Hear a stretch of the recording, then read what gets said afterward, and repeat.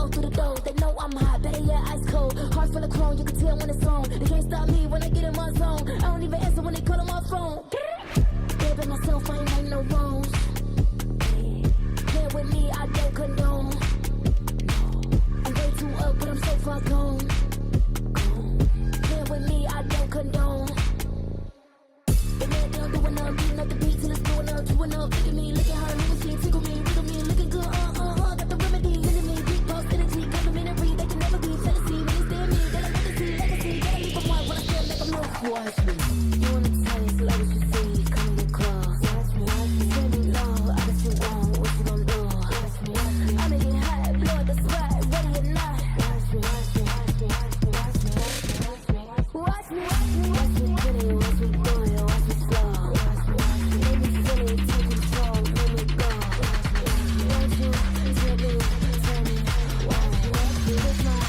legs, if you, whoa.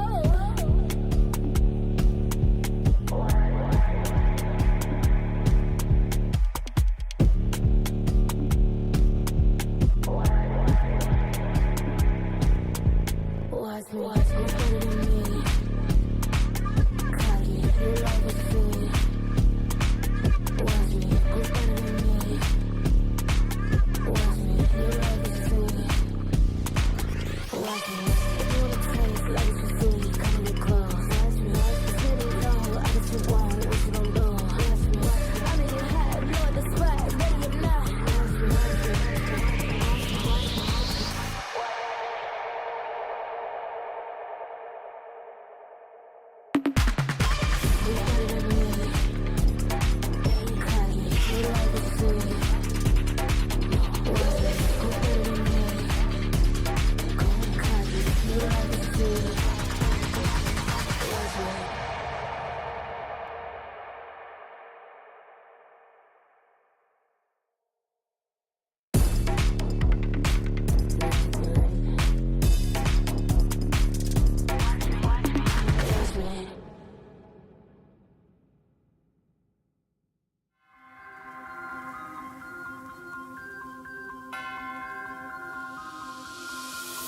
Yo, one thing's for sure, you're gonna recognize me when I walk in the door. And the tactic get the haters to give an applause. I can get an uncle without giving them more. But wait, I'm giving them more. Every 7 days I'm giving them 24. You can't make the cut if you ain't gonna bore. These ones don't know about war. I grew up cold, hungry and poor. I wasn't grateful, I wanted more. I wanted women, I wanted tours. So I grinded and grinded some more. Woke up depressed, I had to fight more. So I burnt out, I couldn't do more. I had to put ascension on pause. Now I'm back like I want no war.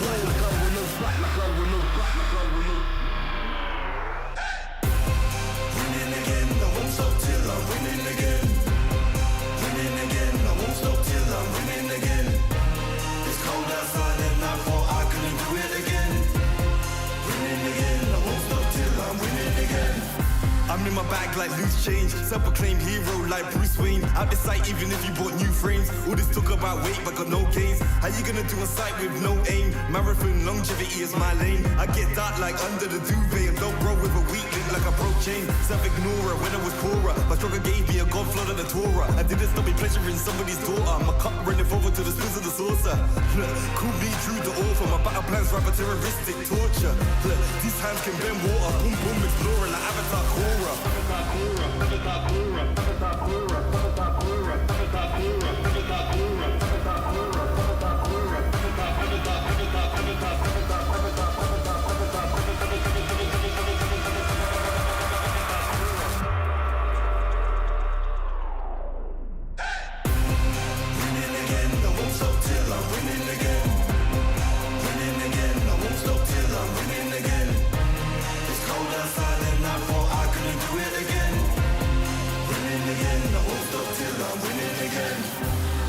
Rhyme like nursery, still my style, you will reimburse me. Plus 30, big hands and they're sturdy. I'm Drew the first, I'm back like anniversary. I came back worthy, like I swam in lava till it no longer burns me. I walked the desert for my ego's perjury, working for that zone where you can't outwork me. I'm a big man, but I ain't 32. I came to the front line with like 32. I'm a Rex, that's a shout out to 32. I'm a danger and I play 32. I'm just so 20, 32. Ahead of my time, so I'm hard like broom. Flows the bomb like I shook the room. I stay lit like Christmas and hot like June. Winning again. won't stop till I'm winning again. Winning again, I won't stop till I win. It's cold outside and I thought I couldn't do it again. Winning again, I won't stop till I'm winning again. Winning again, I won't stop till I'm winning again. Winning again, I won't stop till I'm winning again. It's cold outside and I thought I couldn't do it again. Winning again, I won't stop till I'm winning again.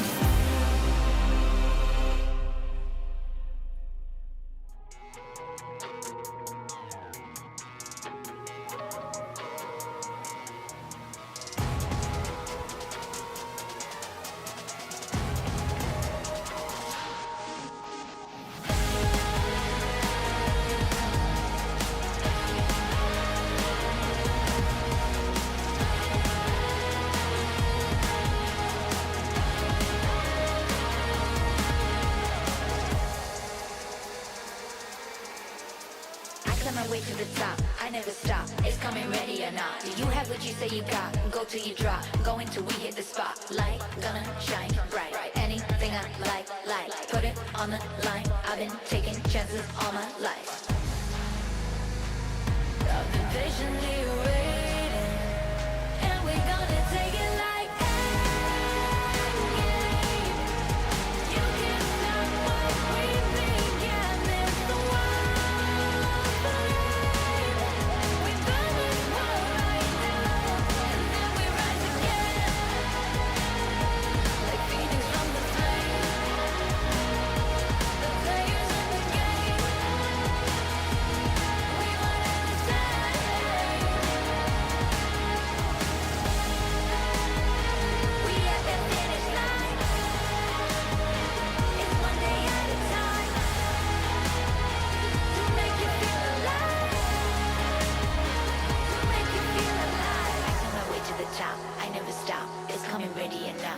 what you say you got, go till you drop, going till we in the spot. I climb my way to the top, I never stop. It's coming ready and now. Do you have what you say you got, go till you drop, going till we in the spot. The game, yeah, we running the same.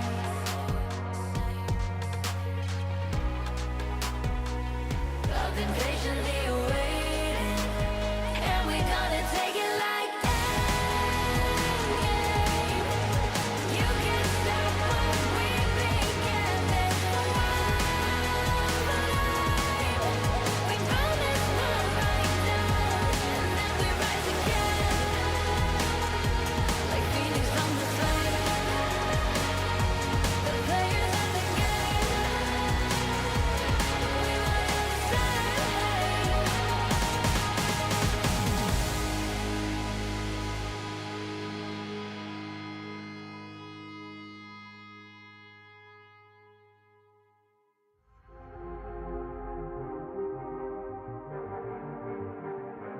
Yo. I don't think they're ready for it. On the loose, on the loose, on the loose, on the loose. With the beast, on the loose, say the truth, on the loose. Off the chain, it's all the gauge. Yeah, getting wild, shout me out the cage. It's getting wild out here. One by one, we watch them all falling. It's getting wild out here. But I'ma be the last one standing. You can't stop what's begun. You can't stop a revolution. Come in, come in. It's getting wild out here. Yeah, it's getting wild, it's getting wild. Eating them, beast, eating them, feast. Fire the most, tire the least. See them admitting defeat, and they so useless. I'm so ruthless. New phone, who this? Give no reply to excuses. Got no bite, man, I'm toothless. Living a lie and the truth is, got this power, bringing it. Play my anthem, singing it. Every mountain, ringing it high. I soar, I rise, reborn. Shacked, I'm back like never before. Taking my final form.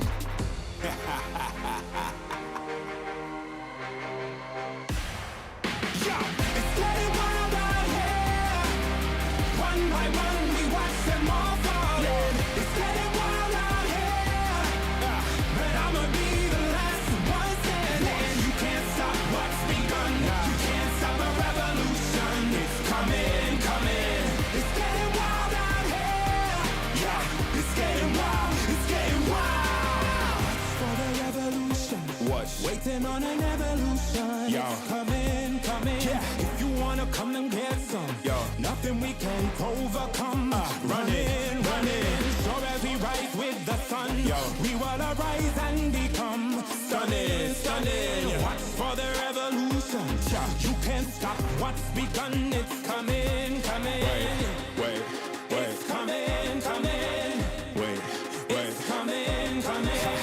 Just you wait. Yo. It's getting wild out here. One by one we watch them all falling. It's getting wild out here. But I'ma be the last one standing. You can't stop what's begun. You can't stop a revolution. Coming. It's getting wild out here. It's getting wild.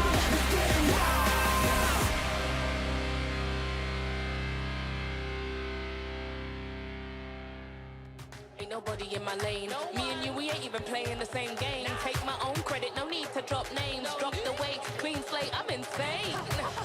It's giving insanity on a melody. More flow than a manatee. Levels that I reach, man, I defy gravity. Heart so strong like it runs in the family. I got the haters out of breath. Ain't talking about then and when I got them distressed. Giving palpitation when I say it with my chest. Do the calculation, this time fit in best. Acquiesce that I am the empress. Going so sick, someone call a vet. I just can't be tamed, that I'm the Loch Ness. So blessed, they can't comprehend. I turn a skeptic to believer. I am a leader, resurrected like it's Easter. If you step to me, you'll get the misdemeanor. They can't defeat her, they can't connect the reader. Card decline, don't worry, I'll be fine. Cause all I see is ups in the line. Did I plan this? Is this by design? Come reflect, my light can't be denied. Come correct, cause this moment is mine. It's mine. Tell me you're feeling love. Tell me you're feeling love. Do it like nobody does. Sipping that haterade, right to the finish line. Tell me you're feeling love. Tell me you're feeling love.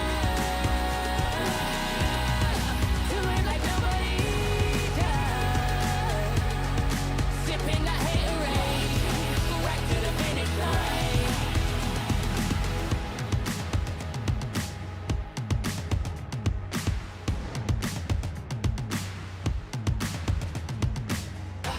I got the haters out of breath. Ain't talking about then and when I got them distressed. Giving palpitation when I say it with my chest. Do the calculation, this time fit in vet. Acquiesce that I am the empress. Going so sick, someone call a vet. I just can't be tamed, that I'm the Loch Ness. So blessed, they can't come. Tell me you're feeling love. Tell me you're feeling love. Do it like nobody does. Sipping that haterade, right to the finish line. Tell me you're feeling love.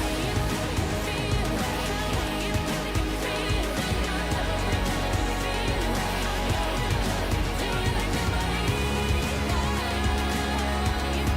Sipping that haterade, right to the finish line.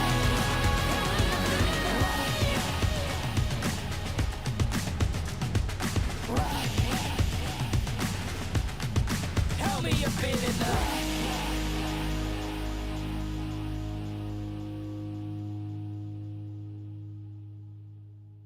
You don't have to guess who in the building. One of the realest. Never catch me slacking. I was born, that's the illest. They call me a champion. I got there with a win. I'm a rare breed walking. I am one in a million. Guess who in the building? One of the realest. Never catch me slacking. I was born, that's the illest. They call me a champion. I got there with a win. I'm a rare breed walking. I am one in a million. Yeah.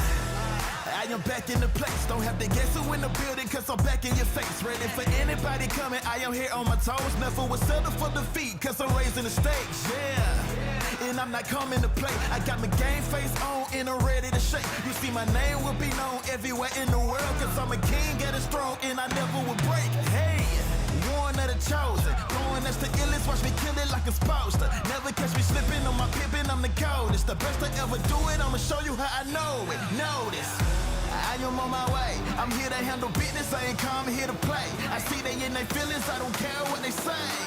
I am one in a million. You don't have to guess who in the building. One of the realest. Never catch me slacking. I was born as the illest. They call me a champion. I got there with a win. I'm around free walking. I am one in a million. Guess who in the building? One of the realest. Never catch me slacking. I was born as the illest. They call me a champion. I got there with a win. I'm around free walking. I am one in a million. I'm around breed walking. I am one in a million. I'm around breed walking. I am one in a million. And I'm at it again. I'm a bad man walking around and tell all your friends. And whoever wanna test me, I am standing my ground. As they come closer, I am focused as I smart with a grin. Yeah. Cause they know I'm a fool, and they know I'm that dude. I don't follow their rules, never bounce to their principles, never choke when I move, never fold under pressure, never vouching to lose, yeah. I am on my way, I'm here to handle business, I ain't come here to play. I see they in their feelings, I don't care what they say. Cause I'm one in a million. You don't have to guess who in the building, one of the realest. Never catch me slacking, I was born as the illest. They call me a champion, I got there with a win. I'm around breed walking, I am one in a million. Guess who in the building, one of the realest. Never catch me slacking, I was born as the illest. They call me a champion, I got there with a win. I'm around breed walking, I am one in a million.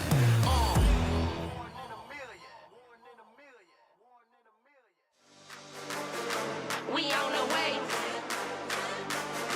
We came to play.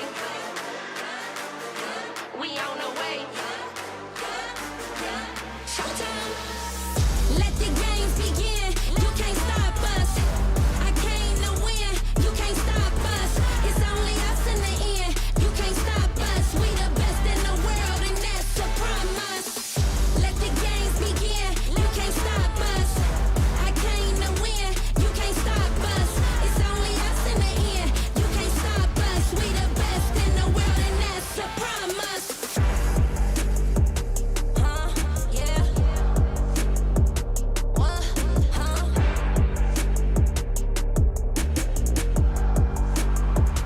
They can't beat us now.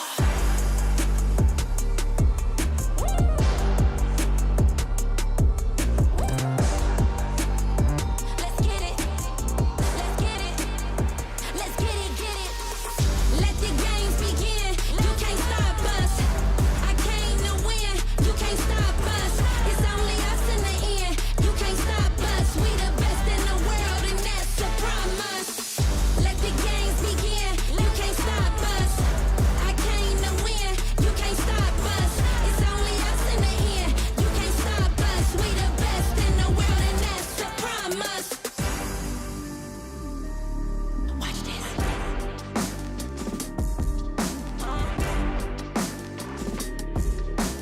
3, 2, 1, let's go.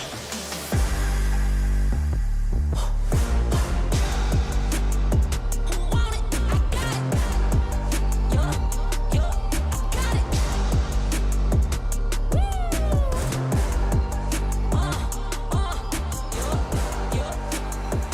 Let's go. Let the games begin. You can't stop us. I came to win. You can't stop us. It's only us in the end. You can't stop us. We the best in the world, and that's a promise. Let the games begin. You can't stop us. I came to win. You can't stop us. It's only us in the end. You can't stop us. We the best in the world, and that's a promise.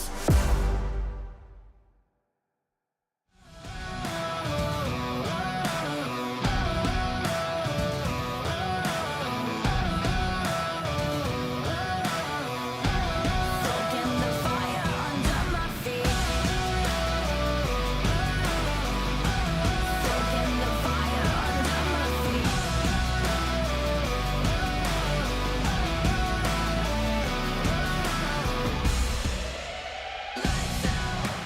This is what we came for. Watch out.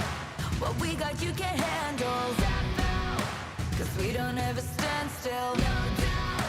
I'm ready for the gamble. I'm ready for the gamble. Ready for the gamble. I keep feeding the flame, chasing the fame. This war will never be enough for me. I feel it run through my veins.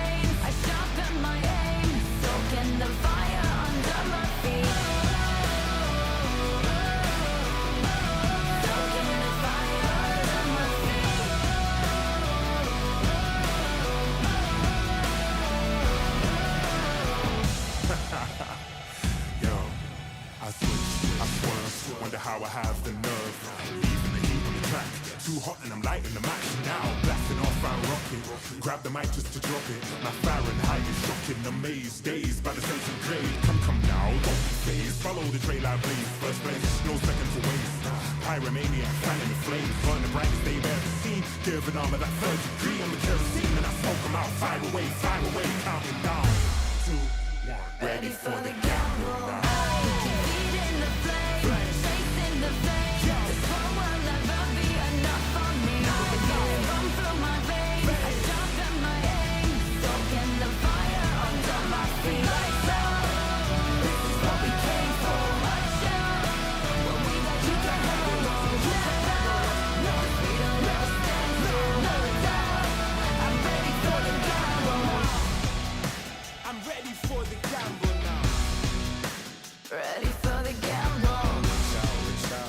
Top out, lights out,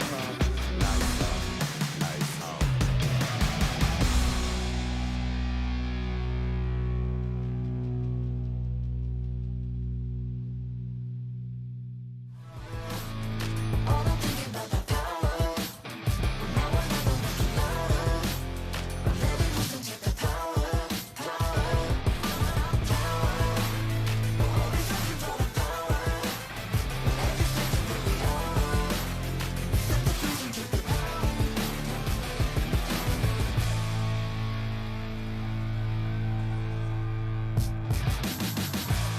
I'm moving automatic. See the top spot, but I move right past it. You're not number one, man, you thought you had it. I got what I want, now it's more than average. We are the masters. The Snapdragon Pro Series is brought to you by Snapdragon Elite Gaming and DHL.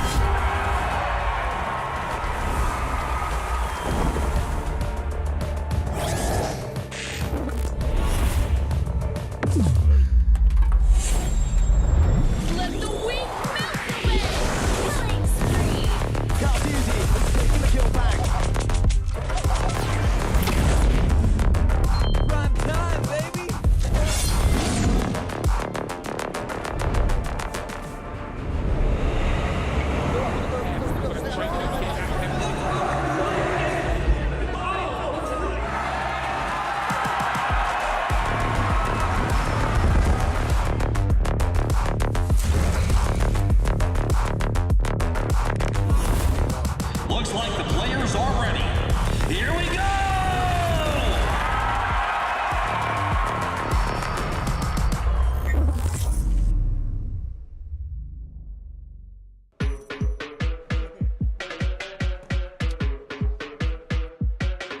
I'm good. Who do we have up on the board? What have you been waiting for? I'm the one that they adore. Make it loud, make it roar. You know how we do? You know how we do when we come through? Yeah.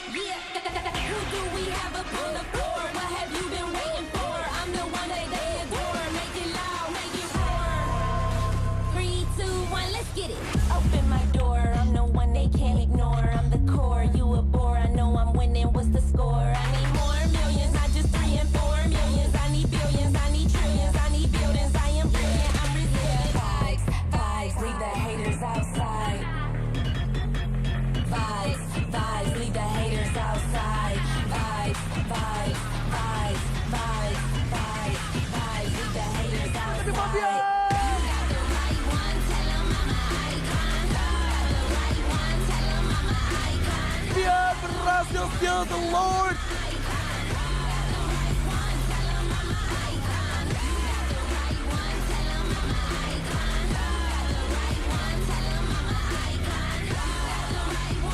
What mau terjadi ketika ini kali ini?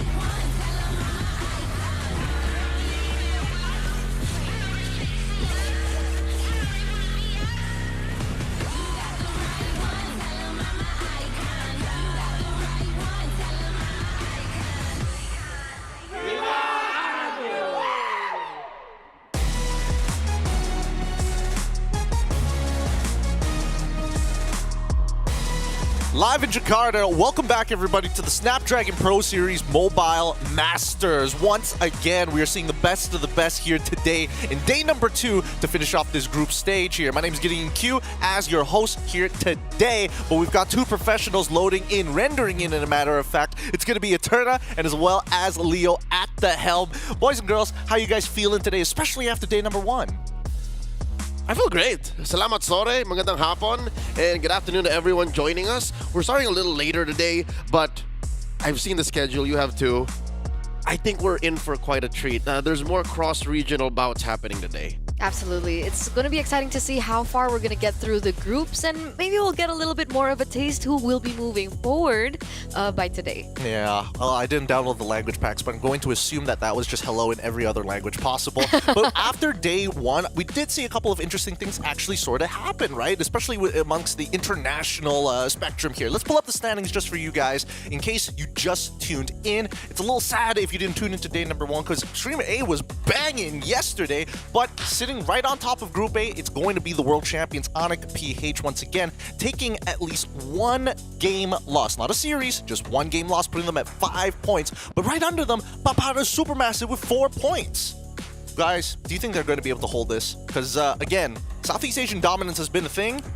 Other regions are climbing up pretty fast. I agree. I think a lot of things happened yesterday that we were kind of shocked with. Not just Papara, but also from Influence Rage that finally we get to actually cast 4 in our opening match of the day. So I'm excited to see how they were able to perform yesterday and how that translated to today's match because, I mean, if we're talking about the difference in both the teams that they're going to be facing, I think this one is going to be a lot more challenging. Yeah. Us, Influence Rage and Papara Supermassive definitely has my attention now. If not out of curiosity, now out of fear.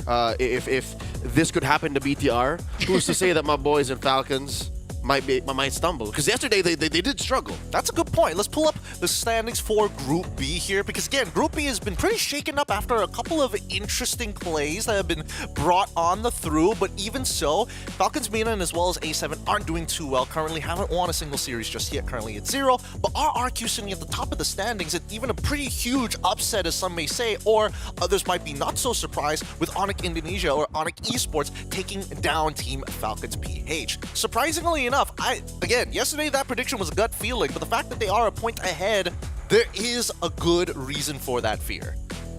And that's the fear I'm talking about for that Falcons, all right? It's this Falcons, not that one. Obviously, Falcons Mena, in case you guys missed it yesterday, they were here for the experience. They're here for the lessons, and they picked up a lot.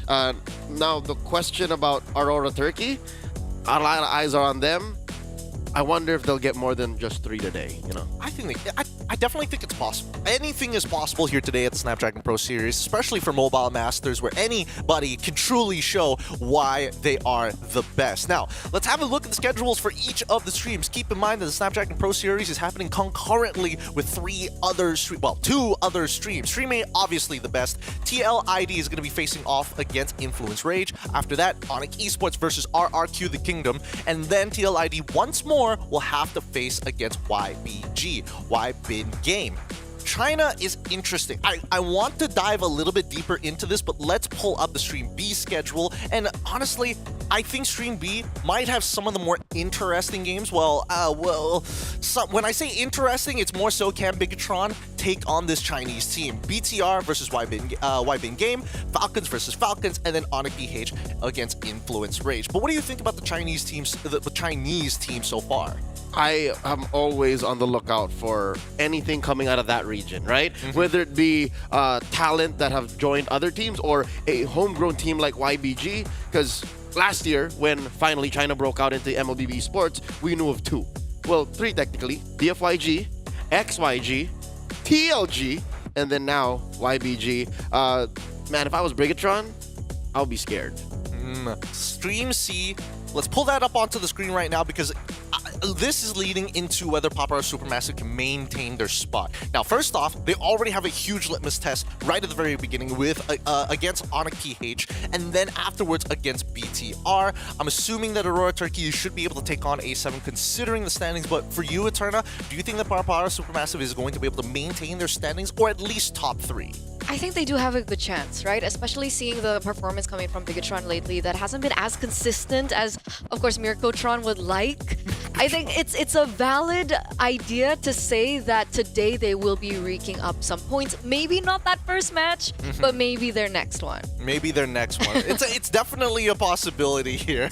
It's I don't know what's going on with BTR. They want to man. sweep. They gotta sweep. They have to sweep. They have to do really well today because, again, the matches are getting short. There's less matches as the group stage goes by, and I think even tomorrow is going to be one of our shorter days before we start heading over into the playoffs. Speaking of which, as we were talking about the Chinese teams, Bin game, we've actually experienced one of their players before. Previously, he was taken over by KBG during M6, so we got a little bit of a taste of what they are capable of, especially when we're talking about the gold lane. Yep, Belexi started his career with YBG, went over, and then came back. So there's a reason why this is one of the most in-demand gold laners out of China in MLBB Esports.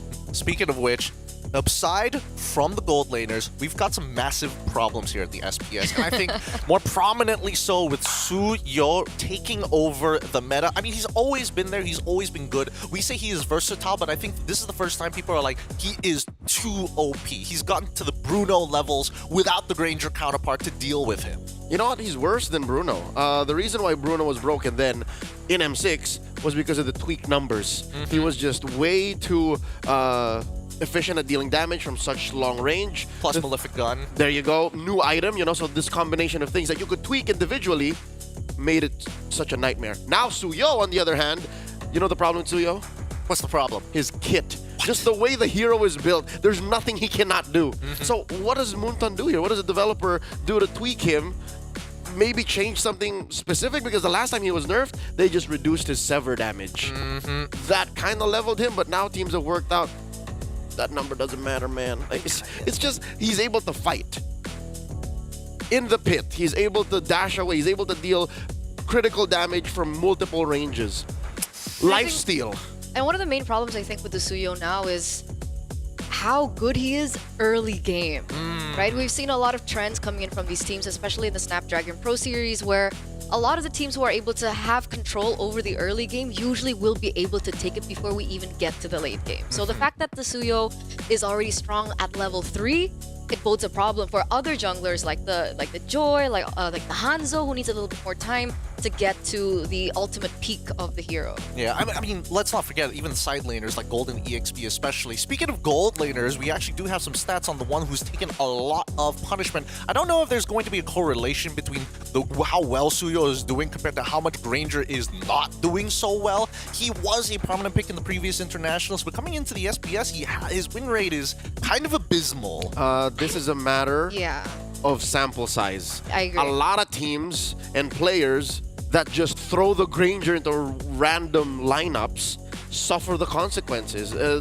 It doesn't happen with Suyo, because for Suyo, it's the kit that's just broken. You can just put him in any situation. You could steal Lords, Turtles, push. For Granger, you have to snowball. You have to ride that wave and make the most of the first 12, 13 minutes. Maybe even 8. But for some, we've seen Trinity's built for Granger at 8. And if that doesn't change, if you don't hit that and your team, the rest of your team gets beat up, then you reach this, abysmal number. What's that, 4 out of 14? Yeah. It's not good. It's really not good. Most at least even out their win rate roughly around 50 to even 40% is not the worst. But if we're talking about heroes who aren't performing well, let us talk about Kalia then. The brand new hero that we were all like, broken, busted, so good. She's got everything that you ever wanted in a support, but it just doesn't seem to be working. Kalia, 45.5% win rate so far. It's doing better than Granger for sure. 11 picks, 9% bans. Its presence, it's felt in the draft, but sometimes in game, it's kind of not really there, non-existent, as teams just not integrated it well, or is it just more so we're just hoping for the best? I think Kalea is kind of tricky, right? Because when we're seeing the Kalea piloted by a lot of Filipino teams, it looks like we do see the impact, right? The healing is there. There's so many times in the early game where there's a lot of miscalculations that happens. Momentum is usually been able to find by this Kalea. But on other teams, it seems like they're just not ready yet. And it makes sense, right? Because up until this point for MPLID, it's been banned. Well, it has. So it has. It hasn't been put up to the test. And that's considering MPLID, number 2, number 3, maybe region that we're considering in the world for the MLBB professional landscape. And so if we compare it to the rest of the world, maybe they're just not comfortable yet, because I think the Kalea requires a particular composition for it to work. Let me just hopscotch off of that. Leo, I think that right now, because there is so many bans happening towards Kalea, towards that red side in particular, do you think that the impact of the red side is, I mean, I'm looking at the win rates. Blue side right now, based off of sample size, looks to be the higher number, but ever so slightly, not abysmally like it was previously. Do you think that that's going to be an inevitable problem, or people are just going to be like, you know what, let's just get better at Kalea? Yeah, no, looking at the way teams have been playing around or with Kalea, I think Red just has that extra baggage, especially when they're playing up against teams that have played Kalea. So if you're watching a match that has a Filipino team and to some extent an Indonesian team, then Red side becomes like, oh no, it looks like we only have 2 bans here because you have to watch out for that Kalea. Filipino teams are not afraid to go Kalea 1 here or X Kalea here. So if you're not ready for that, then you're drafting halfway. So with that said, I think there's very little to worry about if you're playing against anyone from outside of Southeast Asia. Because I don't think it's a safe solution to say, let's just get better at Kalea. Because Kalea, the way she works, if you saw the highlights, is you have to play in the paint. You have to make sure you're clumped up to some extent and understand the length and the girth of the team fight you're going into, or else you're useless because you're healing like already dying dudes anyways. I think that's a valid point that Leo's making, right? Because even in the match that we saw, I think it was Onyx PH and TLID, the Brusco on Kalea, right? Yes. We saw that they tried to trade it in with the Jushin first pick from the side of TLID, because I think coaches around the world are kind of looking at these mid laners, especially other cores, but particularly the mid laners that can pick up the Purify efficiently. So we're looking at the Sicilian and the Jushin. But it hasn't worked out just yet. Because technically it should work, right? Kalea's ult is around 50 seconds, and then Purify's around like 90 seconds. So. Yeah. It makes sense, right? And there's definitely a threat, and I do think that previously thinking that it was going to make Gatot or maybe even Kaja. I mean, Kaja already not exactly in the place of the meta right now, but maybe the suppression could be something we could revisit back if the meta continues to develop the way that it's going. In terms of drafts so far, I think that teams on the red side are going to struggle a little. We've seen that even some of the teams are looking towards those win rates and like, Suyo is a bit of an issue. Against some of the better teams, let's just axe it out. Now you remind me, it's not just the Kalea you're worrying about if it's a Filipino or Indonesian team. You now just have maybe one legit ban because you also want to take out the Suyo.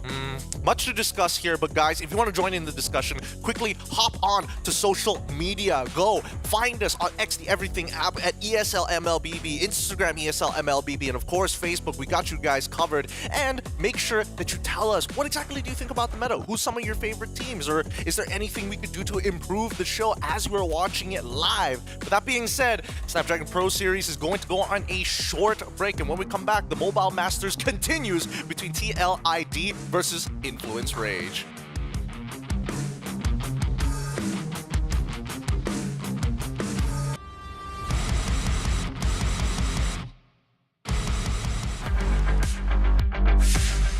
Halo semuanya, nama gua Aran, gua explainer dari tim Liquid ID.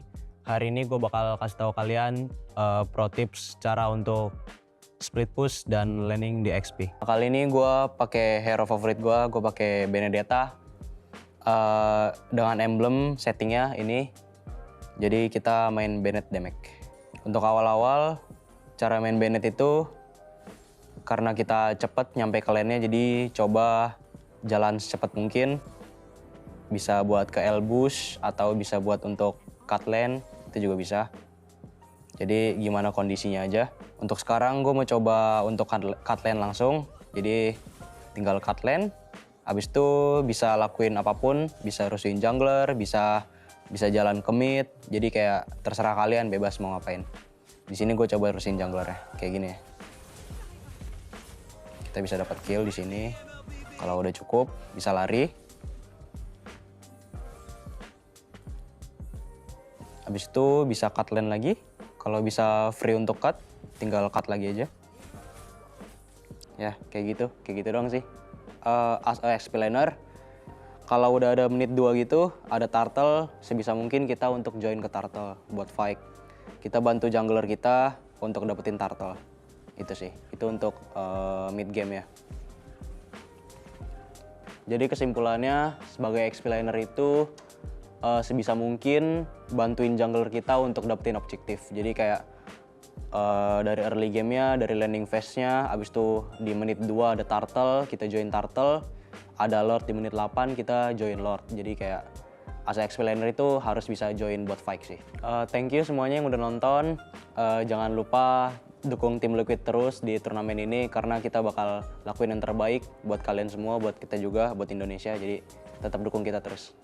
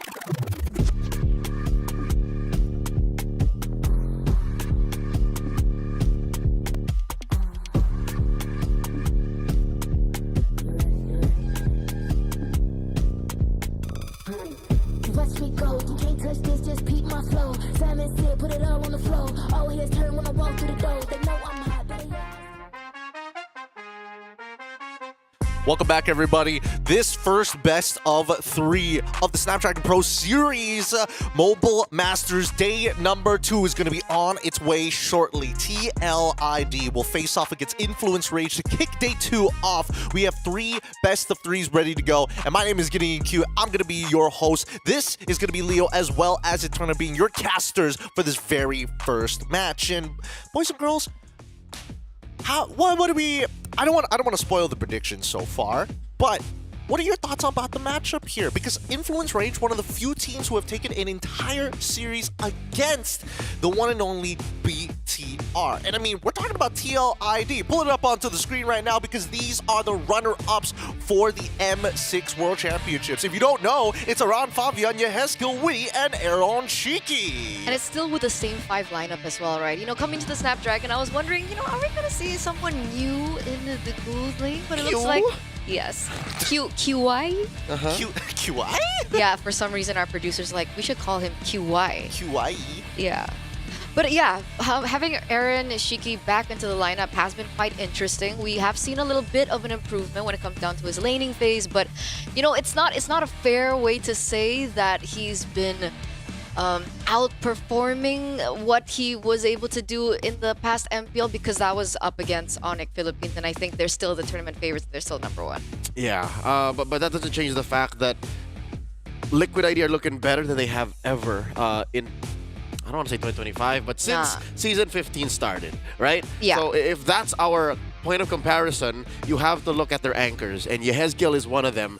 Given that maybe Eve isn't as big of a pick now, you watch his games here in Mobile Masters, and you even look back to Season 6 of Snapdragon Pro Series, and you can tell that even if Fabian had his moments, Aaron Shiki had his moments, you look at the Ghost of Jakarta, you look at Yehezkiel, maybe not here, he's dead, but all right, look at the other clips, and you'll see that, look, even on the Jushin, even on heroes that are, you know, very hard to get a grasp on in the current metagame, he's there to serve it up. He really is. I think Yehezkiel is just one of those few anchors on the team that just makes the team really push themselves, right? If you have solid foundations, you're able to reach even higher heights, and I think even Aran kind of falls in that lane. I think throughout SBS, he's been having one hell of a matchup. Every single time we see him play Hilda into higher loss, he is doing a phenomenal job, winning out his lanes and getting that early game pressure, like you said, Eterna.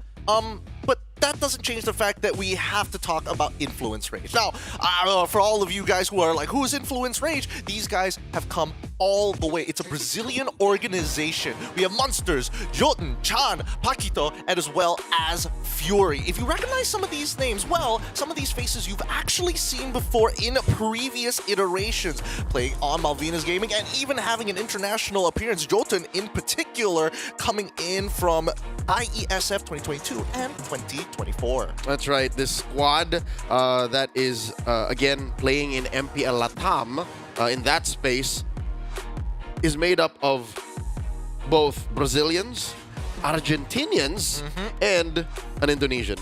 And a Chilean.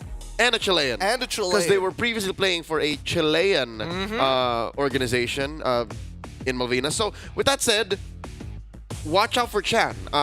If Yehezkiel is one anchor that you have to put a spotlight on for TLID, that's the same for Chan.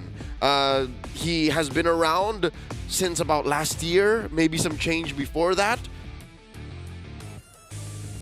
Actually, no, much longer, because M4 was in late 2022, early 2023. Yes. So he's been playing professionally to that standard for more than 2 years now. Well, here's the thing. Let's just put it into context because his international experience also includes MSC 2024 wildcards, right? So again, he hasn't been able to actually reach the latter half of the tournament and bows out pretty early on, but he does have that international experience.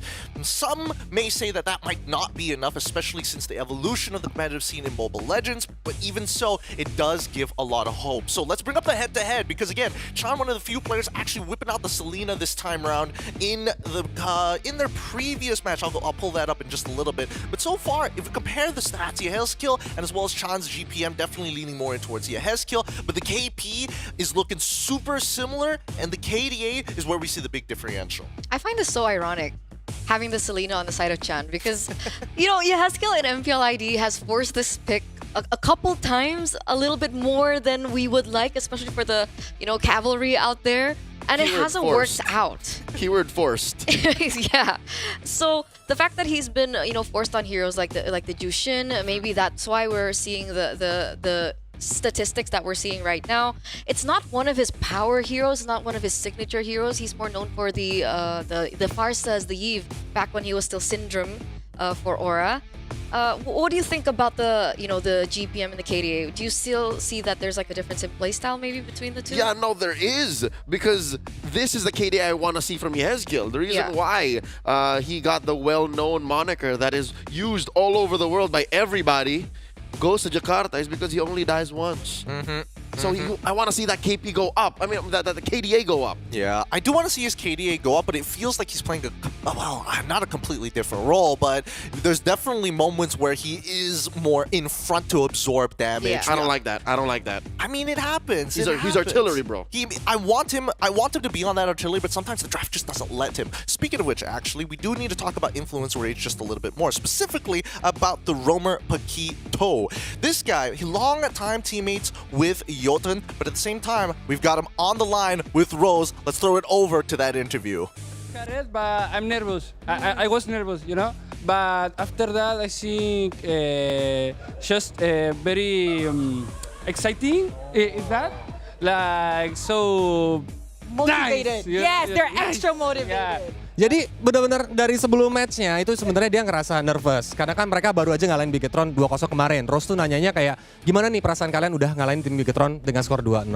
Dan ketika memang di match ya ternyata dia benar-benar ngerasa termotivasi dan excited, semangat banget sehingga akhirnya mereka bisa ngalahin tim Bigetron. Yes, we like that. We like that. Oh, he just translated what you said in Indonesia. Yes.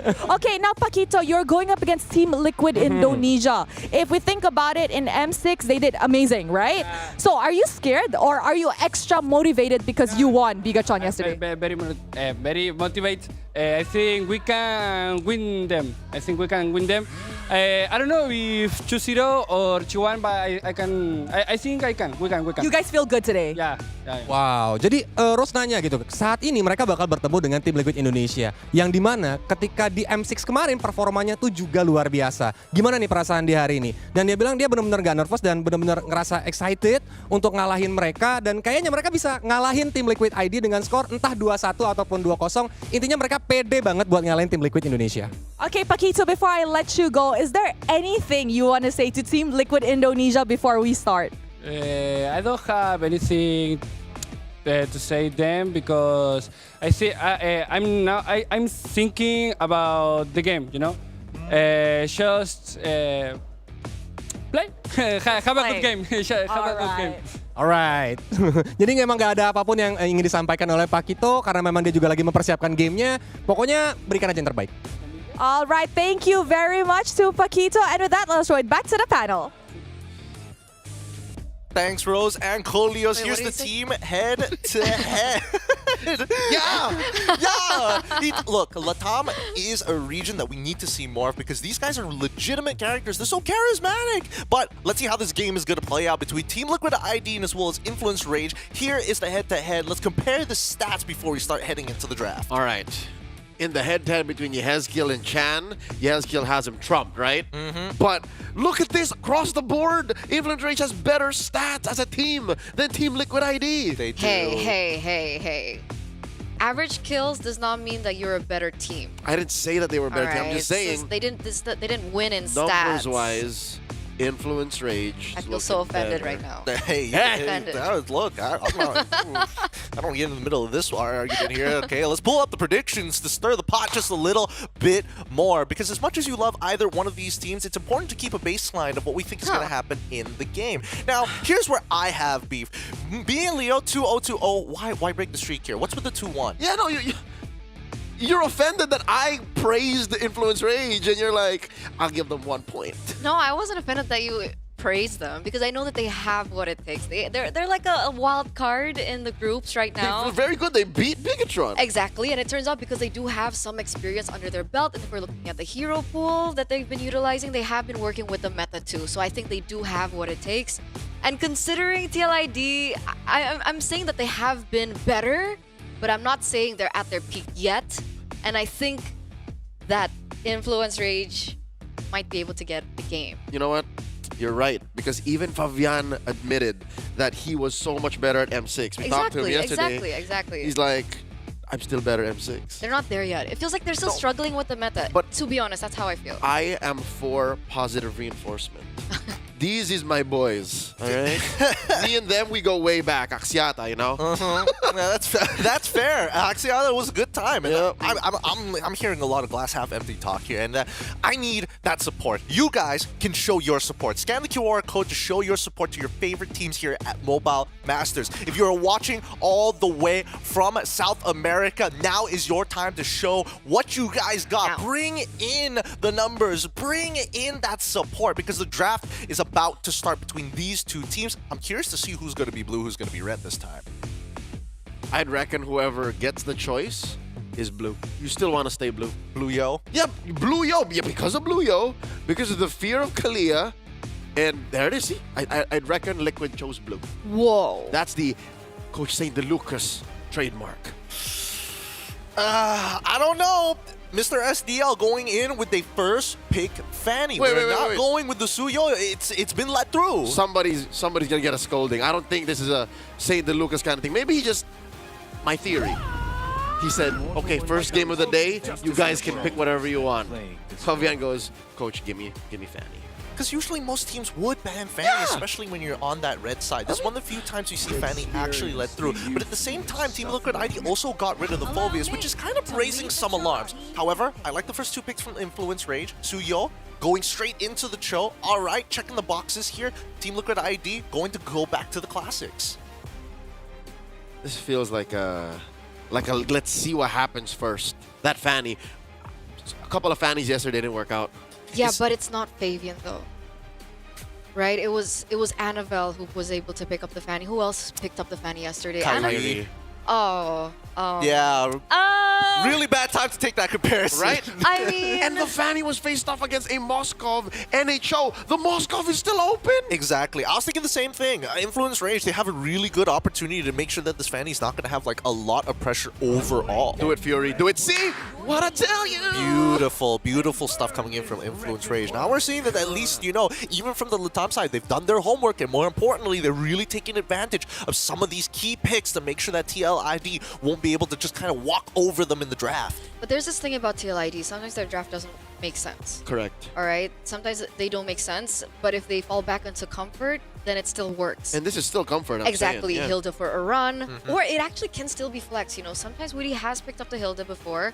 So coming into the second phase, I'm looking at heroes for Woody in particular, right? Because the Jawhead's been banned out. He's been performing okay on the Cho as well. He played all Jawhead all day yesterday. Exactly. So what hero are we looking at? I'm worried about this type of thing. I'm worried about the comfort. Mans Hylos? Yep, Mans can pick up a Hylos. Mans can pick up a good Tot. He's got options. I think out of all the positions, like Rome is one of the safer ones. I mean, you can play Badang if you want to, right? Just to have some form of disruption against both the Suyo as well as the Cho. Yeah, it doesn't feel like a witty thing. My man's Christian Witty don't like that Badang.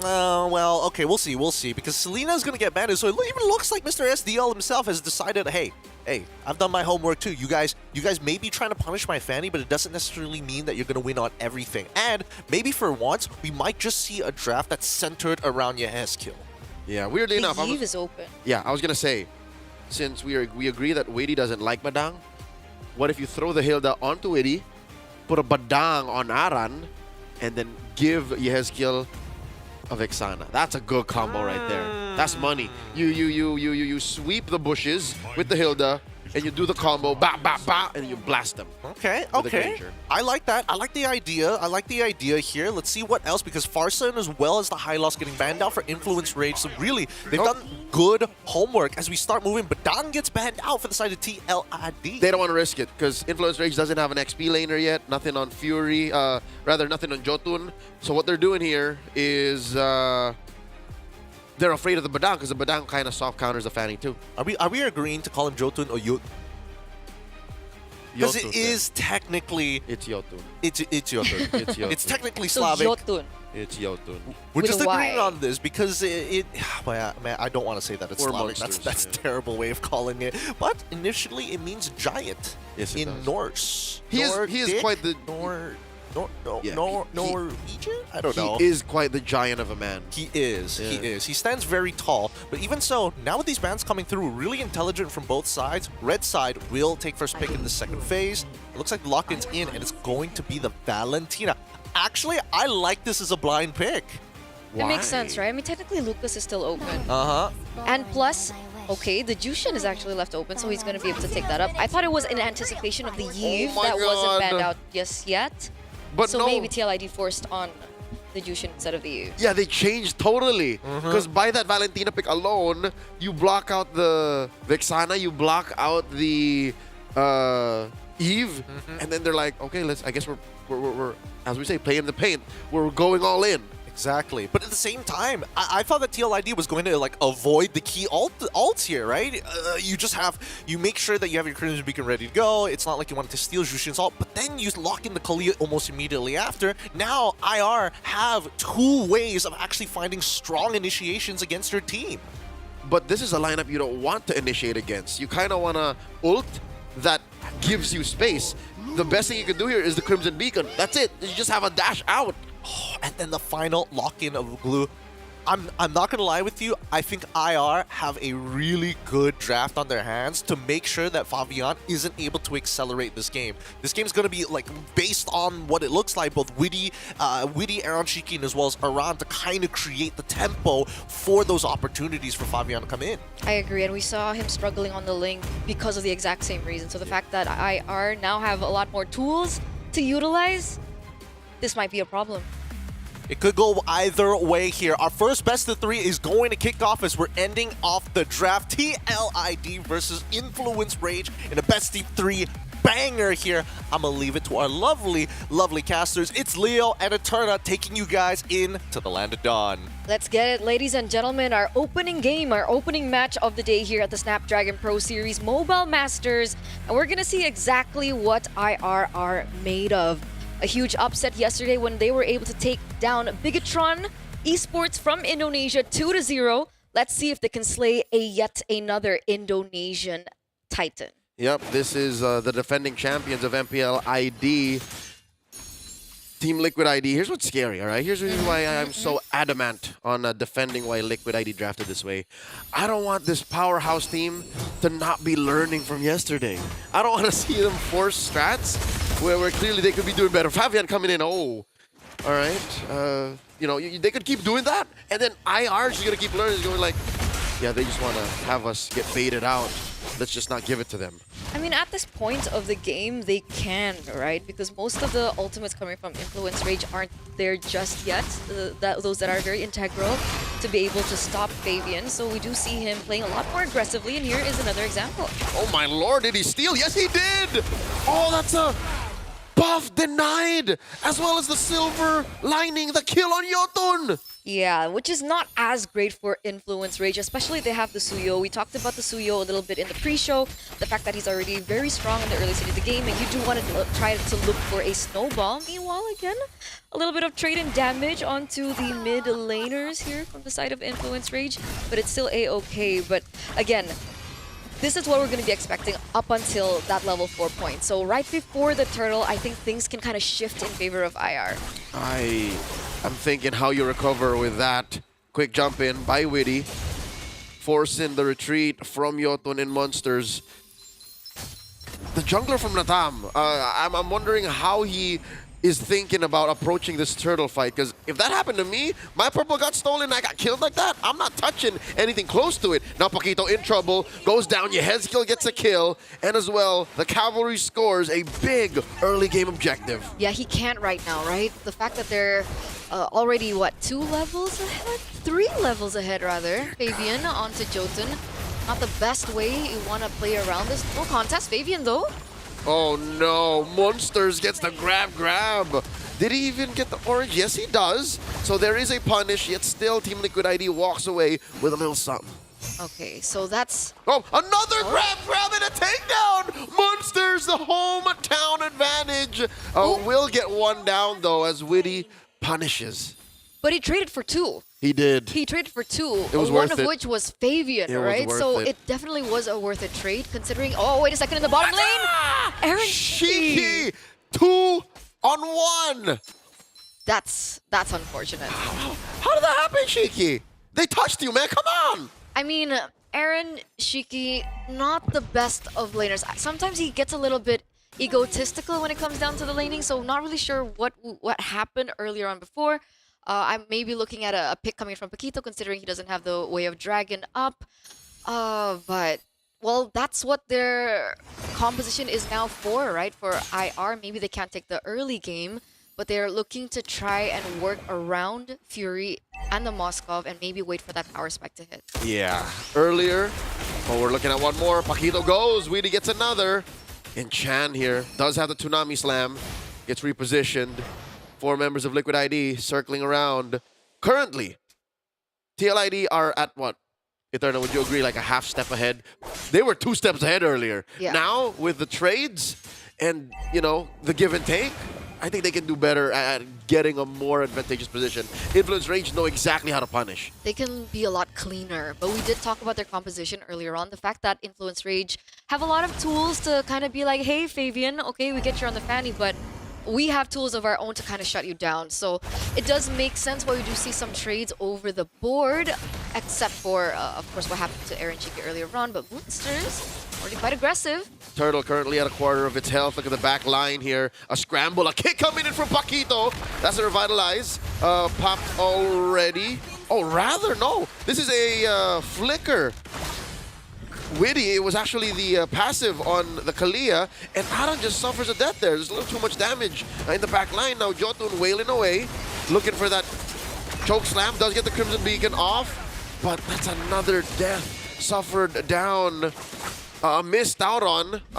That is Aran sent over, and a turtle scored by Influence Rage. Yeah, he actually misses it. Fabian doesn't get the retribution down, and so that is actually going to be given in favor of Influence Rage. Leo, we were talking about this just a second ago. TLID being half a step behind of Influence Rage, and they're catching up real quick, real fast. Jotun was, what, 3 levels below Fabian earlier on?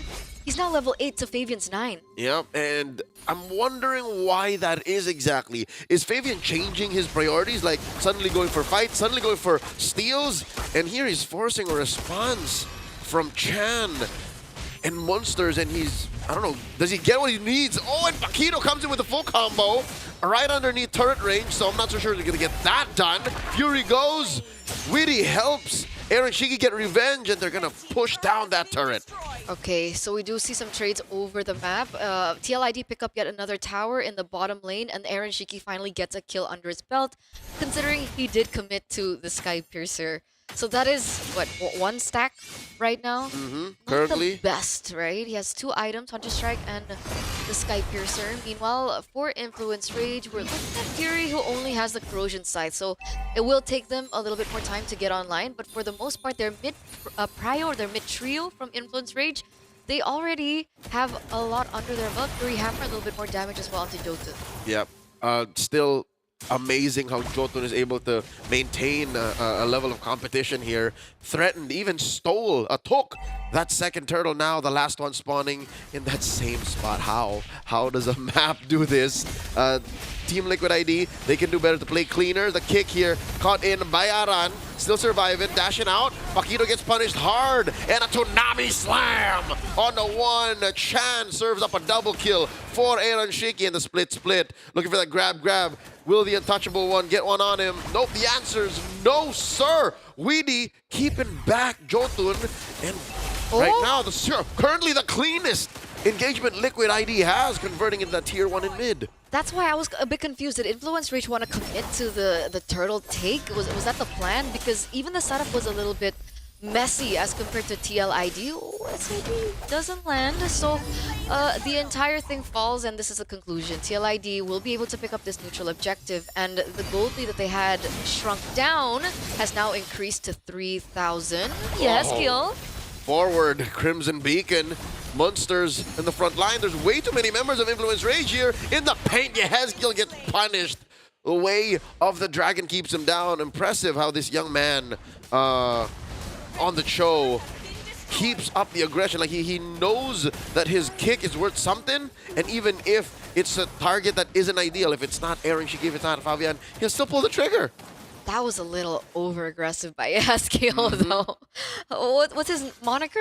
The ghost. The ghost of Jakarta. The ghost Everyone of knows this. Jakarta. Everyone knows this. Everyone uses his name. The ghost of Jakarta, but that wasn't very ghostly. No. They turned him into a ghost. Yeah, he gets taken down there. Oh man. But you know, looking at the damage leaderboard, he's still #1 on the charts. So those kind of mistakes can be capitalized over. So TLID really need to be careful. Oh dear God, Shiki put down to a fifth, a tsunami slam, taking down Chan one more time. Sitting at a 1, 2, and 3. Again, it isn't ideal for a Valentina to be stealing these low, how do I say, utility, just small mobility ults. Like, this is not worth it. Absolutely not, especially when you give more stacks over to Aaron Shiki. I think the last time we checked in, he was at 110. Now he's at 410, so he already has +3. 4 stacks. That's math. That's math. Fabian goes a little bit more aggressive as well with his build, already with the Malefic Roar as he goes back in. Oh my God, once more Monsters serving up another kill, now at 5. Aaron Shiki, the untouchable one, living up to the name. Paquito gets punished once more. And so far, I think Team Liquid ID, they were just limit testing. Do you agree? Like, they were just seeing how much they could get away with in the early game. And now, at almost 5,000 gold, they put Influence Rage once more in their place. They're snowballing. 2-0 trade. Yaskiel goes in very aggressively, and that's going to be another kill given over to Aaron Ishiki. And did you just see that item that Yaskiel just picked up? He also has a Sky Piercer now. Sky Piercer. Again, the amount of damage Team Liquid ID is doing via Aaron Shiki's long-range blasts. Yaskiel just constant pressure from short to mid-range, and Aran just, I don't know, randomly wailing away at a dude out of position. Those beacons that Yaskiel are throwing out could be lethal. That's why he builds a Sky Piercer. Yeah, when it was like just a docile kind of threat, just a utility base, Yep. it's now something that Influence Rage actually have to think about. It's Especially, dying to a thumbtack. Exactly.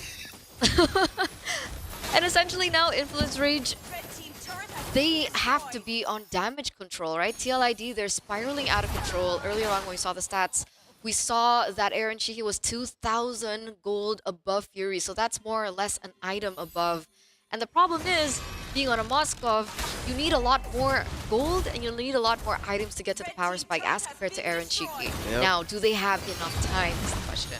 I don't know, with these holy shields popping left, right, and center, I don't think they do, because I'm gonna say sorry to all of the fans from Latam. And oh, Tsunami Slam on the one! Paquito got out and got taken out. The grab on the Monsters. They might serve up 1 kill. Immortality popped here underneath tier 1.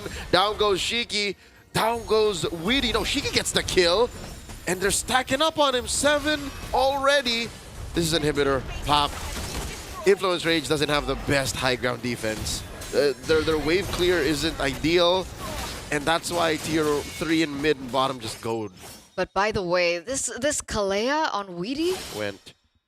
he's been spamming Jawhead, picked up Cho once or twice, Hylos once or twice, and then now he comes out with a debut pick Kalea that we haven't seen ever, by the way, in the history of his performance. Of ever. Of ever.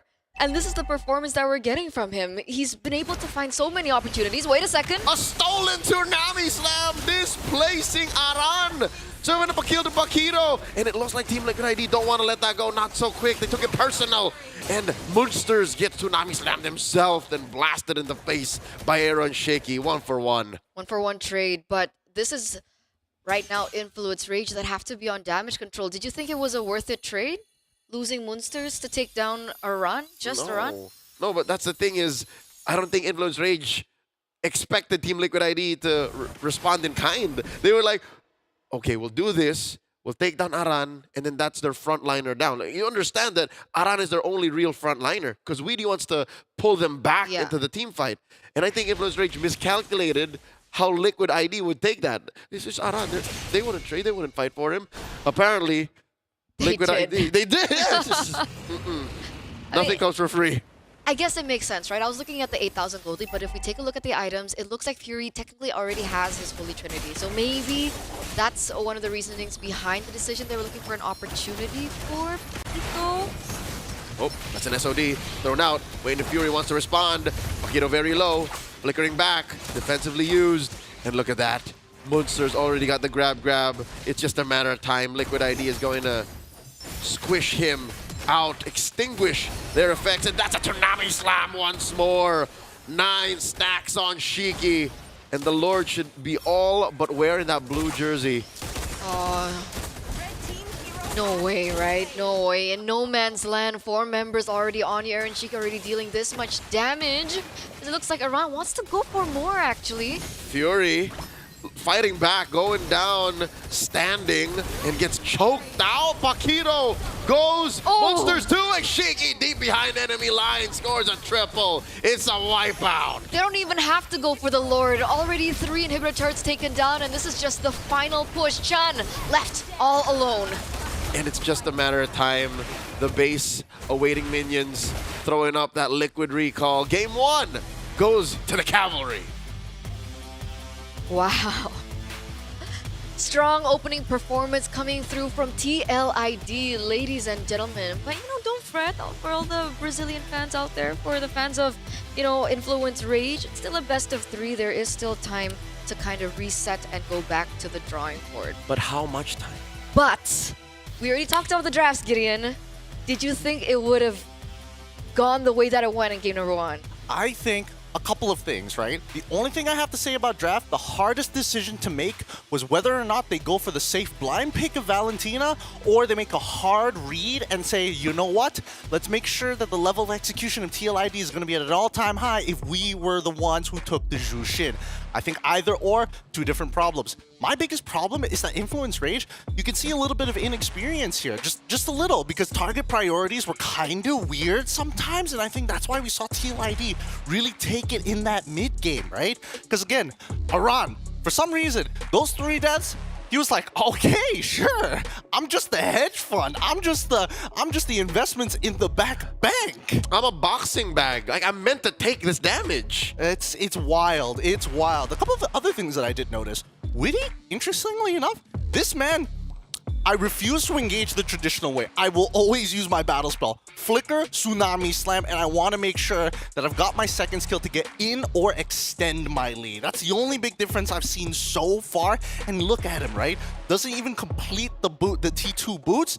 Straight away, I want to make sure that I have immortality because I'm going to keep on doing this. This is a very Kaja approach to play in Kalia. So I guess that's why we never saw Kalia, or MPLID people never saw Kalia Not just yet. on Witty, because he was channeling his inner Kaja before his debut here in Mobile Masters. Technically, it was also banned. Yeah, but even so, I think that Influence Rage, a couple of things that weren't utilized, that's SOD. It didn't come out at the right times. It didn't connect when they really needed it. Even if you are unable to kind of find that profit on the kill, to disengage from Fabian chasing you down when you've already expended all your resources could have been the difference maker there. And this is a example of having the right tools, not knowing how to use it. Exactly. They saw the fan, he's like, Cho, Moskov, I'm happy I got the draft prediction right, but not so happy to see what they did with it. I mean, I gotta give them the first 5 minutes of the game, it was actually looking really even. The trades were really important because whoever initially got that lead would have snowballed that lead out of control. So it went exactly how we expected it in the game itself. It really just comes down to the small things of the game. Target priorities, how you utilize a couple of those ultimates. And I can't blame Influence Rage to not be at the peak of it in comparison to the runner-ups of the M6 World Championship. If there's anything that TLID are known for in the early stage of the game, it's their aggression, whether it be their old, duo. They had the Hilda Khalid or the Hilda Jawhead or Jawhead Badang, that type of stuff. And we saw Jotun really just fall because of it. Yeah. Jotun did not know what to do 900 for half of the time. Like, he was always out of position. And he was punished hard by Aaron Shiki because of that. Absolutely. Dude, Aaron Shiki, almost the perfect score. 999 gold per minute. And yes, I think that Jotun got a little taste of what the early game was like, and that's why he was a little bit more hesitant. But I do feel like he highly prioritized his jungle pathing more than anything else. And I think this is where it gets really difficult from top tier junglers, is how to optimize your jungle pathing alongside with being able to participate in a lot of these fights. Because with the ways that we see these fights actually play out, Yehezkiel is forcing Influence Rage to be at their mechanical peak. If not, I'm just gonna lift you up and get a free kill. It's just, we're gonna rinse and repeat this every single time. Good observation. I think I agree, because watching Yotun Path, it's like watching a martial artist practice their kata. It doesn't translate into actual fights. And that's what happened to Yotun. That's why we kept noticing, why is he in that spot? How far did he get deep into the enemy lines like that? It's because in his mind, I'm just farming. I'm just, see right here. I'm just farming. Oh, God. Yeah, it hurts. It hurts. I think, again, optimizations need to be made from the side of Influence Rage. I think their draft was as good as you could probably get it, with the only 50-50 being in that mid lane. But other than that, I think they had the recipe to actually turn this around. But once again, well done to TLID. I will not take that away from them. They know how to really drive and really punish your opponents when it feels like, okay, they've got no more gas in the tank. Oh, there's a second tank! It's a little rough. But let's talk about game number 2, adaptations. If you were in Influence Rage's position, what do you do? I mean, technically they already have the better draft, right? If we're talking about drafting phase, what should be the change? Do not blind pick Valentina. Do not blind pick Valentina. That's been grinding my gears for the better part of the first quarter of 2025, man. A lot of teams that have lost that I have, participated in as a broadcaster, I'm like, you shouldn't have done that. Why? What's wrong with Valentina? Exactly. I don't like Valentina blind pick. Like, you end up not having good ults to steal, and you're forced to play in the paint. At least with Jushin, you have that CC on demand. Okay. You have a very good defensive way of backing off with Crimson Beacon. If you're a blind pick Valentina, all you're doing is, whoa, can I steal something? Can I steal? You're just TikTok dancing in front of them. Oh, just for the next minute? Yes. Okay, let's pick the brain of Coach Leo here for a moment. If we are going for Valentina, how do we make that work? Do we need to at least have 2 viable ults in the first 3 picks? Minimum have a plan with your ult stealing decision making, and then number 2 is make sure you win mid priority. I don't know. Make sure you punish hard. The thing about the Valentina is it's also good as what do you call it? A deny pick.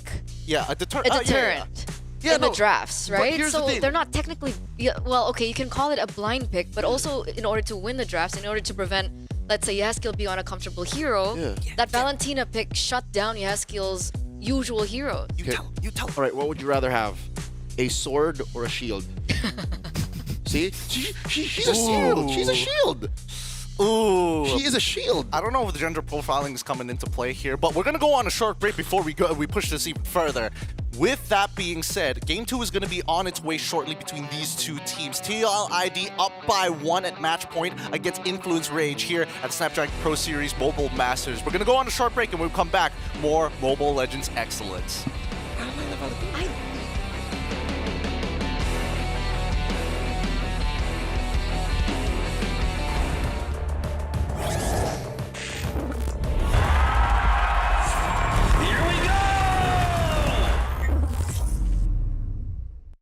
The Snapdragon Pro Series is brought to you by Snapdragon Elite Gaming and DHL.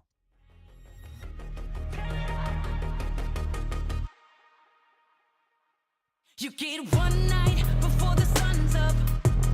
Bang, bang. Tear it up. One shot before your time's up.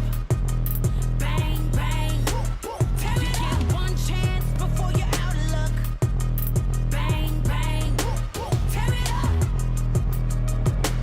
Tear it up. Bang, bang. Tear it up.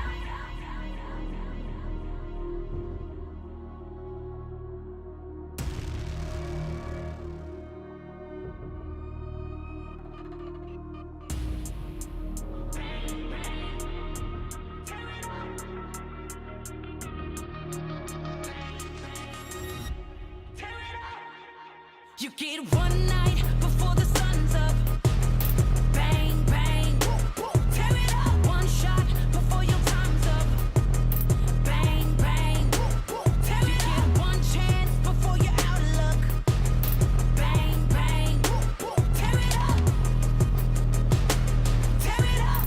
Bang, bang. Tear it up. One army, we unbreakable. Won't ever beat us. We too strong. Take a stand, raise all of your fists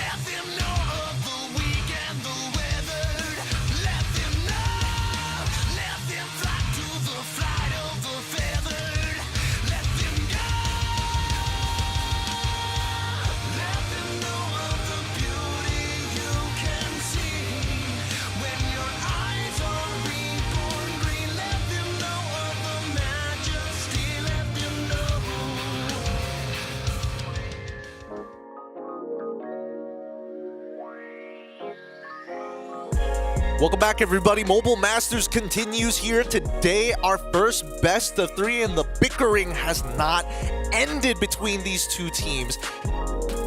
TLID 1 point up. Influence Rage looking to equalize. My name is Gideon Q. I'm going to be your host, but as the bickering continues, we need to talk about adaptations. Go in with expectations, you're going to get disappointed. Leo and Eterna at the desk here. Guys, bring it to the camera. Sorry. Let us hear your opinions, because right now, as much as we don't like seeing that initial blind pick Valentina, we're coming already into game number 2, and obviously the one thing that comes to mind is whether or not Influence Rage are going to be like, yes, red side is the way. We can do this better one more time. No. Just to cut it short, IR is going to go blue, and they are not going to pick Valentina blind into anything anymore. Okay, for the first phase. Yeah, no, not even ever. Like, I'm pretty sure, because again, I hate how he hyped up Chan and said, yo, this guy can step up to Yehezkiel, and then goes in, does like 2 tsunami slams, and then that's it. I guess he tried, right? He tried. He did try. Flickered in very aggressively. Again, by the way, the choice of a flicker into a Kalia, also a very interesting choice. But I understand why, because granted, he is an aggressive player. You got to make those plays sometimes. Exactly. That's the level of mechanical execution that we were looking for. Speaking of which, looks like Influence Rage, you were right, Leo, on blue side, Team Liquid ID on the red, with the bands of Jawhead join, as well as the Fanny this time around on blue. Team Liquid ID decide to get rid of the Loyi, the Hayabusa, and they have one more option. Yeah. Liquid here should ban this Suyo and then see where it ends up. I was about to bring up the topic about Kalia, but now I want to see whether TLID is going to be like, we're confident in our Jushin versus the Kalia, so therefore, let's get rid of the Suyo for free. No, they'd rather get rid of the Harith. Oh. This does leave open a few choices that doesn't usually end up in the draft here. Again, the Zushin. Matilda is left open. Granger is still a solid pickup, and of course Suyo. I don't know, for some reason I feel Did I like say TLID, yeah. TLID, they're not concerned about that kind of thing, right? That's why I think they opted to let it go, altogether. The Matilda though gets locked in first pick. This is not something that we've seen too much of especially on our stream A. Because she always gets banned.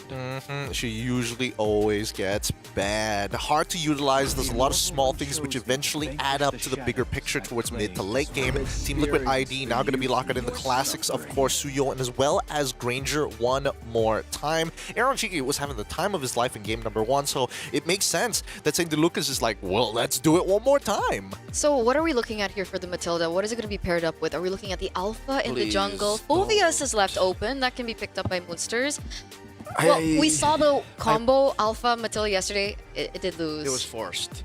But I do like the Phoveus. Again, very rarely too does Phoveus get opened in this part of the draft. So Influence Rage should do well to match their colors with that hero. Very strong.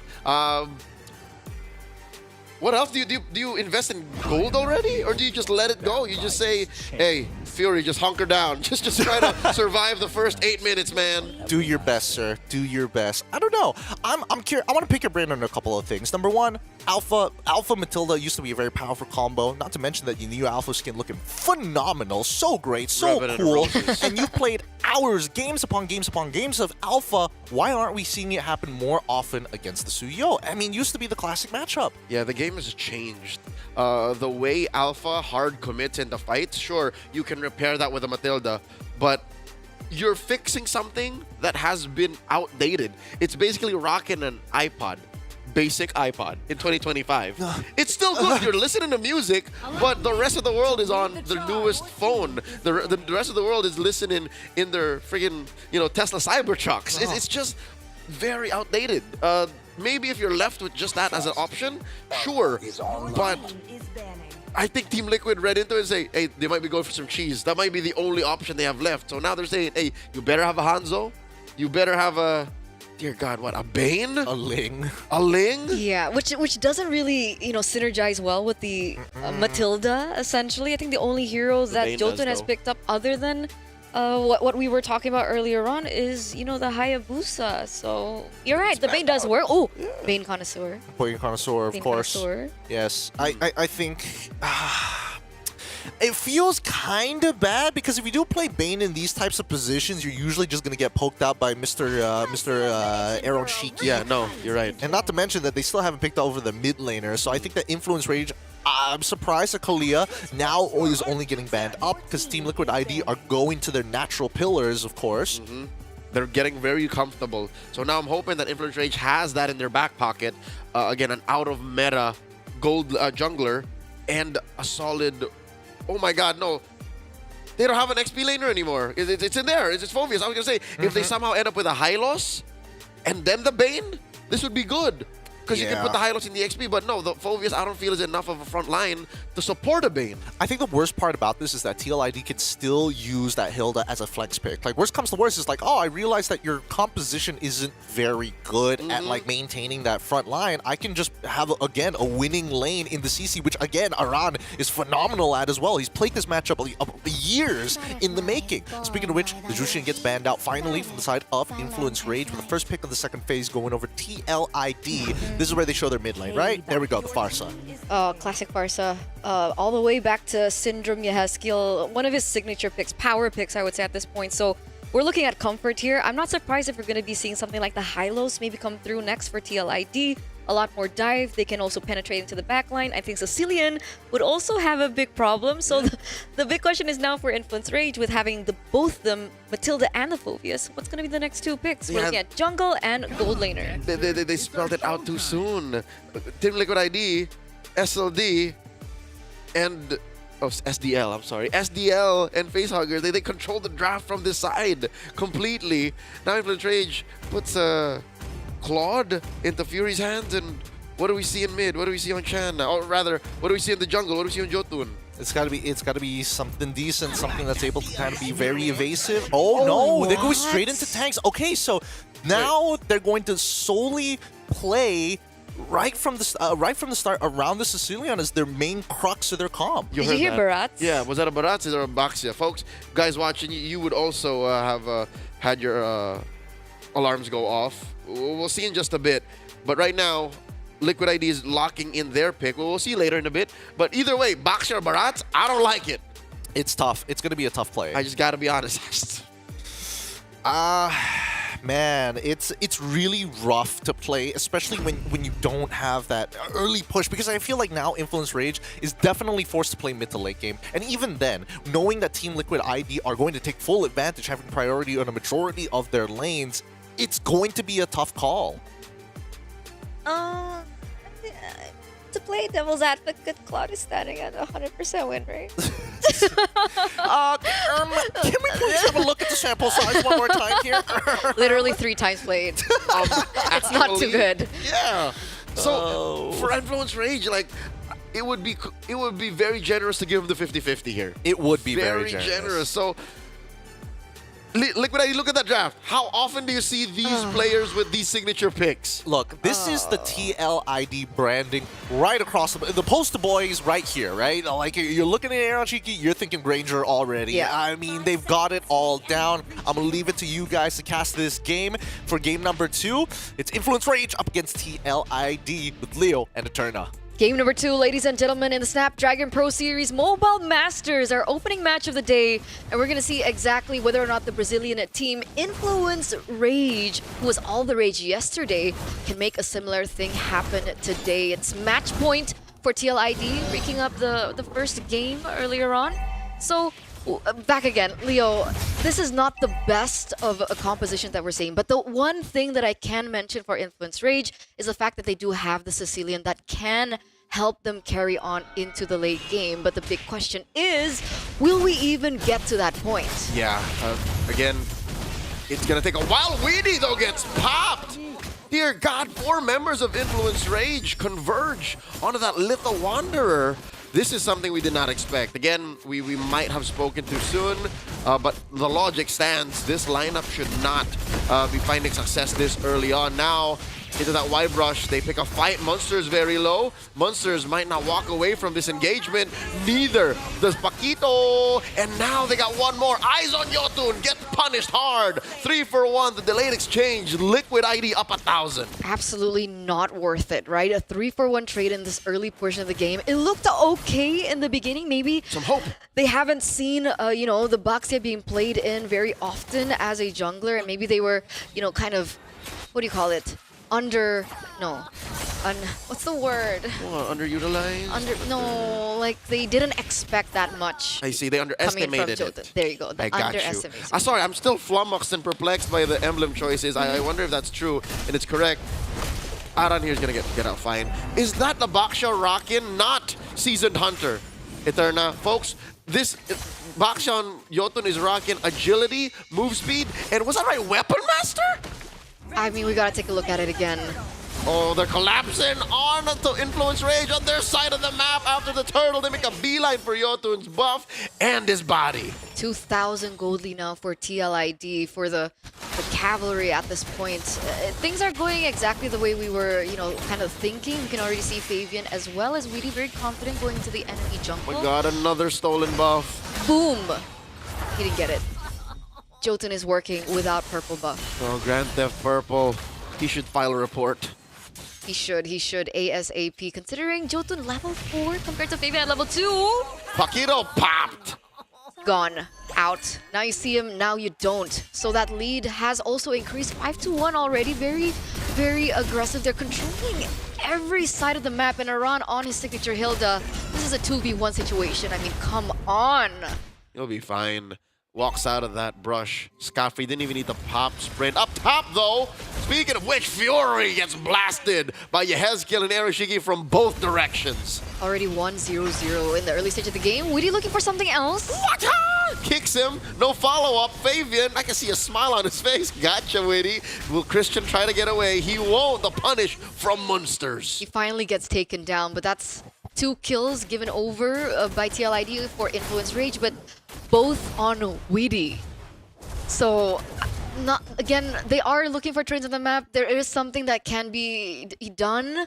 We're not too far in terms of the lead, but it's really not looking good for Influence Rage. As we're going to head to a technical pause, ladies and gentlemen. We want to make sure that fair play is our utmost priority. We want to make sure that the players get the best viewing experience as possible, as well as you guys back at home. Yep. Here, we're figuring out exactly who asked for the call because, one thing is for sure, obviously, Influence Rage could be playing a better game, but also there were some moves from Liquid ID that, make you wonder, what were they thinking? Fabian did Weedy a dirty. You see that where he's like, let me kick. And Fabian's like, maybe later. I want to take my purple. Boys and girls, I don't know whether or not Team Liquid ID is, I think they're too confident. I think they're too confident right now. They're playful. They're really playful. They've got signs and poster boards all over Indonesia saying, check this out, looking for the highlight reels. That's personally for me, based off of what we've seen so far in the game. I don't know, dude. Influence Rage have a pretty unplayable draft right now. Yeah, unplayable is an understatement. It is cobbled together. It is... They thrifted for this draft. I mean, they literally have no winning lanes. It's pretty hard, I'm not gonna lie.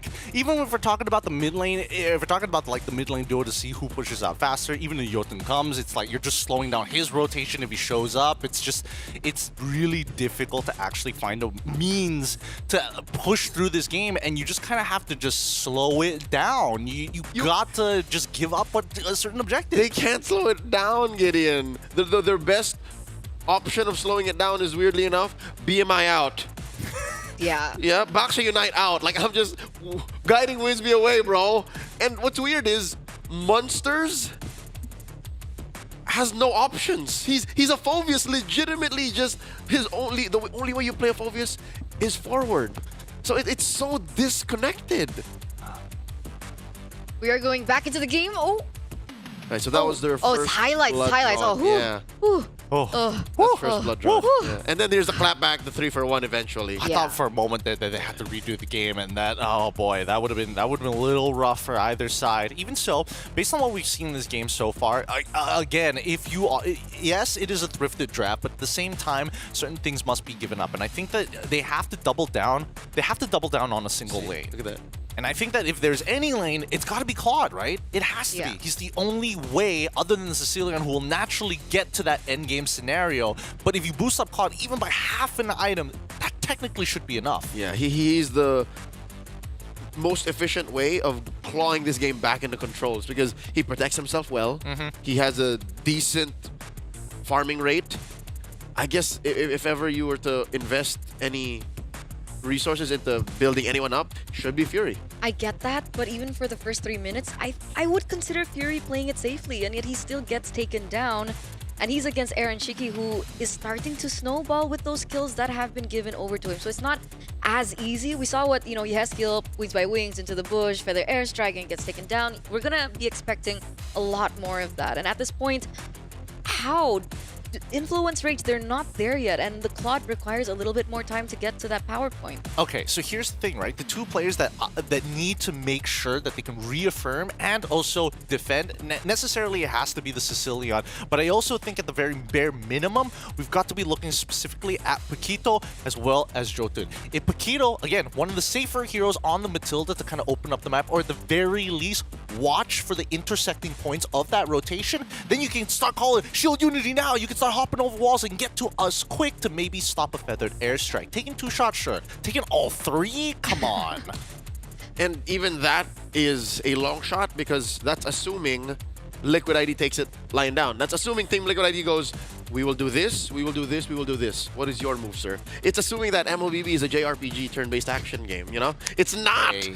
It's happening in real life. There are so many factors and dynamics that you have to assume will go wrong, and this draft, again, where's the damage coming from? If let's say that happens, right? Paquito finds him, Jotun jumps him, Munsters engages, like, Chan ain't ready. Like, even damage profile is problematic. It's not about winning the fight. Exactly. It's about walking away from the Exactly. fight. With this minimal casualty. Look, hey, if you got gangrene on that leg, it's either you cutting off that leg or you're going to be like, here's a toe. All right? I'd rather just give the toe rather than losing the entire leg. Okay, so you're saying it's safe to go into your first professional MMA bout just doing good cardio. Yeah. At least I'm going to lose a long time, bro. Like, I'm going to be walking away with 2 double black eyes, broken wrists. But I didn't get knocked out. I didn't get knocked out. It's a decision. Yeah. Lose all 3 points down. Sorry. But yeah, it's essentially for disengage is the point. Invest in the disengage. Be as passive as possible so that Chan and Fury can cross over. That sounds so weird, crossing over. Be as passive as possible. Be as passive as possible. Whatever. No, that's not what I meant. I weirded it weirdly. Whatever you like. Well, at the end of the day, if Jotun isn't sacrificing farm or given an opportunity for Fabian, who more than happy to walk into his jungle and take everything there, Jotun needs to understand he's not going to be able to carry this game if he doesn't make those types of sacrifices. Once again, the jungle pathing once more, they figured it out early because of that first engagement. You're right. Yeah. The best of the best we've seen have done and played Baksha this way. I'm talking about Carl Teasy. He throws his body at opponents, and when he won MPL Philippines Season 13, he had a really bad KDA line with a Baksha, but still they won. So he can do that here. Jotun can take a page out of that book. Hey, look, if Carl TC can find a redemption arc, so can BTR. We've got an update from the B stream, a 2-0 victory against YBG. Hey! Congratulations, Miracle. BT It's not that sad today. The robots are angry. Look, they need the points. They were like 1-4. They were a bot, right? Bottom of the list. And that's not somewhere, especially for Bigatron, they, hands on hips. We're not going back to the writer's room. Not this time. Not this time. M7 is a long ways away. We win now. Next year, this summer, look, either way, I think that if if there was a possibility for the group itself, Group A, to actually be shaken up, we need BTR to actually start climbing up the ladder here, because we've seen a good day one coming in for some of these teams with a 50-50 win rate overall. But the YBG, I think today is going to be even more like high stakes, high pressure, because we still have one of their games at the end. Yeah. Who are they up against? TLID. TLID. And look at both TLID done. now. Zipper, they're both done. They are both done. Oh man! All right. Looks like the race to who finishes their series first has already ended for B as well as C. Onyx PH just taking a 2-0 victory over Papara. Super massive here. World champs. What can I say? Yep. Here's the stream A being the most bang for buck stream to hang out in. But yeah, no, I think that we were all expecting this. Despite Papara Supermassive having so much potential after day one, it looked like they really could be that superpower out of that non-C region, you know, Latam, rep. Actually, funny enough, I remember the interview. I remember one of the content pieces or interview. I could be misremembering this. Somebody was saying that hey, it's number 1 Philippines, number 2 Indonesia, number 3 could be potentially Turkey coming out of this. And I think that most teams outside, I don't know if most teams outside of Southeast Asia agree with that statement. I mean, Turkey, especially right, yeah, that Turkey is good. Well, are they number 1? I'm not so sure. Like EECA probably has something to say about this. Maybe even NA to a certain degree, assuming that they're going to be able to find their slot. Wait, is this for Snapdragon only? Well, in general. In general? Yeah. Where did Malaysia go? Hey man, we kind of sucked. We kind of sucked. Like, we got grouped to challenge finals. But M6 though. But yeah, exactly. Sometimes, you know, Mobile Masters, you have to wait. You're right. There are no Malaysian teams. Yep. Wait, we where? again, Here, right? yeah, I know here. That's why I asked. Is it just Snapdragon or like in general? Well, in the MLBB competitive landscape? I think you can consider this being the current standard. So yeah, no. Look, I didn't want to be reminded about it, but like, you know, sometimes you got to bring up the trauma. It's current trauma. It's a car crash. It's How a did car it feel wreck to right be on here. top for just a bit? Honestly, pretty good.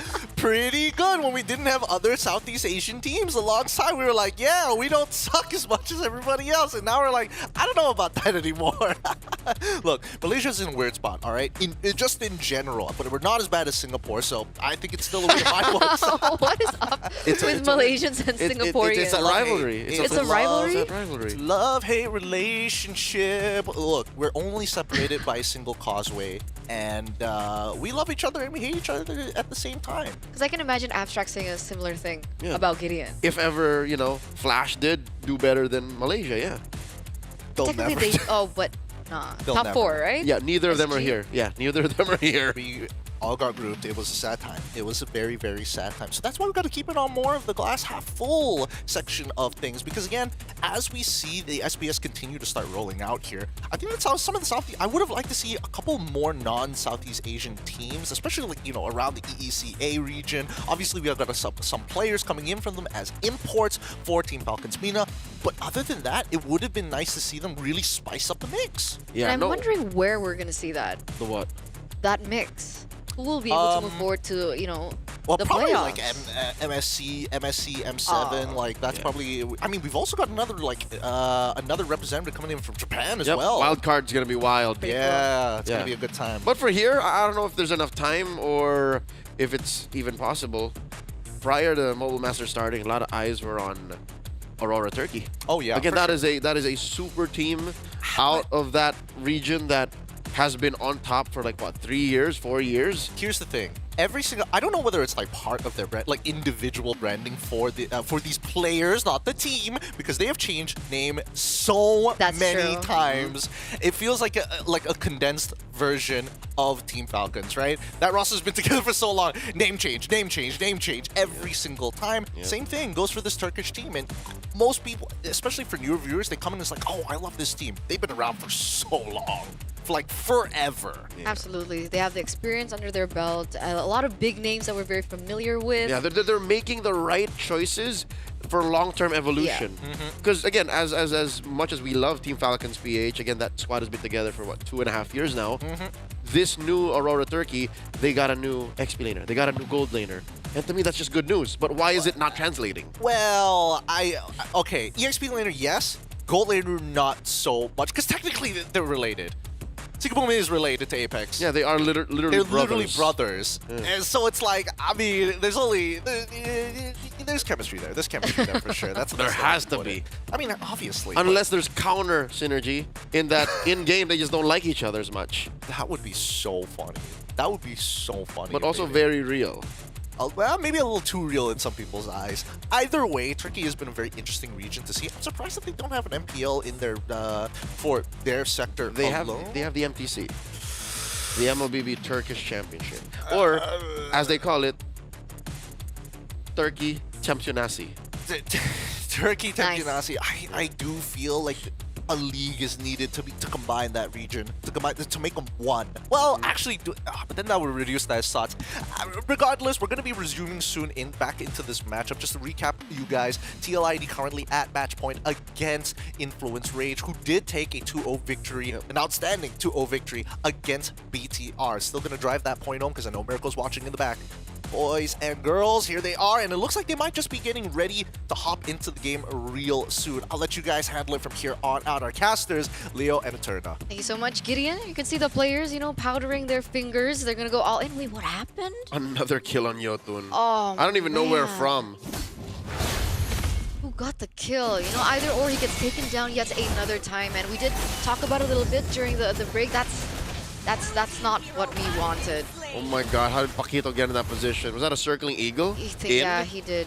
Alright, well, we're still figuring out exactly, folks, where the game ended before we resumed and how it was. But Feather's like thrown out here by Yehezkiel, pushing out the rest of Influence Rage, but they still want to fight for this buff. This is not the hill to die on. As Aran pulls out, that buff had no business being there when they know that Liquid ID was going to go for both them and the purple. Oh my god, nothing on Influence Rage just yet. No. So we are going to be waiting on two things. The two pillars, I would say, for Influence Rage right now. The winning conditions for Influence Rage, which is Chan as well as Fury. How safe can they play it? How many stacks can Chan get? And how fast can Fury get to the item power spikes?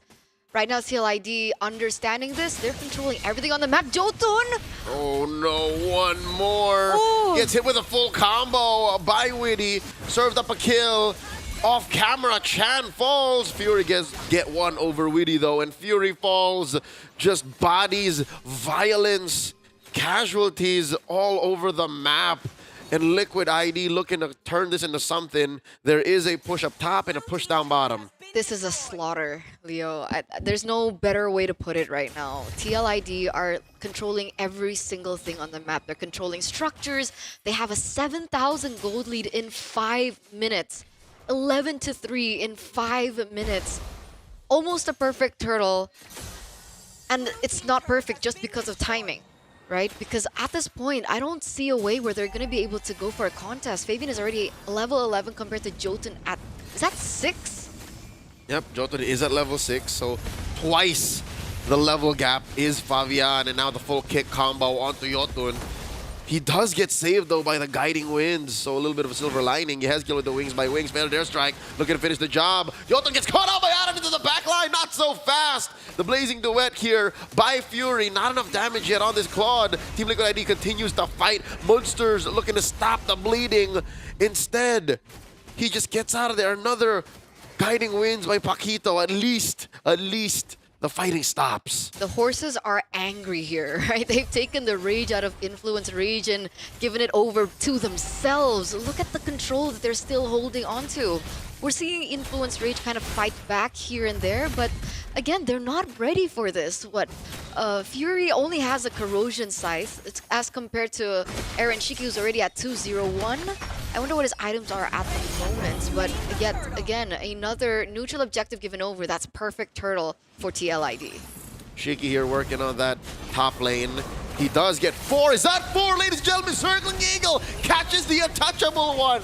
Despite Yehezkiel and Witty's efforts to save their gold laner, Influence Rage gets a kill. That's it, right? That's a turnaround. Okay, that's great, right? They need to find more opportunities like this. It's a good shutdown. It's gonna kind of prevent those stacks from the Sky Piercer that's already built up for Aaron Shiki to kind of hinder a little. But then what's next? that's not going to happen very often. They definitely just found that small window to punish Aaron Shiki. Again, it is the perfect target. You just keep taking down Shiki. He stops scaling. And for the first time in a while, Jotun tastes a orange buff. This is a good time for Influence Rage. I wonder how they'll find the momentum. Where do they go from here? You're right. That's a good question. Okay, Wheaty's in the vicinity. Aran is there. He got his orange buff, but now he's looking for the purple buff. And he will get it. All right, it looks like Liquid ID has slowed down the pace. I guess this is just in an effort to slow push top lane. Now they're looking at mid. Feather Strike thrown out. Blasting Chan a few bits here. Fabian gets the push. They refuse to collapse. All right, Liquid ID are slowing down. More procedural, more purposeful push. Okay, and we do see finally DHS being built up for Fury, so just one item away to get to that Holy Trinity. TLID though, despite being a little bit more methodical, is that a word? Methodical. Methodical, that's a word. Methodical about their approach here. They're still holding the control, still the 8,000 gold lead.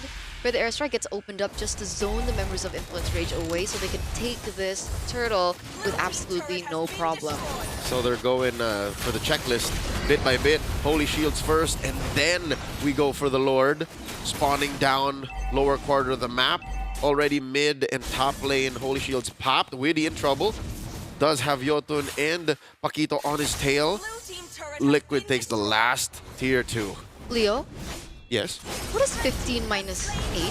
That's 7. 7 levels behind?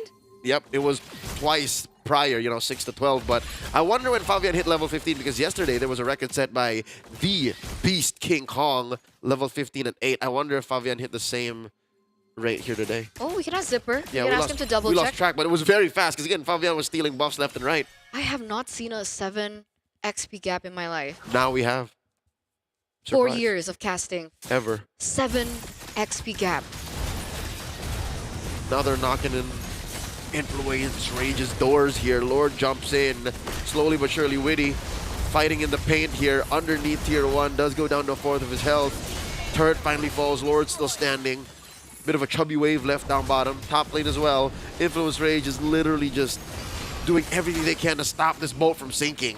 Yeah, inhibitor turret here goes down in the mid lane, and it doesn't look like there are anything left for TLID to work with. Technically, they do still have high ground, right? They have Chan, they have Fury technically. Not the best of range, but a little bit more safe with the PMI. But there's still hope for Chan. He is on glowing one. Oh, but look at that feather airstrike damage!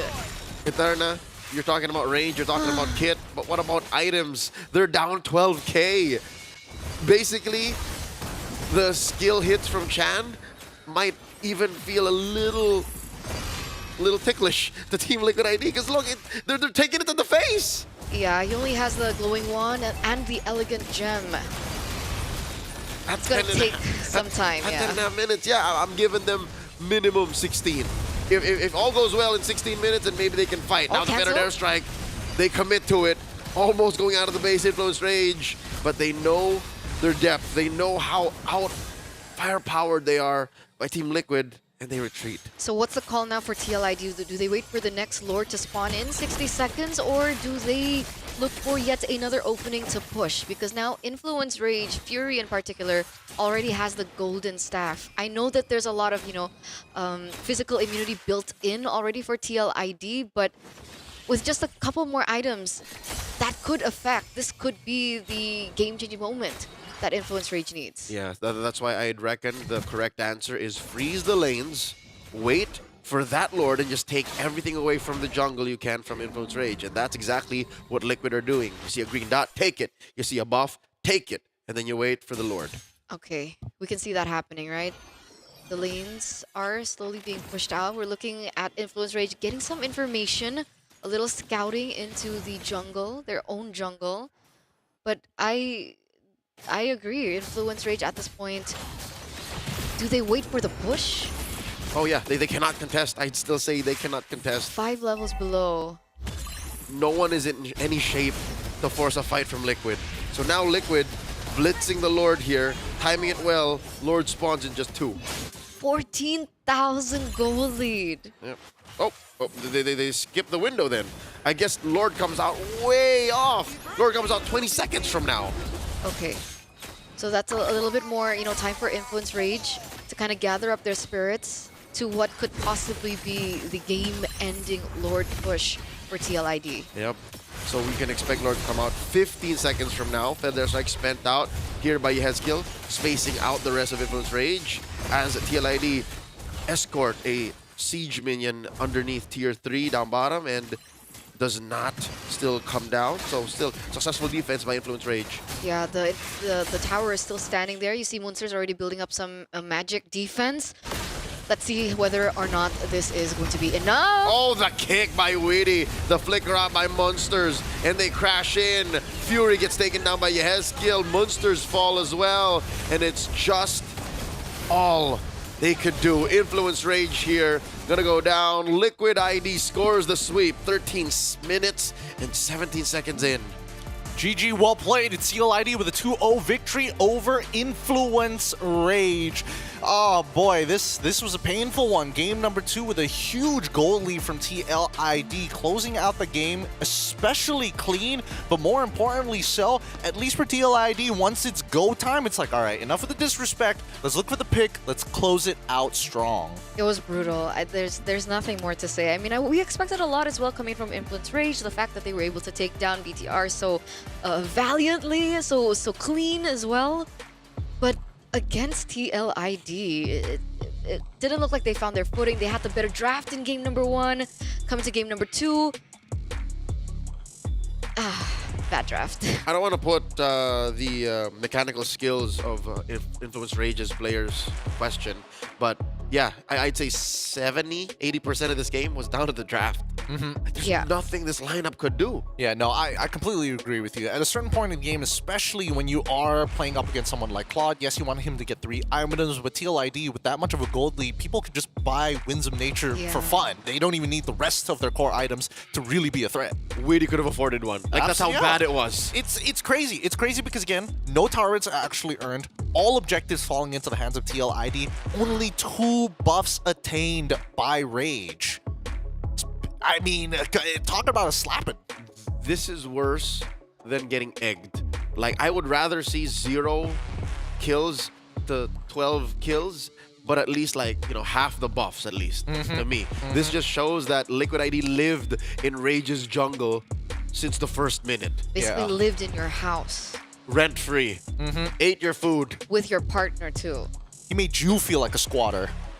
Exactly. Like, you should pay them. Exactly. I mean, I can't wait to see what the GPM is going to be looking like, especially for Favia. By like 6 minutes, I think 6 minutes going into 7, he was like level 13 looking to get his like 4th item at that point. So, I don't know. Aaron Jiggy, different scenario, dying in some pretty weird spots, of course. He could have avoided those mistakes, but inevitably didn't really, I mean, just resets his bounty. That's pretty much it. What else can I say about this? Because again, Rage, they had a plan in game number 1. It felt like they didn't have a fully fleshed out idea for game number 2. So what happened, right? Dude, that Matilda was looking too juicy. They were like, oh, Matilda. Yo, Matilda, what are we gonna do with this, coach? Matilda. No, because truth be told, this draft is good in a vacuum. You have power picks, Matilda opener, bang. You end up with a Phoebus in the first phase, bang. You end up with a Sicilian, bang, and then now what? I'm telling you, these are the people who are like, oh yes, I know so much about computers. Yes, I know all the brands. Just get a Snapdragon. Just get a Snapdragon. It's so easy. Why put all the thought and pressure? It's just, there are some obvious choices, and I think that unfortunately for Influence Rage, they kind of fell into that hold of like, Matilda is like banned out in every single game all across the world. We might as well pick it up for ourselves. This is our blue chip. Yeah, which is amazing because it seems like Saint DeLucas and Facehugger baited them into this situation, right? Like, they used the Matilda as a carrot. Where do you think they figured it out? Was it, oh my goodness, that GPM of 1047? I don't know whether we've broken the record for GPM so far. I'll check with Zipper in just a little bit. Yeah, GPM and the XP gain. And the XP gain. Oh, how long did it take for Fabian to hit level 15? Because when we checked, it was 6 to 12. And then 7 to 15. Oh, 8 to 15. 8 to 15. Brutal game overall. That's your question. What? Zipper answered. Yes, it is the highest GPM we have in the league so far. I say league in the competition so far. Are we still calculating EXP? But yeah, to answer your question, I think it was when the first phase ended, and then they were considering what options they had left in the second phase. That's when they found out, oh, we got played. Cut to Facehugger and SDL gives them Matilda. Do they realize that they're not about to have a jungler soon? Yeah. And that's why I think it was brilliant by SDL and Facehugger, right? Because technically you can't let the Matilda go for TLID to pick up either. Nope. So it was very trappy. You know, this game gives me the feeling of like when we're looking at some of the local leagues in Southeast Asia where both teams are well, not in this case, but let's say both teams are equal in their skill level. Okay. And the gold laner makes a mistake. They lose like a crap, and the game is over just because of that, which is brutal to say. Same thing here, except in the draft. Had they just locked in a jungler just a little bit earlier, maybe this could have been very different. Again, this is the Liquid Gambit. Like, they knew what was up because there was a Hayabusa ban in the first phase. Clearly, Liquid ID's coaching staff knew what was up. So, again, this is worse than yesterday's final match between RRQ and Falcons Mana because in the draft alone, you saw how the game was over. And that game, that really was in a vacuum. Literally just sucked the air out of Team Falcons Mina. I don't know whether they're doing well in some of the other streams. We'll check in just a little bit. But overall, this game was a quick finish here. Looking for the upcoming games, though. I don't know if it's going to be just this quick because our second best of 3 is the one that I think most people are going to be excited for here in Stream 8. Oh, yeah, you definitely are, Eterna. But generally, based on what we've been seeing throughout the tournament, this being one of the outliers, I think definitely a couple of games being the outliers. What are your general thoughts on Kalia now? Because even so, we're seeing that TLID, if we are taking only game 1, they waited until second phase to let it go through. Other teams might pick it up a little earlier just to play the Jushin, but is that the trigger here? For me, I think it's too early to tell.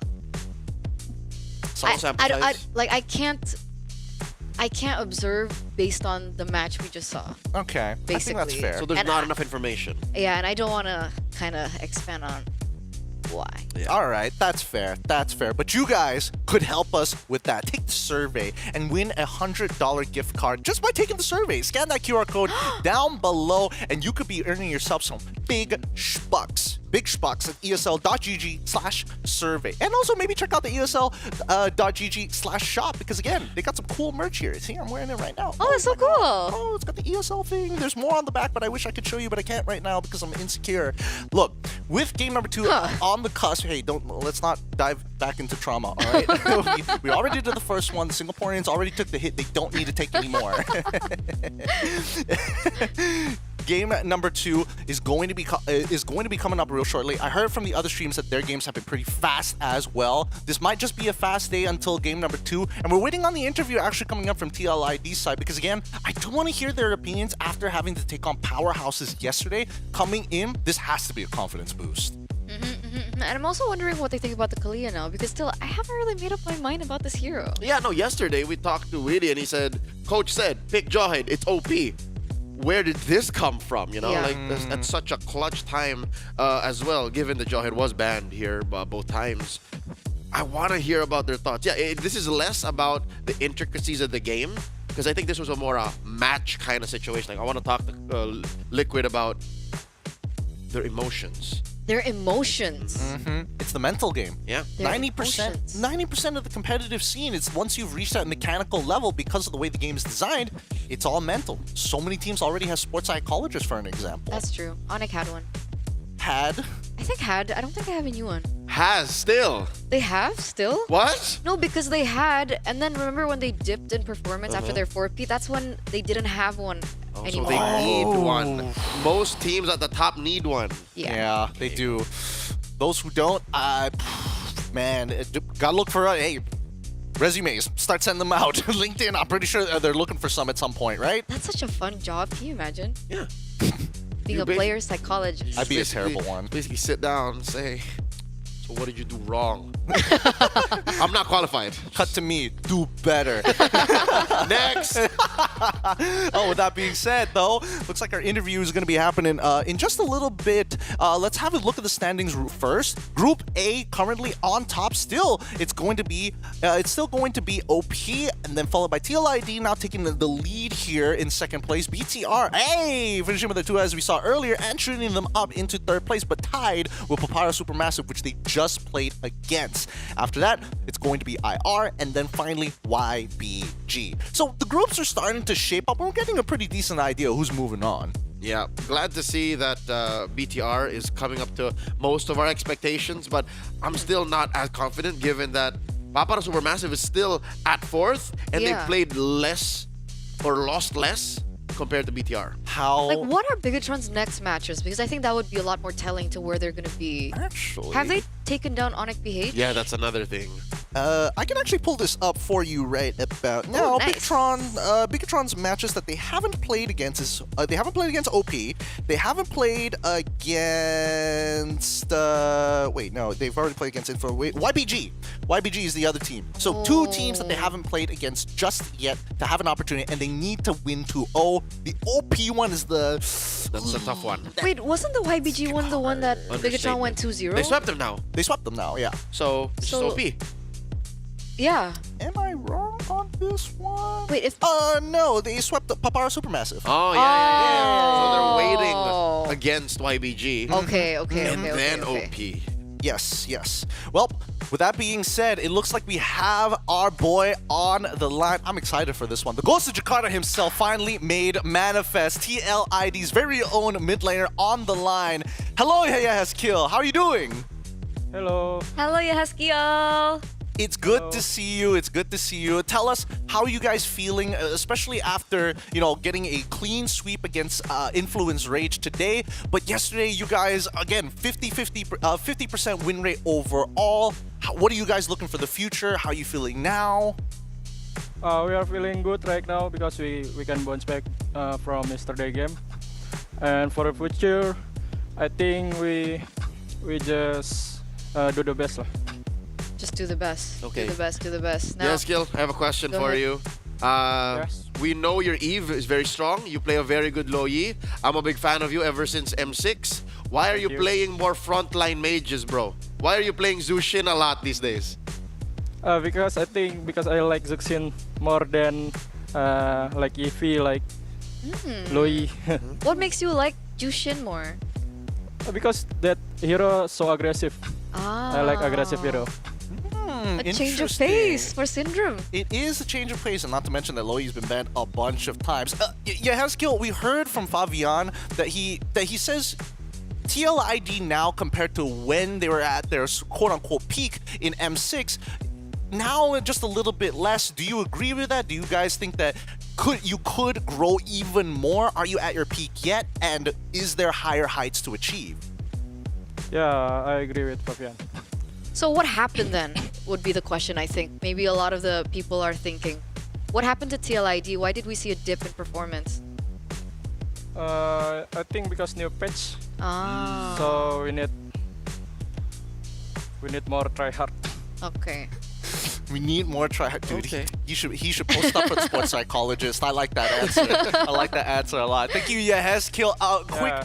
Quick shout outs to everybody across the world who is watching you right now. Yahaskiel, do you have anything to say to the TLID fans here in Southeast Asia and around the world?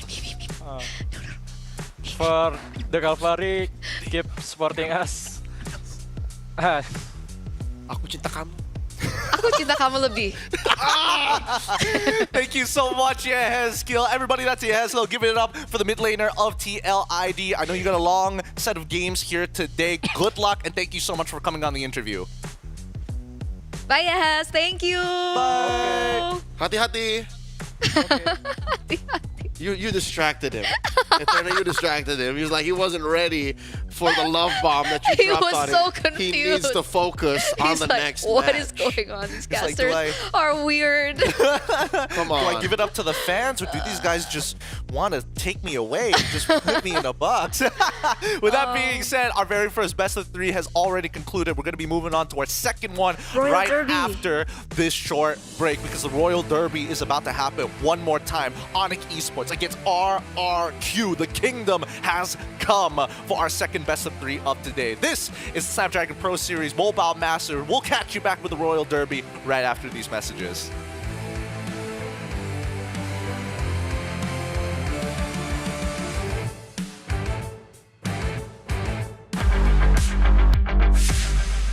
Hello guys, ako si Kyrie Rice del Sol. Ako ang jungler ng Team Onyx Esports. Ngayong araw tuturuan ko kayo paano mag-jungler patting at mag-gank. Okay guys, pipili natin hero ngayon si Nolan dahil isa siya sa mga pinakamatuloy na mag-farm na jungler ngayong meta. So red 3, ito yung emblem natin. Okay, dito start tayo level 1 in a blue buff. So start tayo ng blue buff. Pagkatapos ng blue buff guys, start agad tayo sa red buff. Muna diretso tayo sa red. Kailangan mo natin pagpa-level 4 guys para makagang tayo sa gold lane. Okay, level 3 na. Kunin muna natin to. Pagkatapos naman nito, dito Wanderer. Pag ganito guys, low na yung kalaban, pwede agad kayo dumiretso. Tulad yan. Kapag offside sila, kahit di na kayo mag-level 4, basta kung feel nyo na makakagang kayo, pwede nyo agad sila patayin. Tapos kapag wala namang roam yung kalaban, pwede kayong magabang dito guys. Abangan nyo yung gold lane ng kalaban. Kung tingin nyo mapapatay nyo, pwede nyo abangan. Tulad ganito.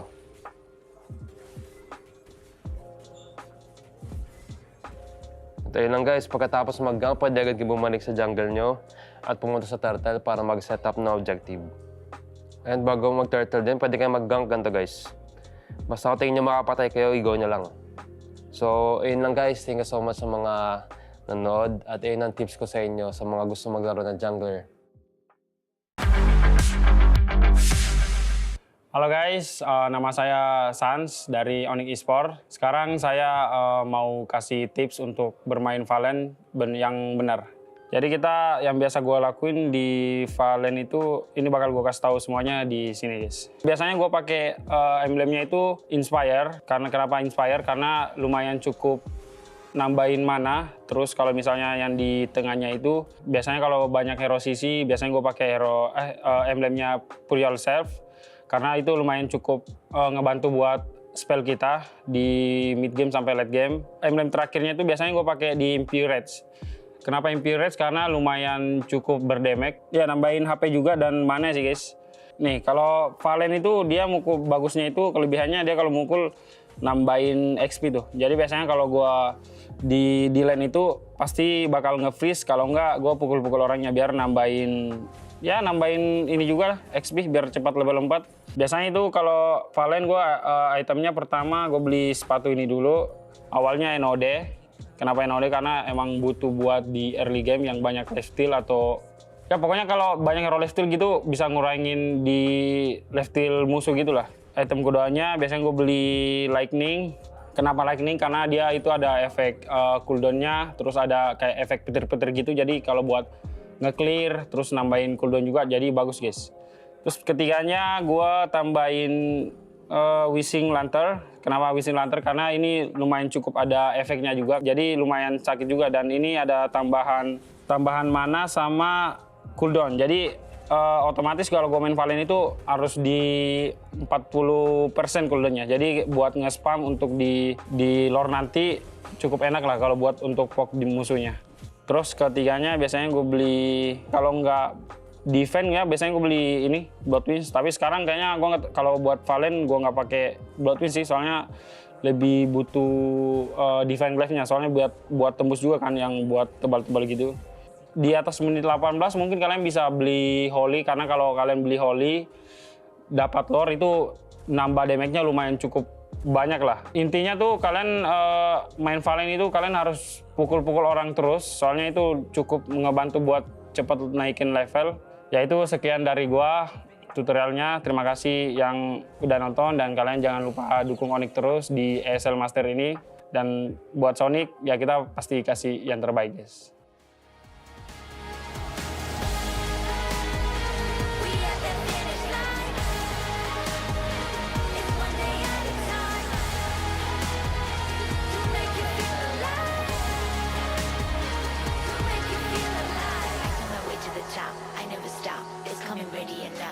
have what you say you got, go till you drop. Going till we in the spot. I climb my way to the top. I never stop. It's coming ready and now. Do you have what you say you got, go till you drop. Going till we in the spot. The game.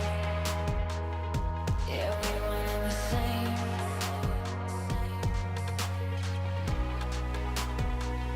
I've been patiently waiting, and we're gonna take it like that.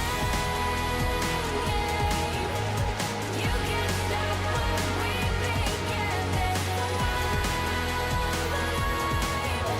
We promise we'll rise down, and then we rise again. Like Phoenix from the flame. The players in the game. We wanna say.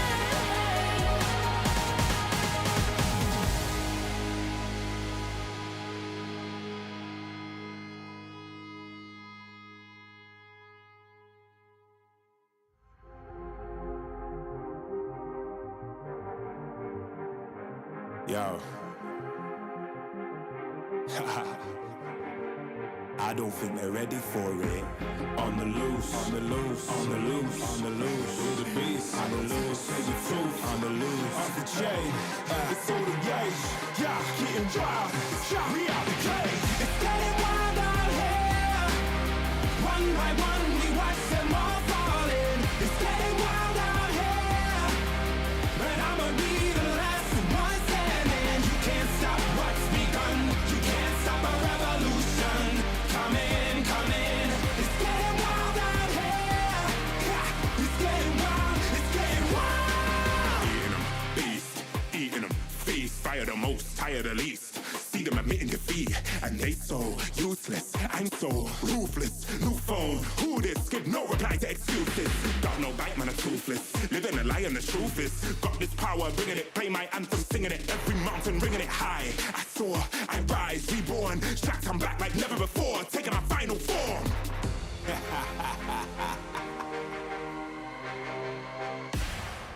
Yo, it's getting wild out here. One by one, we watch them all falling. It's getting wild out here. But I'ma be the last one standing. You can't stop what's begun. You can't stop a revolution. It's coming, coming. It's getting wild out here. Yeah, it's getting wild. It's getting wild. For the revolution. Watch. Waiting on an evolution. Yo. It's coming, coming. Yeah. If you wanna come and get some, Yo. nothing we can't overcome.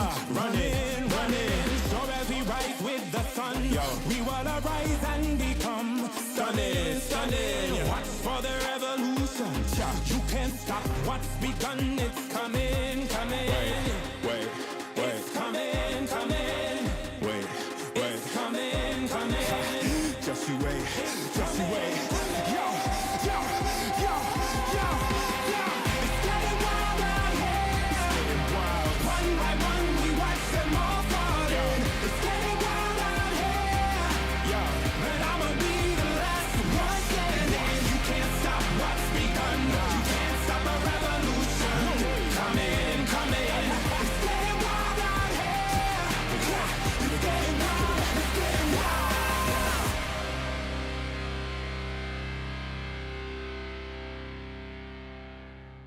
Ain't nobody in my lane. Me and you, we ain't even playing the same game. Take my own credit, no need to drop names. Drop the weight, clean slate, I'm insane. It's giving insanity on a melody. More flow than a manatee. Levels that I reach, man, I defy gravity. Heart so strong like it runs in the family.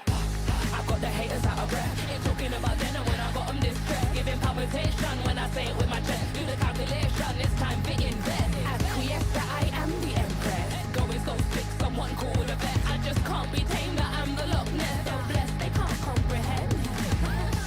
I turn a skeptic to believer. I am a leader, resurrected like it's Easter. If you step to me, you'll get the misdemeanor. They can't defeat her, they can't connect the reader. Card decline, don't worry, I'll be fine. Cause all I see is ups in the line. Did I plan this? Is this by design? Come reflect, my light can't be denied. Come correct, cause this moment is mine. It's mine. Tell me you're feeling the. Tell me you're feeling the. Do it like nobody does. Sipping that haterade.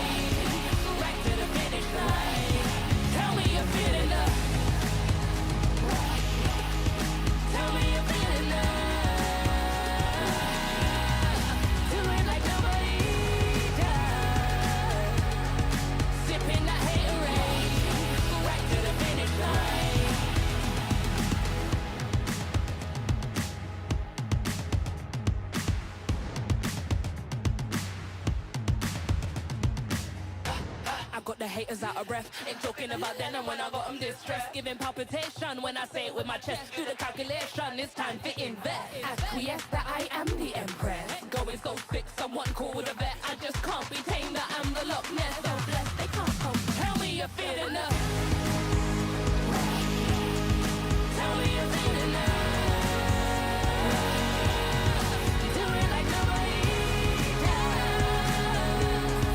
Sipping that haterade, right to the finish line. Tell me you're feeling enough.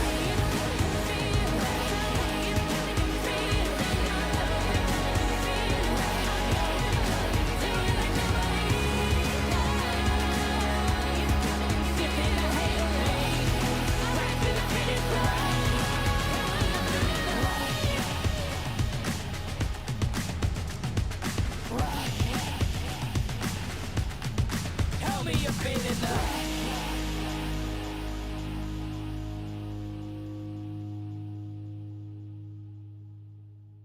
You don't have to guess who in the building. Born of the realest. Never catch me slacking. I was born, that's the illest. They call me a champion. I got the will to win. I'm a rare breed walking. I am one in a million. Guess who in the building? Born of the realest. Never catch me slacking. I was born, that's the illest. They call me a champion. I got the will to win. I'm a rare breed walking. I am one in a million.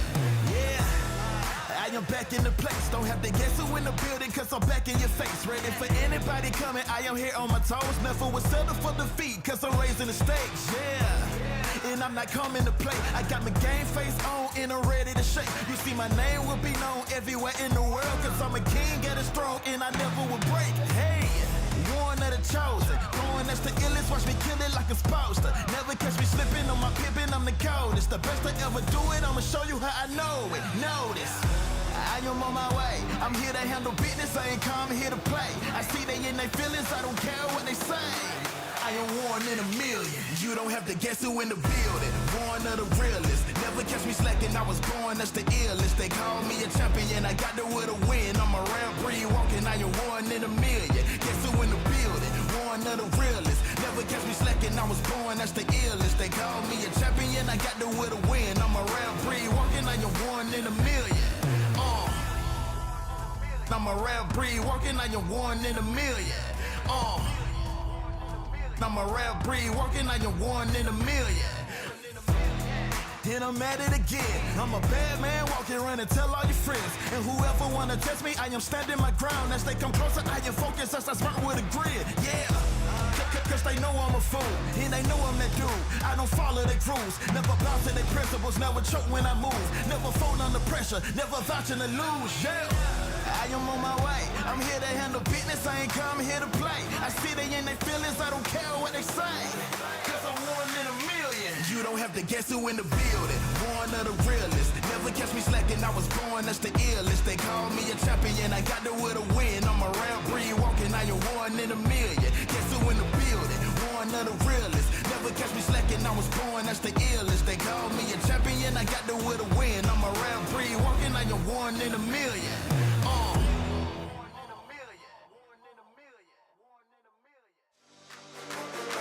We on the way. We came to play. We on the way. Showtime. Let the games begin. You can't stop us. I came to win. You can't stop us. It's only us in the end. You can't stop us. We the best in the world, and that's a promise.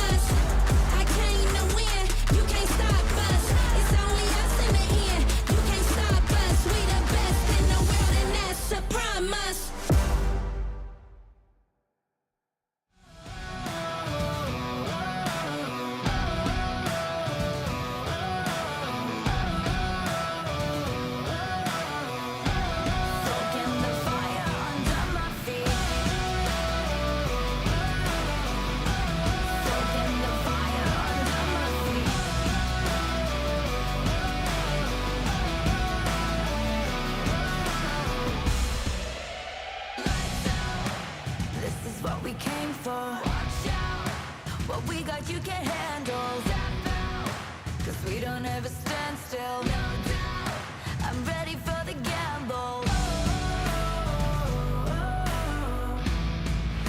I'm ready for the gamble. Ready for the gamble. I keep feeding the flame, chasing the fame. This world will never be enough for me. I feel it run through my veins. I sharpen my aim, soaking the fire under my feet. Soaking the fire under my feet.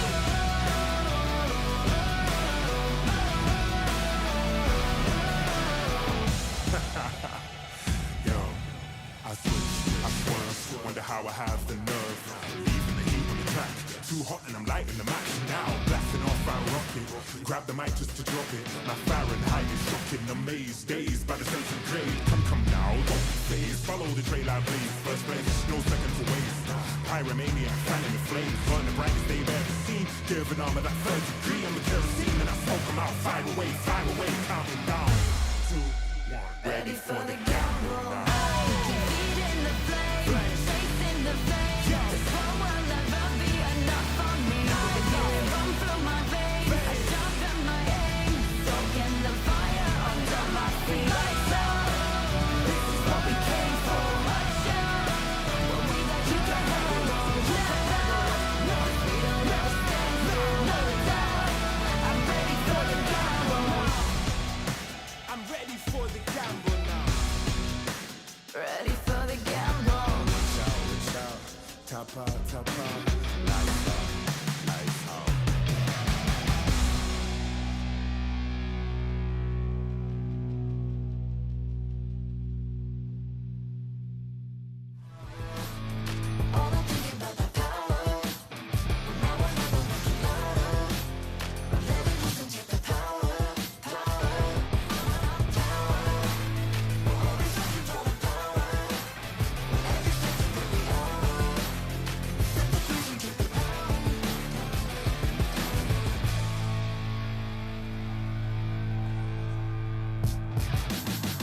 Yeah, I'm moving automatic.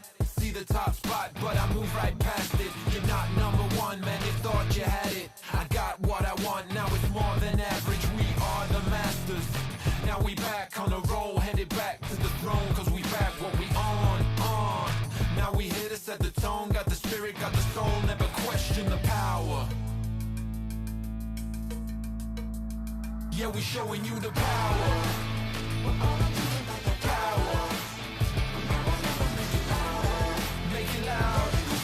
Power. Power.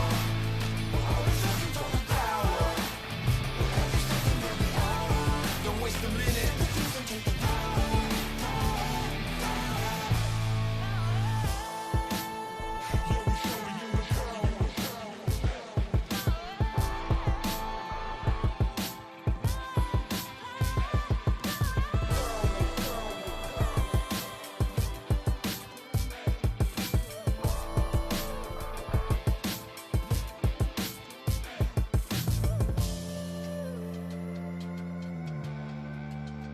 Yeah, we showing you the power.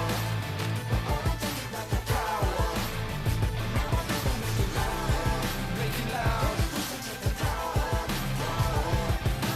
Power.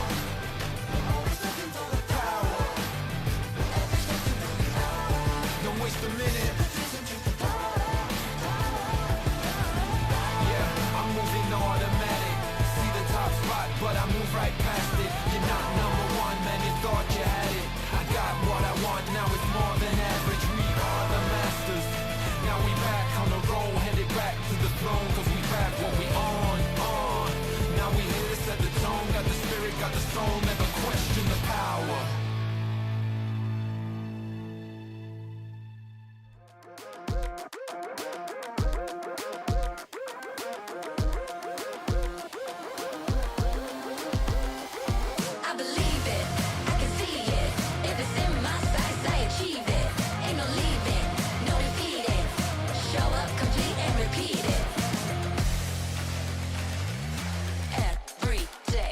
every day. Rule that game. I always go 100%. Start to end. To the end. Out or in. No between. You gotta go 100%. Play to win. Every single moment. Caught up in the motion. Got no use for caution. Hope you're ready for a fight. I believe it, I can see it. If it's in my sights, I achieve it. Ain't no leaving, no defeating. Show up complete and repeat it. I believe it, I can see it. If it's in my sights, I achieve it. Ain't no leaving, no defeating. Show up complete and repeat it. Every day, prove that game. I always go 100%. Start to end. Every single moment, caught up in the motion. Got no use for cautions. Are you ready? Are you ready? Are you ready? Are you ready?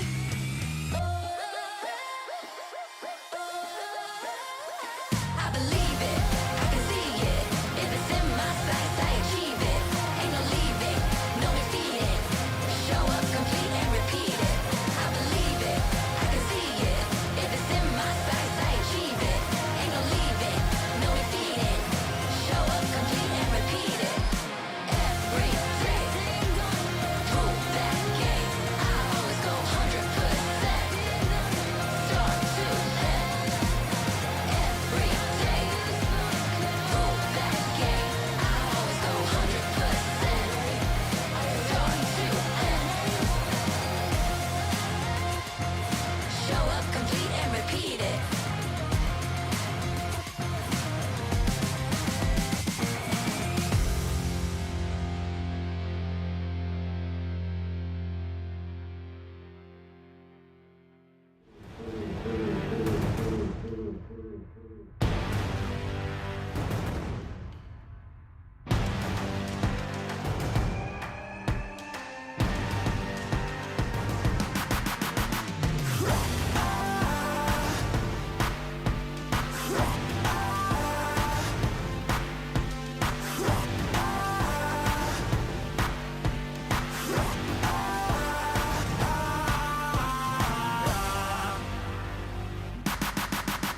They wanna go far, we go farther. They working hard, we're working smarter.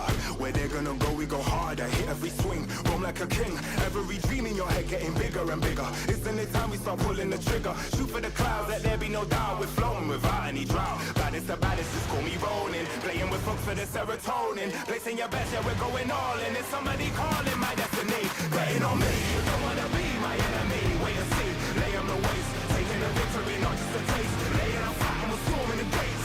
You don't wanna be my enemy. Wait and see, lay on the waist. Taking a victory, not just a taste. Laying on fire, and we're storming the gates. Laying on fire, and we're storming the gates.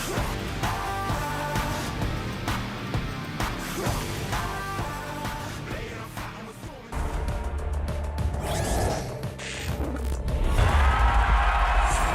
Here we go! The Snapdragon Pro Series is brought to you by Snapdragon Elite Gaming and DHL.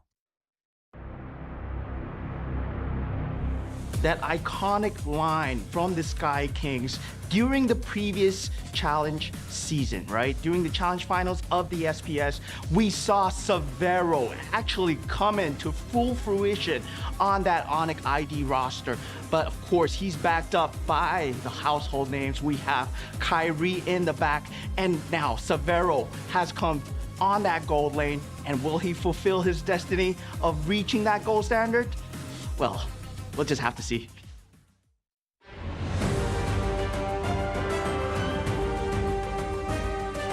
Welcome back, everybody. The Royal Derby has begun here at day number 2 of the Snapdragon Pro Series Mobile Masters. This epic showdown is none other than Onyx Esports versus our RQ. This is going to be an epic one. We've seen this matchup plenty of times in MPL ID, and today we're bringing it to the world stage. My name is Gideon Q, going to be your host here on the set with our two professionals to analyze and break down the games as well as cast it. It's Leo and as well as Mirko. Welcome back and now nicely rendered in. Boys, how you feeling about the Royal Derby here? A lot of people are like, this is the one. This is the match. Tell me about the Royal Derby. This happens how often in MPLID? Depends. You know, well, in a normal regular season, it happens twice, right? They meet up against each other twice, but in recent years, from M3, it was just, these were the besties. We called them the besties because they would always beat each other in the grand finals. Happened in Season 8, Season 9, Season 10. 3 seasons in a row, we got to see the same representatives, the Royal Duo, we can call them, for all the internationals. I'm pretty sure there's someone else called the Royal Duo, but look, out of they're not here Indonesia. anymore. It's getting there. But we got to introduce the Sky Kings with a new revamped roster this time around to fill in some very big shoes. To those of you outside thinking that they haven't filled in those shoes, well, let me introduce to you Ryota, Kairi, Sans, Keyboy, and Savero representing Onyx Esports. As Mr. Potong Man, I believe that's how we call him. Mr. Potong Man over. Mo Saong. Mo Saong. Dude. Keyboy, Sans, Savero, Kairi, and Ryota. I was caught off guard by that one, Leo. But seriously, when Ryota joined this team, it really felt different. It did. Personally, for me, I feel like Ryota has been looking... I'm on the opposite end, right? I'm not looking at Onyx as a whole. Ryota as a player has definitely been in a lot of awkward scenarios where it's like, I don't really fit with the team's doing some other things, I'm playing a role that's basically a secondary roamer. But now it feels like with the Onyx playstyle, this is the missing piece that they've been looking for in playstyle. It's very rare that Ryota finds a team that suddenly knows how to take care of him and that he can take care of in the span of weeks. We last saw him with Smart Omega from MPL Philippines, and it took like a year for them to go like, hey, this is a good roster, this is a good lineup that Ryota fits in. And then suddenly, pre-season 15 is like, so where's Ryota? What's he doing? And then, lo and behold, he flies out to Indonesia, joins the Sonics, the Sky Kings, and he wears the crown really well. And for the longest time, I think for Onyx ID, we've always kind of spoken about Boots in the XP lane being the real XP that they would need. Someone that was selfless, someone that would just, sacrifice himself for the greater good of the team. That's why we saw Lutpi kind of struggle because he was kind of a carry type, and then Rez stepped in, but he didn't really fit the team. Ryota is a different style completely from Boots, but it feels like it just revamped and refined what Onyx wants to do now with Adi. What exactly Ryota is a frontline general. He's the new general. That's what we used to call him, and he commands his army of fans, the Ryot Army. Ooh, I like that. I like that a lot. You do? But before we go deeper into that, we have to introduce their opponents here. Now, this is a legacy team, a team that has a strong brand name and a fan base like no other. With Dairon, Sutsujin, Rins, Idok, and Toy to hold up that mantle, this is RRQ. Year in and year out, I have faced the reality that RRQ Hoshi is the biggest name in MLBB Esports. Like, you can't deny it. Wherever they play, they are on home soil. And I think I am the most in love with this roster. Say what you will about the old roster that had R7, that had Sin, that had Clay, that had Vin. Like, this is the best RRQ I've ever seen. And I can't say any more now than I ever have that I am so Kingdom. Why so? Because here's the thing. The iterations of the Kingdom throughout history have been very explosive, very in your face. And then when we saw this particular version of the Kingdom being built, a lot of people are like, where's the old Kingdom? Why this one? What made them who they are? Well, for me, every time I look at this new Kingdom, every time I look at RQ's previous rosters, it's always been the players that define the playstyle, the players that define their era individually. Of RQ. Now, it's the coach. When Kescute joined this team, when Kescute was in Bigatron previously as well, his system played into them, winning the regular season, getting #1, and unfortunately not doing too well in the playoffs, but it takes some time. It takes some time for him to be able to build what he has built here for RRQ, and now we're seeing the fruits of his labor for 2 seasons now. He's been so consistent, and we heard from Sutsujin just yesterday that Kescute is the key. Here's the thing, with Kescute in and with that system in place, he's teaching us that, hey, the Kingdom isn't just one person wearing the crown. Our whole team fits within the boundaries. Everybody can wear the crown. And this is why this is MPL ID's Royal Duo. Between both the Sky Kings and as well as the Kingdom, 4 MPL titles between the both of them equally as of right now, and that could break potentially by the end of MPL ID. It's 4 and 6, so that means there are just 5. There are just 5 MPL seasons that neither of these teams won. Yeah, wait, with that being said, we do have a bit of an interview with Severo on the line. I'm guessing it's Rose and Coolios once again. Let's have a look at what they're up to. Sama aja sih match-nya, kayak match-match biasanya aja. Anggap kayak scrim aja sih. Severo's taking it like a normal match, just like the ones they have in Scream. And Severo, are you excited? Royal Derby. Nggak terlalu sih, soalnya masih group stage juga. Oh, masih so-so aja ya berarti. Tapi gini, Severo, kan dirimu udah pernah ketemu sama Toy ya, yang sama-sama bisa dibilang rookie lah di untuk di scene kompetitif ini. Kira-kira Toy itu dari skor 1 sampai 10 berapa sih skill dia? 100. Wow. Kalau Severonya sendiri berapa kalau Toynya 100? 99. Okay, so on a scale of 1 to 10, how would he rate Toy being a rookie just like him in their respective teams? And he said Toy is at 100 and Severo is at a 99. Wow. Yang terakhir berarti, ada pesan nggak nih kira-kira mau disampaikan buat Toy? Good luck, have fun aja. Good luck, have fun. Good luck, have fun aja ya. Rookies are very shy. Oke, kalau gitu good luck, have fun juga buat Severo dan juga tim Onyx. Dan kita kembalikan lagi ke para panelis. Thank you so much, Rose and Coolios. Those are the words from Severo. Again, last time we saw him, and we keep bringing this up, he was condensed the CW procedure in the last challenge finals. And now coming into this, it feels like he suits the role, but more so now with Ryota as well. What do you think are the odds here? Because Severo and Toy rival since MDL Season 9. I mean, I don't think that there's bad blood between them. They're going to be very team-focused, but do you think the counterplay is going to be more in the draft, or are they starting to bring back like old habits? I think draft-wise, because they started out in MDL, because they were rivals since MDL Season 9, they have amazing hero pools. They still play with the global ban system to this day, so yeah, I think hero pool-wise is not a problem for Severo and Toy. They definitely do have their favorites, and I think for Severo, it's mainly those aggressive types. You go for the Irithels, you go for the Moskovs especially as well. Those heroes that can individually take over the game. Meanwhile, for Toy, it's a bit more fundamentals. We play in the back, play with the system that KezCute has formulated for the Kingdom, so that's why we see him more on the Grangers. Fair enough, fair enough. What about you, Leo, here? I mean, here's the head-to-head just in case you needed the stats as well. Yeah, so far the one way that Toy could take over Severo if it comes down to a, mid-range, close-range confrontation is if he ends up with a Harith. The Harith is currently, weirdly enough, the better performing gold laner in the Mobile Masters metagame, given that it has less sample size, because Granger just gets unbanned willy-nilly, just picked out in the open.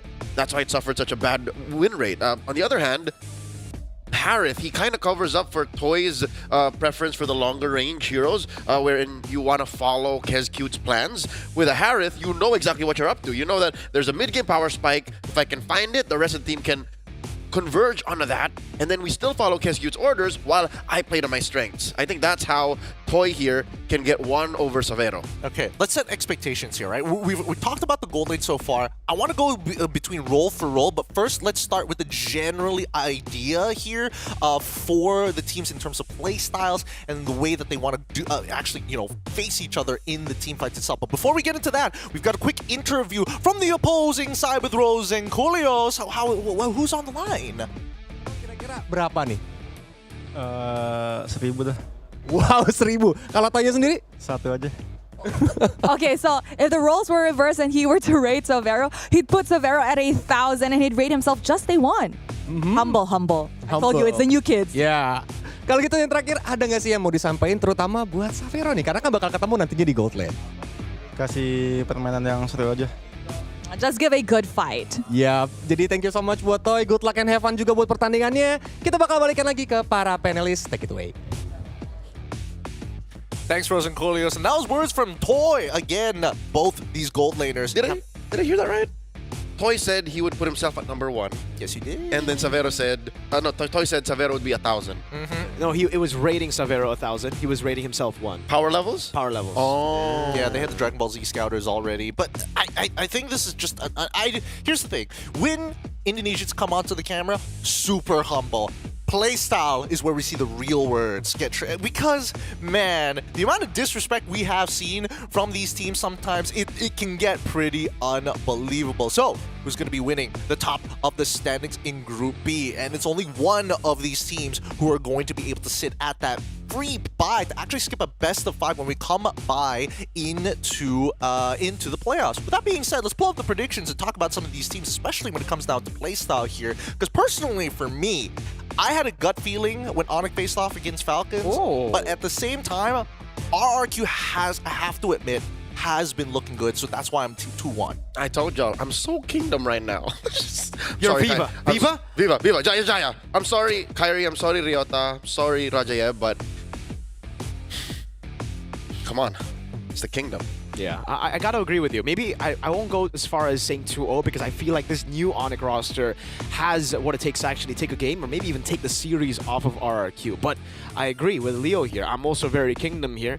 I've been very Kingdom since the departure of Mr. Goatman from BTR. And that is the big difference I see here. I think for Adi, a lot of times we see the drafts being kind of questionable. For RRQ, it's just so good. It's business. It's business. It is business. Let's talk about playstyles here, because when comfort meets competitive edge, we need to see where we can find our little advantages. And I think this time around, RRQ as a team as a whole, because they've been building on the idea as we are one as a kingdom, not individual fives. And we've seen them actually get cleaner as the days go by. Yeah, again, going back to what Miracle mentioned earlier, they are the kings of kings. So among them, they all are mechanically gifted. Rin's a highlight player. Idok, oh my god, did I say this yet? Idok reminds me of an Indonesian Chaknu. Like the IQ on this young man when he catches people off guard and what he's capable of doing with the weirdest heroes. And that's just in mid. What more elsewhere? So I can't wait to see how this rings true, especially against an Onyx that's rebuilding. I don't know, because when we're talking about mechanics, I mean, I've heard some of what the netizens said about RQ, especially when they're rebuilding. Sutsujin in particular taking a lot of criticism, especially since he previously imported over to Malaysia. Teams didn't do exactly very well, took a lot of heat from that, comes back, and then RQ is like, wait a minute, this guy's actually kind of good. La Mercenaria. Yeah, the Mercenary has been everywhere. You would never expect how MPL ID transfers are shaping up or have shaped up this season. Albert, the ex-RRQ face of RRQ, is an EVOS player now, and Sutsujin, an ex-EVOS player, is part of RRQ. So things got really crazy in the transfers, but we have a good formula for both these teams, I feel like. And for RRQ especially, I think it works. The reason they chose Sutsujin in the jungle is because they needed someone to be a pillar of consistency for the team, someone that would just be reliable on any hero, and that's what we saw just last season. Give him another season here, and I think, again, he's bonded with the team, synergized with the team even more. You can see the quote, "Stay calm helps us play better." That's why he is the pillar. Honestly, it's such a contrasting viewpoint, a polarizing viewpoint, especially when you compare it to like someone like Fabian, who's just like, yeah, I'll carry the game, don't worry about it. So Sujin is just like, hey, hop onto the biceps, I'll push you to the finish line. Exactly. See, that's the difference between the two junglers that they have, and I think that's why it's so scary now that you see RRQ, because you can see two junglers that can shift the entire team's play style, and both the junglers fit in well. So again, they're able to adapt to this one change. You're talking about Hazel. Yeah, Haslo. I don't know if we're going to see him this time round, but let's move the conversation over towards Onyx's side, because this time round with Onyx, in terms of their playstyle, yes, I do agree that the ego drafts do kind of, pinch Onyx Esports here just a little bit, but with the team that they have, I feel like they are more fluid, more be like water sort of playstyles, right? The IQs in the team fights alone, the way that they shape it is very creative. Funnily enough, when I'm looking at this new Onyx, it really feels like Season 9 RRQ. It's also the same coach, Coach Adi at the helms. Hey, it comes down to the players. If their execution is crisp clean, doesn't matter what Adi puts on their hands. Well, let's find out as we go straight into the drafting phase. Onyx Esports going to be on blue side up against RRQ Hoshi, and immediately I'm seeing that Blue Yo has been locked in. Blue Yo. It's difficult to trade for Blue Yo. even if the Harith and the Granger are open, you only end up with one. So now, KSQ has to have that game plan. He has to have the procedural approach to the draft and say, I'm going to pick one of these, and then another power pick, and there it is. The Jushin, oh my god, we're playing so much Jushin in Mobile Masters. Yeah. I'm uncomfortable. Also, this is just the Adi template. Whenever he gets Suyo on blue side, he will go for Jawhead Sicilian. We've seen this, I think, every single time. Every single time it's not taken away, they will always go for this template. Every time it's open, this template works. And we saw it up against Falcons as well. We saw it win every single time in MPL ID. Yeah, I think it's an interesting synergy, Jawhead and as well as Suyo, because not only is it aggressive, it can be super defensive, right? Because Suyo's biggest problem is if I use all my cooldowns, I'm kind of stuck in the water. Jawhead's like, nope, flip you over, you know? Or do the opposite, flip you forward and then gain more distance. Get in there. Now, coming back to RRQ, they lock in the Hayabusa here. On top of the Harith as well as Jushin. Any ideas of the playstyle so far? I'm guessing it's a little bit more toy-oriented with the way that they've been looking in the draft, but the Hayabusa is so early on. RRQ with the first 3 picks alone, I'd say they're looking to divide and conquer. You don't want to stand too much in front of the Crimson Beacon, get flared out, get choked out. So they're going to use that mid lane prio to try and buy time for Toy. And again, you always have the threat of Sutujin. You always have the threat of what Edok could be doing from some random bush. Again, we don't even see what Edok's playing yet. Yeah, for sure. That's why I was thinking about the Tigreal instantly. This is the composition that we saw as well. I believe it was also up against Onyx, or was it up against Liquid, where Tigreal was picked up for Edok up against a Suyo as well. He constantly got 3-man, 4-man implosions. The positioning of Edok on, I think that would be his signature pick this season. Gatot Kacha, also a good shout there, something that they have been able to utilize quite a bit whenever they have a juice in, just for that extra, the capitalization on the initiations. But for RQ, yeah, this is a team fight composition. There's no hiding that here. For Onyx, it's much more control neutral objectives, get the pickoffs, and then wait for Sans and Savero on a Moskov usually to get the item power spike. So the Moskov's taken away, and now we're back to brain games. The Royal Duo in the Royal Derby is paying off. Like, this is the chess game we expected from 2 high IQ coaches. Absolutely, but it does feel like RRQ is more than happy. KSQ is saying, hey, if you want the Granger, that's totally fine. It feels like he has a plan for it already, because Hayabusa's biggest problem is when you come up too close, and considering that Jawhead doesn't really have a disengage mechanic where he brings himself along, therefore, if you dive too hard, you leave your backline open, and they're going to go with the Padang as well for that extra level of peel. This is looking kind of interesting. Could this be an Edok Badang? This could be an Edok Badang right now. I think it really depends on what Onyx decide to go for their 2 last picks. The Phobius comes through. Oh, and a carry for Onyx again. Something we have seen before for Savero. He's very notoriously as well in the loser's interview whenever he plays the carry. I think they blocked out the high loss by picking the carry. They truly have. Again, the Jawhead plus the Suyo is already a problem for the high lows. Had the carry, say goodnight to a high lows possibility. But yeah, this is his second favorite pick over the Moskov. There we go. That's the Franco as well. Interesting composition coming in from RRQ, because now they've got, again, you mentioned divide and conquer. They have a lot of small synergies, and those small skirmishers can be very effective if they start that snowball. Onyx, on the other hand, it's clear that they have certain synergies, but at the same time, their team fights can be very deadly, assuming they even find it in the first place. With that being said, I'm going to leave it to our casters here as we're going into game number 1 of the Royal Derby between Onyx Esports and RRQ Hoshi. This is Leo and Merkel. Please take it away. Into the land of Dawn we shall. In just a few moments, we'll be witnessing 2 world-class caliber teams out of MPL Indonesia battle it out for your entertainment and, of course, for the chance to top their group here in Mobile Masters. Mirgo, 10 MPL ID titles between these 2 squads. They've evolved and changed so much, but it seems like the metagame can only do so much to change the way they play. And I want to talk about that, Franco, because year in, year out, player after player, RQ just produced so many good Franco players. Hey, you called it, man. The Iron Hook lands instantly in the game. Keyboy had to eat that. It's either he got hooked or Purple Bob got hooked. Would have delayed carries clear quite a bit. But yeah, it's so strange how RQ are always able to scout some Franco gods against Suns. Pull back in, force the flicker.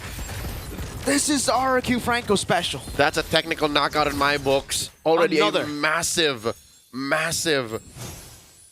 resource used up. Let's look at the emblems here. Oh, wait, unless Kairi wants to come in. No, just a little bit of poke to Edok, you know, punishing him for bullying the duo mid. All right. So that is a track and field run-in. Franco and Edok, double movement speed buffs there. The Blessing of Wilderness and the agility. He wants to get around the map real quick. Suchujin here, looking to punish Kairi by stealing away that gold. So far, Suchujin has like a small EXP lead over Kairi. Yeah, just quite just a bit here. The gold crab did go towards Kairi. I wonder if it's just... Oh, I guess the lethal wanderer, right? Yeah, he got the lethal, was able to get a little bit of a lead, but not by too much here. And just because they burnt out both the flickers on Kiboy and Sans, they just have so much more tempo to play around the map. Yep, they're able to put them, they've been able to put themselves up front more to claim more of the EXP. Top lane is where the turtle will spawn first, between Dairin and Ryota. I think it'll take a while for Ryota to actually get to punishing Araki Hoshi for getting in the paint too much. That's a Phoveus. He needs some level of sustain.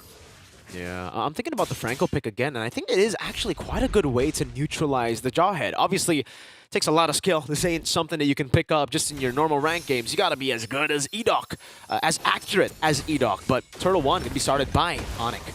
Oh, where's the contest happening? It's already at a 5th. Rin's actually gonna go up. Dairin able to go for the Fist Dragon. That's a double stun. Dairin locking him down. Suchujin winning the red tree battle. Despite having the Jawhead, he's just gonna be bloody hunted as Dairin gets a double. Dear God, RRQ Hoshi manhandling the members of Onic ID. Did you see that one sequence where it was a bloody hunt plus the Crimson Flare? Like, who was that? Was that Keyboy? Was that Ryota? They don't know where to go, up or down.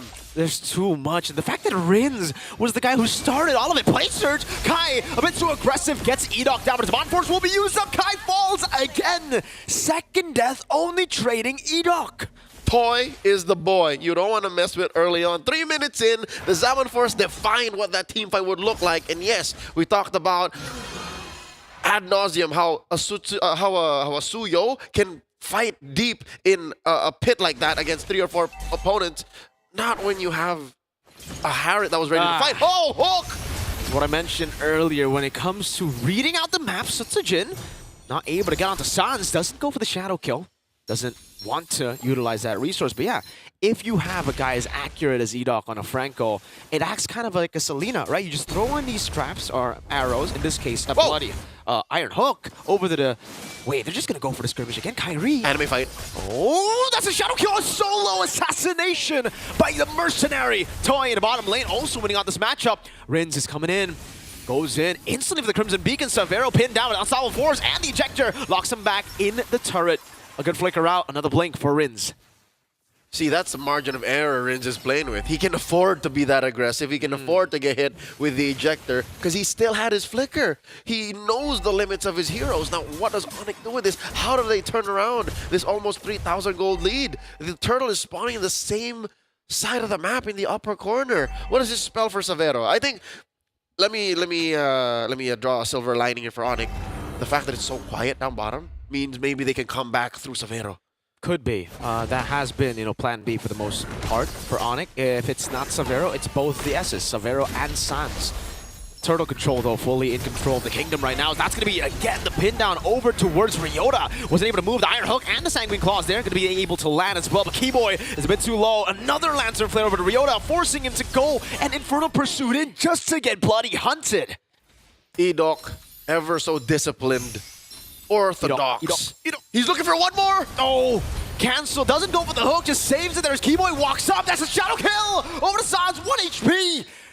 Good ejector from Keyboy to disperse that shadow kill damage. Impressive juggle on the slashes coming in from Suchujin. A flicker was spent though. So that is more time for RQ to keep on, keeping on, pushing it against Savero. Uh-oh, still trying to escape there, but he's pinned down. Dairin is on a killing spree.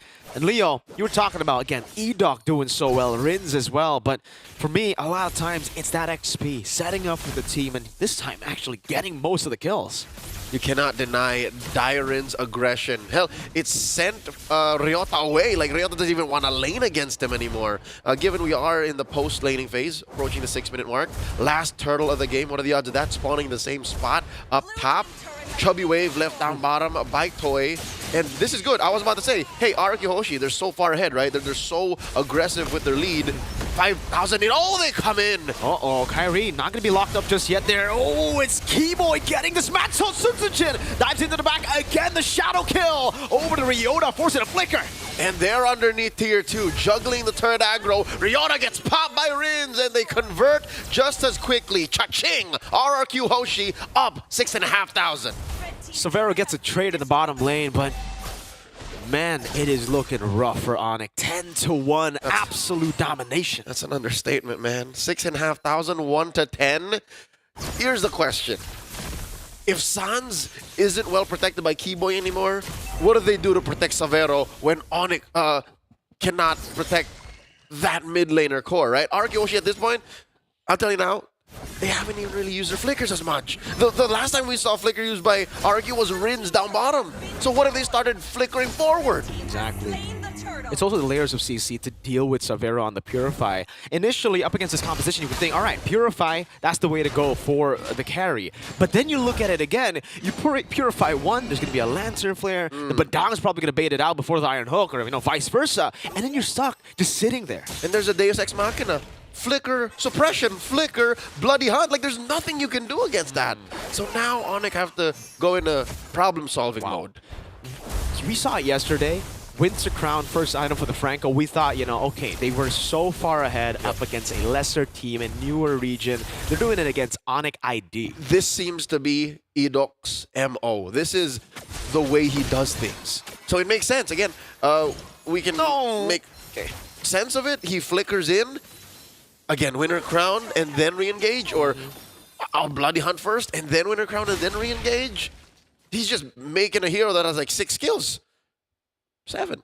9,000 gold lead. They're beginning the clock at this point, Leo. 8 minutes in, we're seeing a 9,000 gold lead from RQ, and they've effectively neutralized Onyx ID from even farming. Everything's frozen up. There you go. Oh, there's an attempt, but the fist crack comes in. Keyboy flickering. Oh, gets great ejector over to Sunsa Jin. Way too aggressive from the Merc, and he gets punished for it. I don't know what the rest of RQ Hoshi were thinking. There was enough attention placed by Onyx in mid for them to try and defend down bottom. Wasn't even going to happen anyways. There was a Holy Shield down there.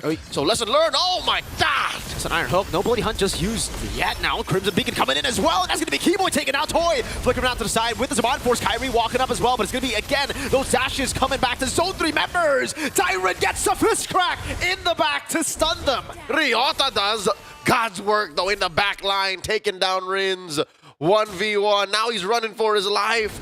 Can RQ find the punish? The Y-Brush! Check the Y-Brush! Tyrant on it now. Dodges away from the Infernal Pursuit.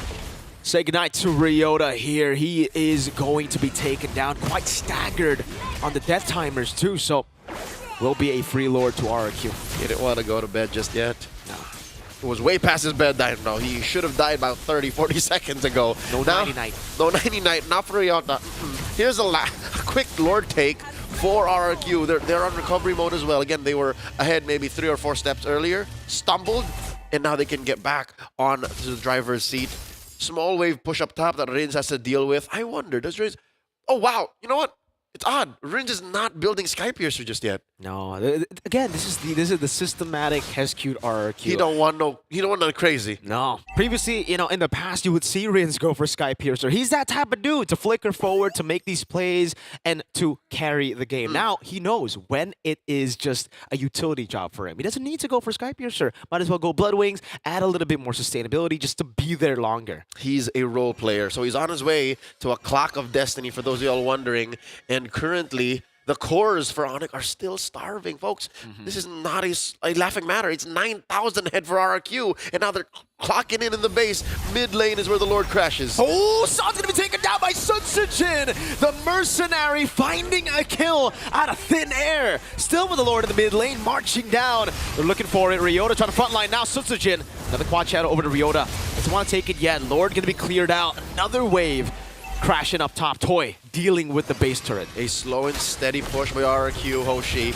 They want to see, they want to win! Fist crack by Tyrant on 3, locking them down, and Toy is just wreaking havoc. That's a double for Toy, a triple for Toy. San's going to fall as well. Everyone getting something in the end. The King of Kings first on the board in the Royal Derby in quick fashion. Beautiful game coming out from RRQ. Oh my goodness, from the first minute of the game, they did not lift their foot off the gas. Lyrical, this is the first time that Coach Adi's opener in the Sicilian, Suyo and Jaw had lost. I was about to say that, Leo. The first time they met in MPLID, it was with Rez and CW. It was a complete outdraft. I can't say the same here. They executed the game plan to perfection. That was beautiful. It really was. Again, it's all the small things that added up. Initially, it's just, hey, you have the draw head. Okay, Edok, walk on in. If you don't slow the buff, it doesn't matter. We get information. Level 3 gank on towards the mid lane because they know, hey, it's Jawhead. They want to help the fast clear on Sutsujin, on to Kairi himself. And they found the initial punish. They got so many battle spells in less than a minute. Yep, it was a game of inches. And then you blink, next thing you know, light years apart, RRQ and Onyx. I love how, again, I would assume that we can't hear it. We were not privy to the pre-game and post-game, but all according to plan by Kescute, and you end up with this kind of a scoreboard. I think my favorite part about how RRQ has been playing it is the fact that, yes, this is a very skirmish-esque style of composition, but it also shows one of the blaring weaknesses coming in from Onyx. If too many things are happening at the same time, and more importantly so, you lift up your hand, force them to look at it before the incoming haymaker from the opposite side. Sucker punch. They don't see it sometimes. Yeah. As we were saying in the draft, right, when we saw the templates, Suyo and Jahe, you're going to be really good at controlling the neutral objectives through isolated fights. You need to go for those isolated fights. You got to try to look for pickoffs. And RRQ just said no. They just went in. They're like, no, we're not going to try. We're not going to let Dyron get isolated. He's going to go in, get an AoE CC. Then the layering of CC that comes in is what is truly beautiful. Rins, Lancer. He engaged that first turtle fight, by the way. It was Rins. Yep, he was very, very confident. And I think he also knew that if anything, Dyron could have bailed him out of the situation if necessary. So I really like the ideas coming up from RRQ's side, but it really makes you think, right? Onyx, how are you going to start adapting into this, especially taking a loss like that? You walk away with not much to really sink your teeth into. It's like, what are we doing wrong? We sucked in like the first minute and then snowballed out of control. That doesn't really give you much to work with in game 2. Yeah, no, that's cause and effect. The whole first half of the game, the first half of the draft is what defined what RRQ could get away with. Because look, gentlemen, go on a journey with me. Take out the Harry, take out the carry. This would still be the same result. Yeah. This is just the payoff. It's just that Toy got the snowball out of control much faster. Savero was almost a non-factor. The goal lane was just a bonus, really, right? I mean, Toy, again, like you said, Toy, Savero, you remove both, and the outcome would have been probably the same here. Maybe even more dominant, considering there's not enough cleared for the Lord without Savero. Yeah. I suppose so. I mean, I don't know. Maybe priority could have been something a little different here in some of the picks, but inevitably it comes down to that first 3 template that we did see coming in from Onyx. I think Adi is going to have to relook at the books. Yeah, no, the fact that we've seen it how many times, Lyrical, prior? 3 or 4 times already? Might have been a reason why RRQ was so ready to give it away. It's just, we've seen this. We've watched the VOD 33 times. Dyron, you do the thing. Dyron on the Badang. And I think this is the reason. I'm not sure entirely, but again, for the Phoveus pick of Onyx, it really feels like for Phoveus, you gotta win your lane. You gotta be ahead. If you're not ahead, you can't really impact that game too much, especially if you're behind. You're behind, you start jumping and you die, right? And Ryota couldn't really have a significant impact in the game because all the way from the start, they lost the first turtle. With this template draft that they've gone for with the 3 first picks, they would always win out early. That's how the Phoveus would get going. That's how Savero would be able to get his iron power spikes at the right time. I think this is why the Badang was such like an incredible pick here, because again, it's kind of like a non-factor. It's like, oh yes, you could win the lane if I interact with you, and Badang is like, nah, you get too close, stay back. Stay back, sir. He can say that to 3 different people at the same time. He can say that to the Jawhead, something we have. Yeah, the Jawhead really controlling a lot of fights has been the big reason as to why we're seeing Jawhead back. But Dang says no. Yes. And I think, just in case you guys don't know, in the interaction, he does get CC immunity when he is popping that ultimate, just going, oh, no, no, no, no, no. And the best part, even if he's not the target, if he's close enough to the unstoppable force target, he blocks the ejector after because he gets launched in the different direction as long as he holds it up. So just small things coming from RRQ is showing why they had so much polish in this game, and the execution was clean and crisp, which gives Onyx basically nothing to work on for game number 2 other than we got to change the draft. We have to start pushing their limits. I think, if anything, Onyx need a more simplified approach to what they want to do in the game. You know what? A part of this makes me consider, what if Onyx suddenly just change up their draft completely? Like, they don't even go for the Suyo anymore. Like, they try to play for a Fanny. It's very possible. What if they try for a different gold lane trade, or they really invest in it? Because maybe they might see this as a, Savera ended up with a carry, and we didn't even find the Hylos block. So we can go for that. Give him the Granger. Give him the Harith. I suppose it's tough. Like, let's say we switch the carry out for like either the Granger or maybe, if luckily enough, you know, in the first phase, get a Moskov early on, just to try and contest for that bot side priority, but still somewhat be able to rotate early into the fights. Would that have made a difference? Because we saw, right? Oh, you carry, you lost priority. Kyrie ends up dying when Edot wants to go for the invade. Or maybe even attack Sutsujin. Maybe because his Sutsujin was just way too free. It's way easier said than done though, right? Yeah. Because they just got beat up in the first turtle. And I think, you brought up a good point. The Moskov pick in the first phase will be great. All right. With that being said, adaptations is going to be on the forefront of their minds. These teams are going to need a short break, and so are we. As we all go on to the short break, don't be scared. We will be back. The Royal Derby will continue. RRQ currently at match point here at Mobile Masters.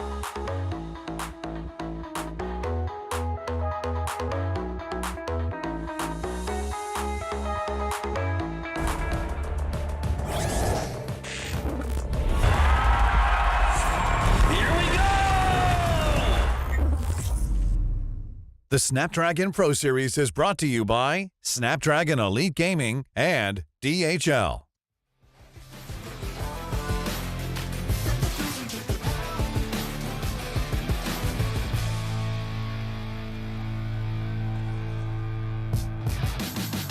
Yeah, I'm moving automatic.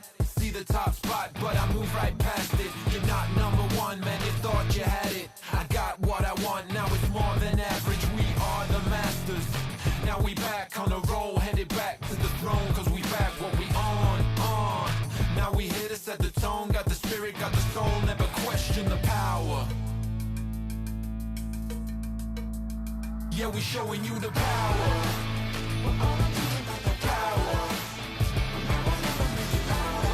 Make it loud.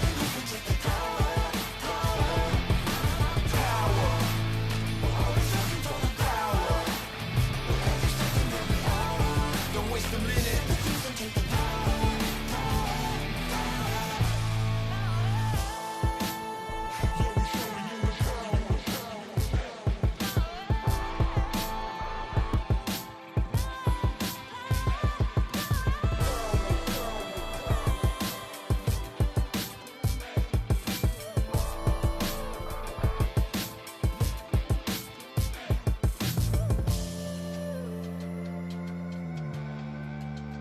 Yeah, we showing you the power.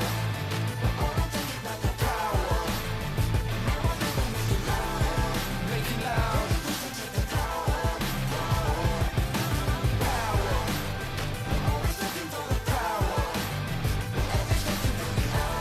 Don't waste a minute. Yeah, I'm moving automatic. See the top spot, but I move right past it. You're not number one, man. You thought you had it. I got what I want. Now it's more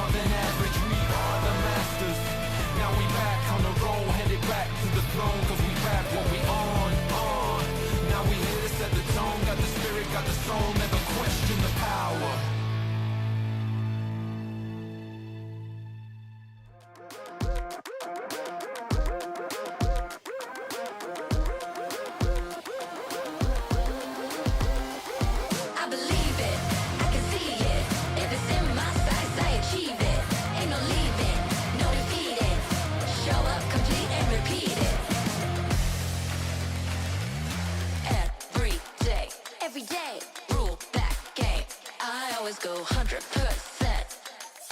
Start to end, to the end, out or in. No between, you gotta go 100%. Click to win every single moment. Caught up in the motion, got no use.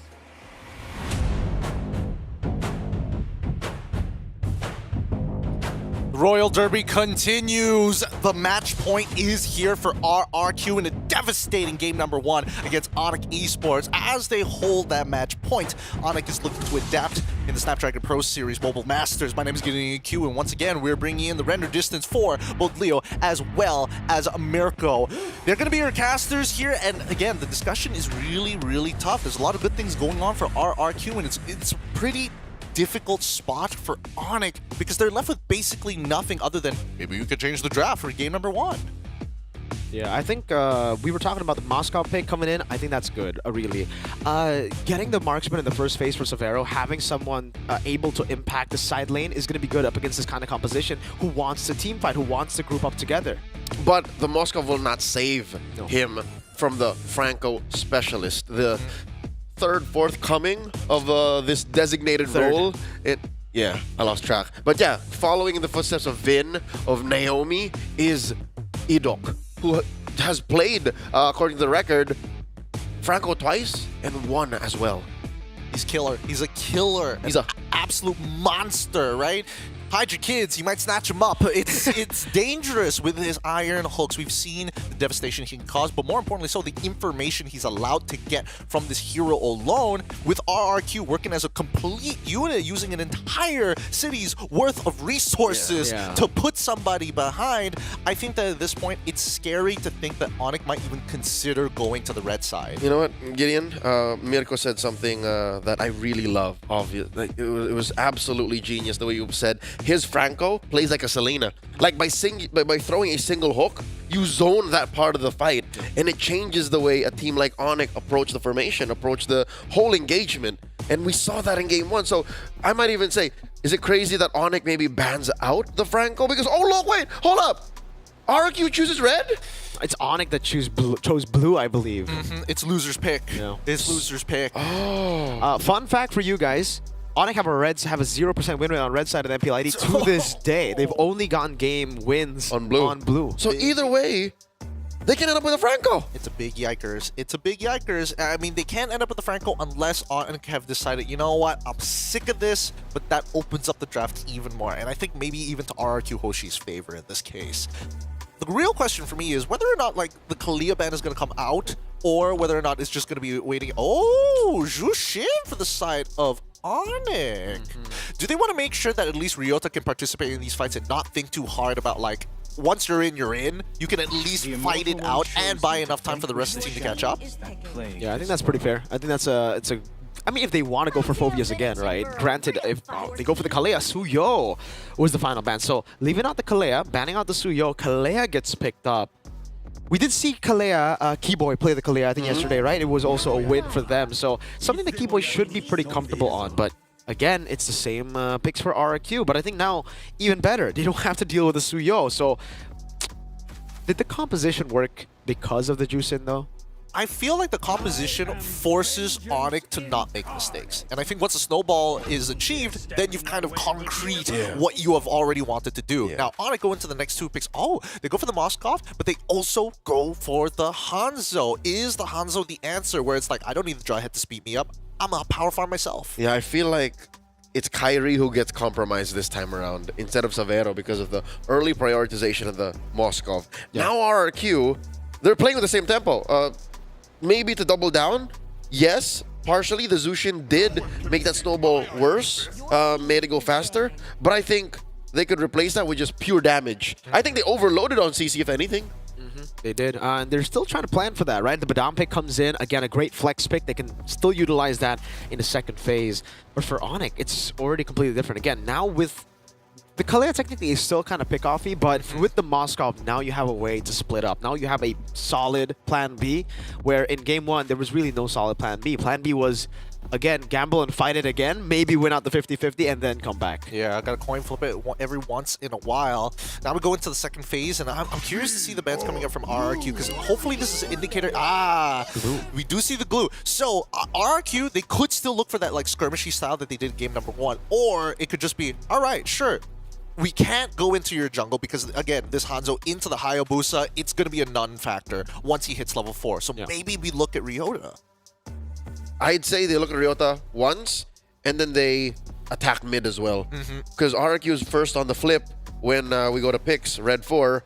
They can just take out a mid laner here, and then make even Sans think twice. Let's see, the Pharmist gets banned out. I suppose. They don't want any saving grace. They don't want, like, safety parachutes for RRQ. Yeah, we have seen Rins pick up Aramis once this season, so, and it's also with a similar composition. A composition that wants to dive, wants a team fight. So I understand the Aramis concern for Onyx, because it does look like, I mean, for the Hanzo it's going to be very, very hard, especially later on in the late game, to deal with something like a Aramis.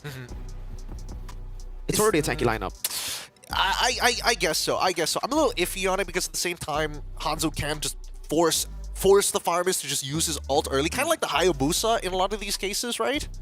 Yeah, I have I think it's harder to do that with a Badang there, because it's an instant displacement. Harith goes in, one sacrifice in late game, and your Shadow's dead. That's facts. All right, there you go.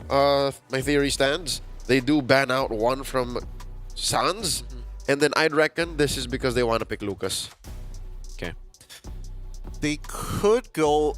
It could be the Lucas. I like the thought process there, but at the same time, it could be a devastating ult in the mid lane itself. I can't think of one that's decently good now that the Pharmist is gone. The rest are artillery strikes, and I think even then, that's still pretty dangerous. Is there anything that could really? Oh, Loyi. Yeah. That's a good deny pick. I was about to say for Onyx earlier. They have used this. Well, they have seen this before. It was up against Alter Ego, I believe. Alter Ego of Indonesia with Rin on the Hanzo and Hijime on the Loyi. They love, it's basically the Claude. The diversion, you get the Shadow to places that you would just never expect the Hanzo to be. World's longest quad Shadow. Yeah. I love it. Again, this is them playing in a very similar way, but also kind of different angles from game 1.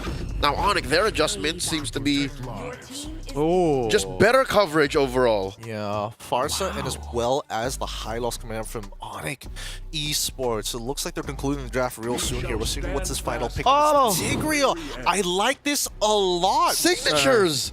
Oh, man. It's great because now Kalia is like, oh no, I can't just punish your front line for free anymore. Yeah, no. Because I'm bringing over possibly a larger threat. Red 4 and 5 for RRQ are 100% win rate heroes.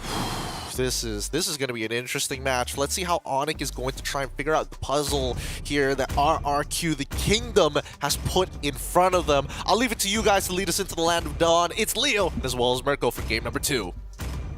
Cute is the key, man. His drafting just made even game 2 a little more difficult to read.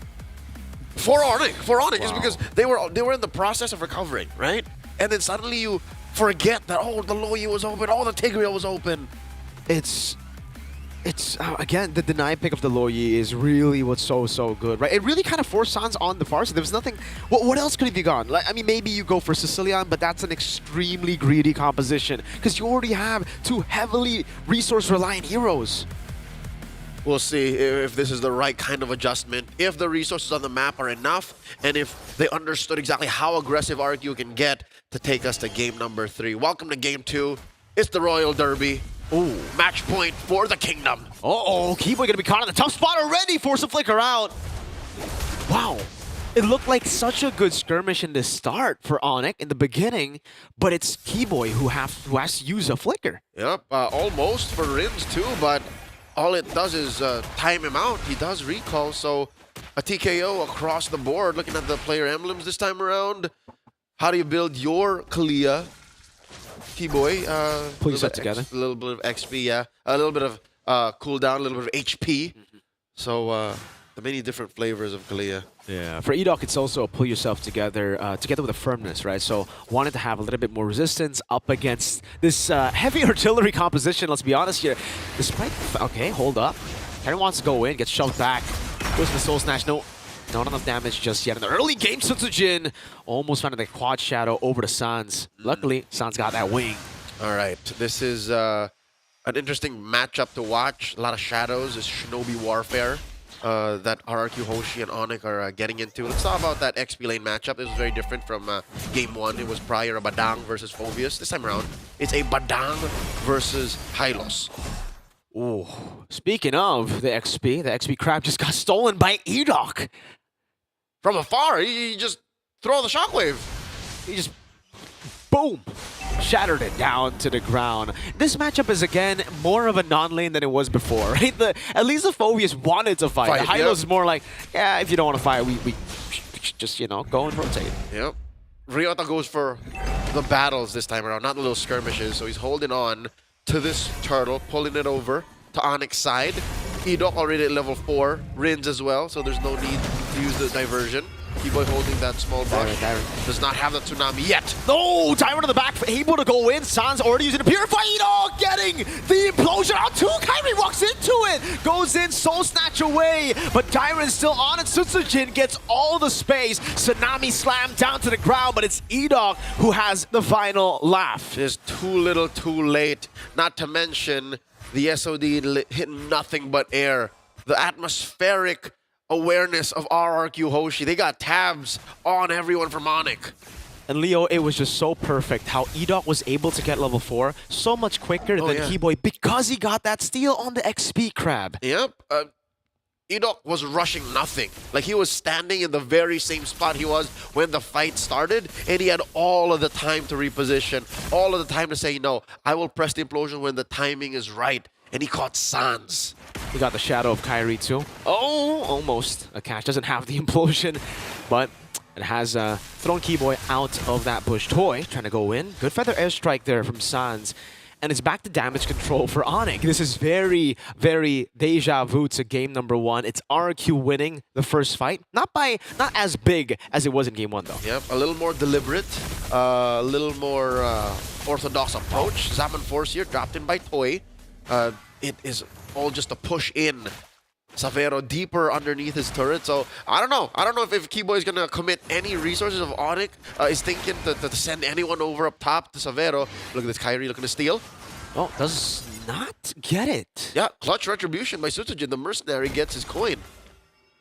Oh, diversion though. Kairi might just be read out.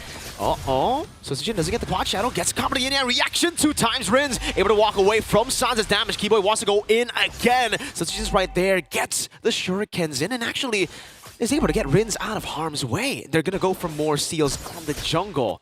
Purple buff has now just spawned in the game. Yep. Interesting and impressive footwork from Rins. You saw how underneath the feathered airstrike, the almost eminent clapback from Onyx, he just sidesteps everything. Happy feet. Got that movement down below. Any lesser mage would have just ran away, but that's exactly what Sans was expecting. So, again, clearly, RQ Hoshi studied this matchup, not just from the draft, but even to the players' individual movements. Tsunami Slam! Not too sure if you want to jump on. Edok gets the shove back. Soul Snatch coming down. Also the knockup over as well. Now it's Dyron in the front, getting chunked quite low. Ryota with the DOT Turtle going to be reset as well, but Ryota has already used the Glorious Pathway.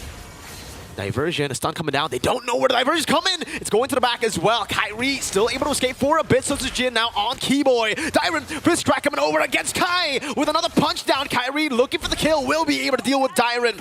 Turtle, not even half. Rins caught as well. Keyboy, Tsunami Slam. Nope, just slamming him down to the ground. RRQ Hoshi spent a little too much time trying to secure those kills, but Sutsujin from out of nowhere steals the turtle! The Merc saves the fight, the SOD doesn't land, but Sans together with Keyboy will get what they wanted to. Savero in the mid lane, unable to get a trade, but it's good enough. Onyx are back in the game. The only survivor of that slaughter in the turtle pit.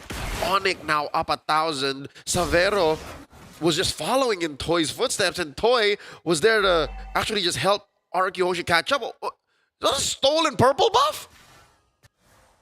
For RQ Hoshi, like the big buff wasn't there. Look, it was just the baby buff that Edok and Suchi have to take care of. Huh. They left the baby. I think last time I saw it, wasn't it Kairi on it? Maybe exactly. He just had to rush the turtle. I'm thinking, right? I'm assuming right now. Or he didn't take it. No, he didn't. He had to rush the turtle, leaving the purple buff is what I'm thinking right now. All right. That's just how quick RQ are moving around the map. All right. Well, again, given what happened, they were just trying to make ends meet, trying to make deadlines, these rotations that they themselves have set for them to try and make the most of that early snowball. But right now, for the first time in this whole series, Onyx are in control. Although there are some movements on the map, developments that allow for Arkiyoshi to get back into the driver's seat. That's a first push up top by Toy. Edoc wants to open up the map again. Ryota did a good job at zoning earlier in that skirmish. If it wasn't for Ryota and the Glorious Pathway seeing the diversion going in and getting the stun right before the diversion went through, it could have been devastating to Kairi. That whole diversion play was a 50-50. Yeah. Arkiyoshi already positioned themselves and committed too much to pull out. It would have been worse if they just denied themselves that opportunity. So they took their shot. It's better than not doing it at all. Tsunami slam on a Diren, throwing all at the Padang, but he goes to the fist crack. Toe snatch still taking him down. Kairi able to get the kill. 1-4-0. That's the pickoff. Diversion though. Diren spent so much. Good read by Kaidok! Diversion into the implosion flicker. No hesitation. Keyboy looking for the Tsunami Slam. Doesn't have it. Back up just yet. Turtle for free to Sutsujin. And that's the last turtle of the game. Clutch timing too, as it was about to turn into a Lord. That's happening about 2 minutes from now. This does open up the map, leaving Savero to his own devices, pushing down tier 1 in the bottom lane. Sutsujin securing his purple here. All right, slowly, the pendulum has swung back in RRQ's momentum.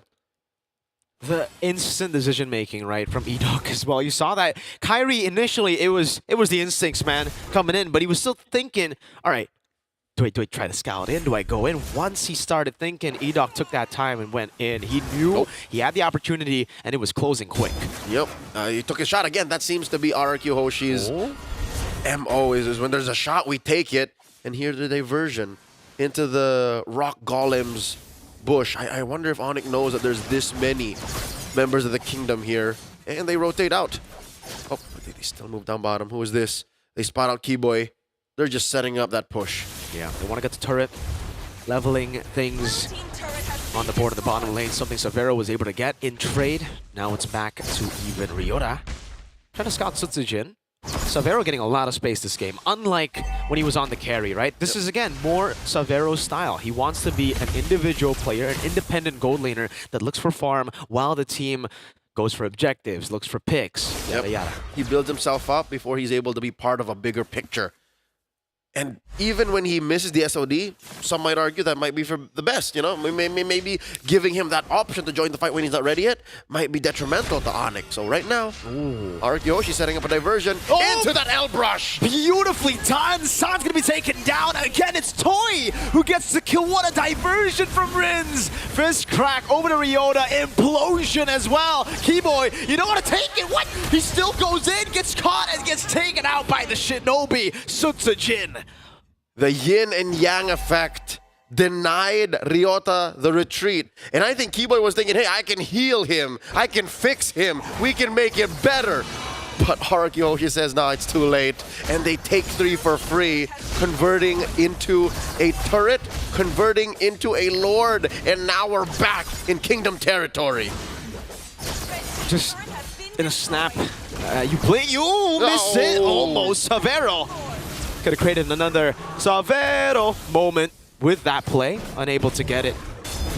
I love how Sutsujin was just so calm, though. He did not panic retribution. He's like, it's fine. It's off by an inch. Classic Sutsujin, man. Classic Sutsujin. He doesn't have emotions when he's on cam, when he's playing. But in the gaming house, I've heard that he's a completely different person. I mean, that's how you end up being that way on stage. You take it all out when you're home, so that when the crowd is around, when you're out in public, it's cool. Story of our lives, man. Instant replay. Let's take a look at this. What a masterful diversion, right? Seeing the angle that no one was in that bush. And again, like you said, it's about the 50-50. They just know how to 50-50 so well. Keyboy mismanaged that timing on the skill to jump on the wall. Thought he had a little bit more time to jump back. Oh, wait, there's a skirmish. Tsunami Slam coming down. Edoc gonna be caught there, still able to escape. Gets the implosion down as well. Kai locked in. Edoc still surviving. Lord charging into the mid lane. But Onyx are able to defend. Still a successful attempt by RQ Hoshi. Again, true to their identity in this game here alone. If we see a shot, we're gonna take it. As long as it's not a 0% win rate of success, we will try. And they get away with popping the Holy Shield down bottom and chunking down mid lane inhibitor to a third. This is working out for RQ Hoshi because Onyx, say what you will about Severo being more comfortable. Say what you will about Kyrie being, you know, less in trouble, given if he does decide to go into the paint, decide to fight in a pit. He's not as punished as hard. He is still in a, you know, remote body. It's still very difficult to fight against RQ. They take down Ryota. In a blink of an eye, again, Sky jumping in with the Soul Snatch SOD. Lands, but I don't think you want to take it. Sunsujin in the back, almost fighting a Tsunami Slam. Locking Sunsujin down with the Quad Shadow there. E-Dog goes in for the diversion. Doesn't land it on anyone. Severo takes a beating. And Sunsujin, Shadow Kill, gets off the Suns. Is it going to be enough? No. But in the back, it is Kai again who looked for the kill, but gets super low. Deja vu. But it seems like Onyx is worse for wear after that. Losing Ryota and now unable to defend with this push. A feathered airstrike of desperation from Sans, unable to protect his tier 3. Zoning Quad Shadow from Sutsujin, putting Severo outside of the range of that turret to defend it. And again, the diversion. These diversions have been so quick, so decisive from Rins. They are unlike any other diversions from other Luyi mains I've seen. You know, Super Friends, it's very deliberate when he does it. The likes of a few, he tries, you know, they end up as post-engagements. But Rins does it on the flick of a dime. Is he just the commander? Is he RQ, the kingdom's commander? Rins? Always finding angles, going for diversions, even on a juice in, engaging, setting the sights for the team to go in. That's the kind of player he is. Checking out the items right now. So far, oh my god, look at that lead. Both on Sutsujin and on Toy. These cores are out of their minds. Is that a concentrated Jenny on the way? Yep. On the way to the concentrated energy. Once we get to see that, oh, it's done. Built up. All right, so we're probably going to wait for the... Oh, look at the bush. E-Dog with a conceal key waiting to be caught. Two-man implosion! And the burst is there from Toy and Rins. A double for Toy, and RRQ have just gotten so much of that diversion. Less aggressive teams would set up a diversion like that, but they would want time. SOD thrown out, not gonna happen. And they would make sure the coast is clear. Not RRQ, not when the commander, Rins, says we go now. Phenomenal stuff from the Kingdom, man. A completely different team to, again, just from last season. In the preseason, we saw this team in the APAC Snapdragon Pro Series when they just debuted Toy in his first ever event playing for this team. And now they've improved this much. A different configuration actually got a sweep against the then would-be world champions in Onyx Philippines. So this is just that same DNA and they engage. Severo trying to survive there. Toy goes over his Mon Force, goes in straight for the base right now as the Lord is still there. Ryota getting his entire HP evaporated. Shadow kill the base. Sunsujin gets it. And in the base underneath, they're waiting for minions. Toy gets taken down. Severo is trying his darn hardest, goes in and pins them down. Rins looking for the kill. Rins going to get taken down by Severo. E-Dog on the base. Onyx half defended. It's not over just yet. An SOD thrown out. Severo, Sans, and Kyrie, mission accomplished. It's not over till it's over. Call it mission impossible for Onyx. A comeback in the 15th minute against a very, very ahead RRQ. 4 members down, and they have 5 up. I don't think the death timers are that long for them to be able to punish all the way, but at least they'll be able to get a tier 2 here. It won't end just yet, but this does put RRQ Hoshi in a very human position compared to where they were then. Gods staring down from the heavens upon the Sky Kings. Even beyond the clouds sit the King of Kings. That's what it was for RQ Hoshi about a minute ago. And then suddenly they overextend, take too many turret hits underneath the damn base, and now they're here. Just what, 2,000 gold ahead. They have to play for this next Lord, man. They have to play for the next Lord. Now the question is, did they lose their mojo? Did the commander, Rins, lose his Riz? Are they going to start taking diversions more conservatively? Because they shouldn't be doing that, in my opinion. Oh, Kai doing a lot of damage there. Yeah, it's definitely a setback. I don't think they've lost. Oh, Diversion against Savero, the man who saved them, just gets obliterated. Every single time you think there's going to be some space to breathe, they say no. Sutsujin engaged on Kyrie, getting caught low, half HP with one Chrono Dash. That is the mandate of the commander. We end it now. Glorious Pathway headed by Ryota. Still, the number one priority, defend. The base will just be cracked open. RRQ gave Onyx hope just to take it away with one last diversion. The kingdom rises here, Leo. The kingdom, as you call it. They've done it. And more importantly so, your predictions completely right. 2-0 sweeping victory. GG, well played. Viva RRQ. Jaya, Jaya, Jaya. I am so kingdom right now. It's great to see that RRQ is really found. Like, there's like a pep in their step, you know? They're making a lot of great movements, decisive calls, and that's something that we've wanted to see from RRQ ever since last year. And I think this is what they needed. Ever since the pre-M6 season, we pegged RRQ as the super templated, clean playing team, right? Under the command of Kezcute. But I think they just needed this frontline commander in Rins. Rins then was playing as a highlight player. Rins, I remember, played a lot of these Kadiras, played a lot of these Eves, but he was playing mainly for himself. Farsas. Now he played as a Zushin. Now he played as a Loyi. And sure, Edok is there to be the brains of the operation, but they needed someone to push everybody forward, and that's what Rins was. He does so much better on picks that are utility, picks that, again, want to go in, someone who wants to be up close and personal.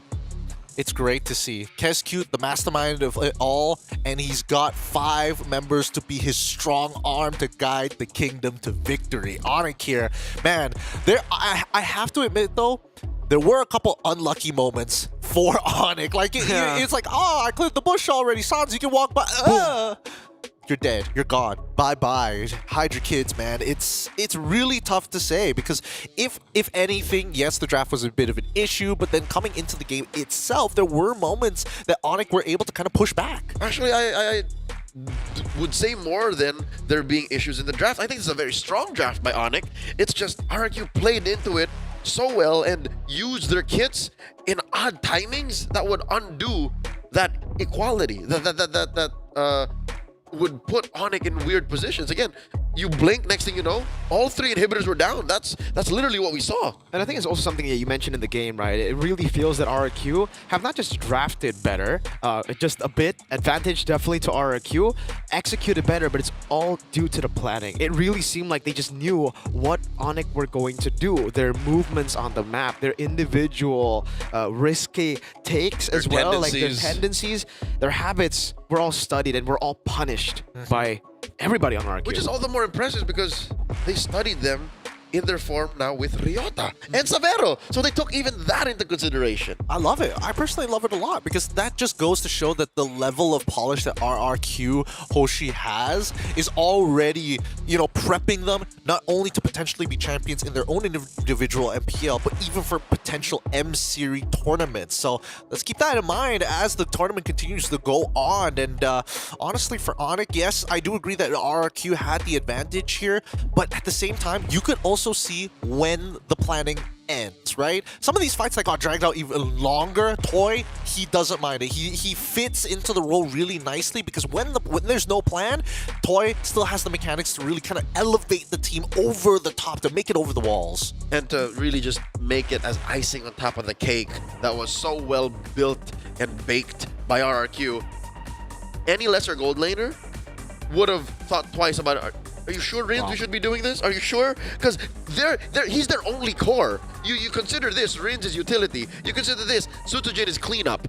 If Toy were to fall suddenly and fail in his mission to engage, then RRQ has to think about the next plan, Plan B. There was never a Plan B for RRQ. Yeah, there honestly really wasn't. And that's why some of these fights that Onyx won was, okay, the plan was we only planned up to here. Everything that happens after that was either, oh, they made it through, not the cleanest of execution, and now we've got a bit of a problem. We've got to make sure that we get our max value. The old reliable for Toy. He's just the old reliable, right? I mean, once he gets to his item power spikes, he is able to carry. And we've seen it again also against Onyx. He was playing Iritha up against CW's Granger, Sans, and Sicilian. He was the difference maker. So not only is he the all reliable, but he could also be the X factor that guarantees the victory in the last portions of the game. Oh boy, man, this is a scary kingdom here.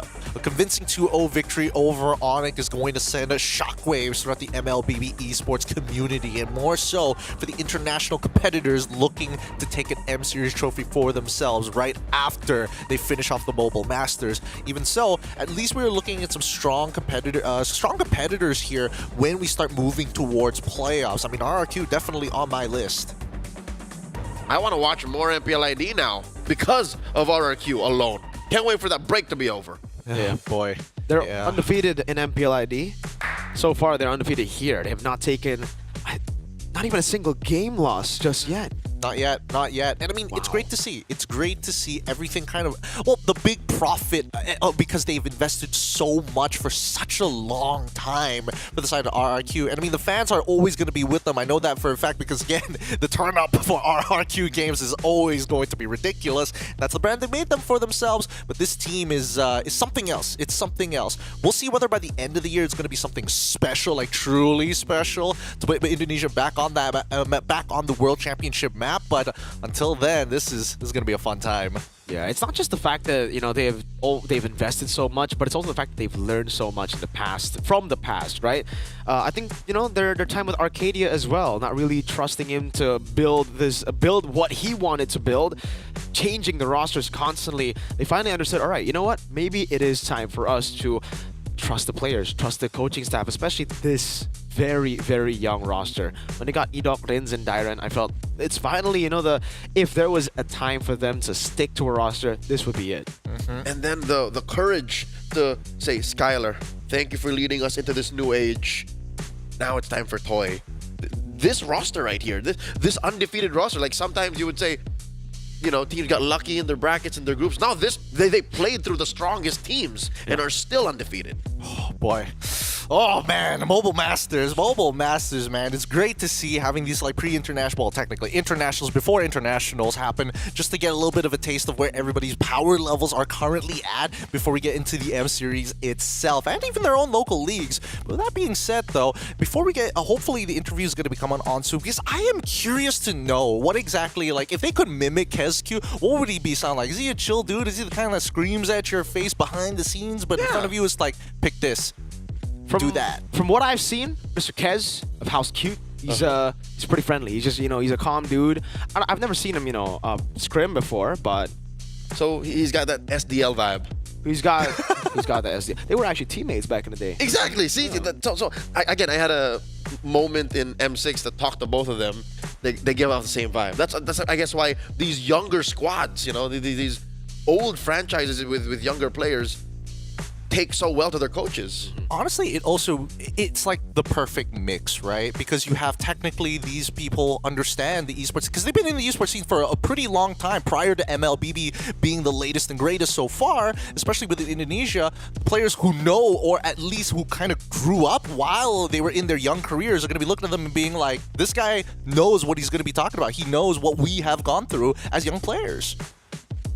I can't believe Bigatron let him go. that's loss aversion, Lyrical. Like, leave it in the past, all right? Look forward. You now have Etomax. Yeah, you're now a Kingdom fan. Viva RQ. Right? Like, at least in his DNA, he is a red robot. How much money would it take for RRQ to pay you to get a tattoo of RRQ's logo, just like on your chest? Just Viva RRQ. Okay, maybe not so cruel. Just the RRQ logo. Just an RRQ sentence on the chest? Yeah. RQ 80,000 USD. Win the prize pool of prize SP. Pool? Hey, so Mr. AP, Mr. AP, you you got my number. Make it happen. 80,000. 80,000. Would you actually get a tattoo? Leo, how much would you do to get that tattoo here? And especially, again, it's way worse for you being part of the opposite side of the world. What do you mean? He's a kingdom, man. I can be kingdom. He is Jaya. So you do it for free? Yeah. I could call my tattoo artist now, get it scheduled. You would do it for free? I would. Oh man. Mr. AP. Mr. AP. Mr. AP. You have our numbers. Oh Plural. boy. We'll split the 80K. We'll run 2 tournaments. We'll run 2 tournaments. Yeah. Honestly, if Mr. AP is willing to contact you, we can go RRQ. Gideon, I can switch. Yeah. You're Q. Oh no, you're Q. No, I'm Q. Then we can switch. RRQ. Keep switching. We'll just do that. We'll just do that. And then, I don't know, maybe if they like bump it up, we can do the Viva. We gotta get another person. And then Giant. Yeah, 80K. Just Oh, dude. We're running so many tournaments. Dude, it's gonna be a rough time. It's gonna be a really, really rough time. Keep in mind, we're waiting on the interview with RRQ. A lot of questions to be asked here. The upcoming game is also gonna be an interesting one because it's gonna be TLID once again against YBG. I think this is gonna be the first time on stream that we're gonna be seeing YBG. Correct. Yeah. Their scoreline not looking pretty good. 0 However, wins, I do want. Oh man, I want to start talking about one particular player because again, there is so much respect for him. We'll get into that a little bit later because now I've just been given the signal by Zipper. We have the one and only, the mastermind of the kingdom himself, the coach of glory. Give it up for the man who wears the crown. It's Kezcute. Hello, Kezcute. Hello. Kezcute, how are you feeling after a convincing 2-0 victory against Onyx Esports? I don't know. I think our execution is much more better today compared to them. Yeah, I guess. He's giving me the SDL vibes. He's giving me the SDL vibes. I get it. I get it now, Leo. He doesn't want to give us much. Coach, Kezcute, congratulations. I am in love with your squad. I am so kingdom right now. Can you share with us how you motivate your players? What do you tell the squad before the match begins so that they're relaxed, like Sutsujin said? I think it's, no matter what, if you fuck up in the early game, just reset and just smile. I think that's it. That's why he's my GOAT. That's man. real. That's real. That's real. That's so down to earth. That's real. I don't know, man. Coach Kez, yesterday we just asked Sutsujin about how you were able, or how RRQ was able to get these super quick games, right? He said Kezcute is the key. Now, I just want to get your opinion on that statement because it's been really everybody's opinion on RRQ. It's you are the key, you are the mastermind behind this. What is your opinion? I don't know. I think he's just glazing me and He's just glazing you, dude. That's cap. I don't know. I just prepare much more better. I think for this game. Yeah, I don't know. Okay. Well, Kezcute, I'm curious to know. I'm curious to know. We were discussing because we don't know what you're like behind the scenes, especially when it comes down to scrim. So imagine me, Leo, and as well as Merkel. We're your players. We messed up in the game. You know, simulate a situation. How would you give us feedback?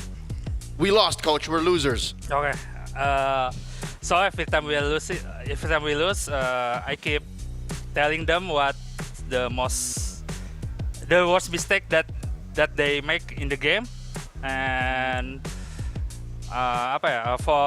for sure I will give them some preparation what to do if they and don't let they feel demotivated. They need to keep fighting. Don't scare, and just enjoy the game. Just enjoy the game. We're man. MPL ready now. We're MPL ready. I got it. Ready. Clearly. Thank you, Kezcute. Man, I want to see, dude. Kezcute, I wonder what it's like. Are your players? How does he look like angry? That's what I'm trying to figure out. He's too chilled. Do you get angry, coach? Do you get angry? I don't know. I think I'm never angry. He never tilts. That's the cute. Maybe you can ask some of our player if I will ever be angry. Dude, if Sutsujin is blazing this man, nobody can get on his bad side. Kezcute, the whole world is watching you right now. What do you have to say to all the RRQ fans and the new RRQ fans internationally? So yeah, for all of our fans in the world that watching us today in the ESL, keep supporting us. You need to keep remember or tell us to keep improving and keep humble. So I hope we can get the champion in this ESL. Thank you so much, Kesq. Thank you for the interview. We'll send you on your way. You still have some games to play, of course. And honestly, good luck. Great games. We'll see you next time. Thank you. Thank you, Coach. Makasih. Reasonable glaze, by the way. Reasonable glaze. Isn't it not very reasonable to glaze that, man? Real. No. That's why I said cap. Like, you're not getting glazed, Coach. You're telling the truth. Yeah. I can't Sun believe Tzu-Jin would never lie. Dude, never. This man never tilts. This man never tilts. What gets under his skin?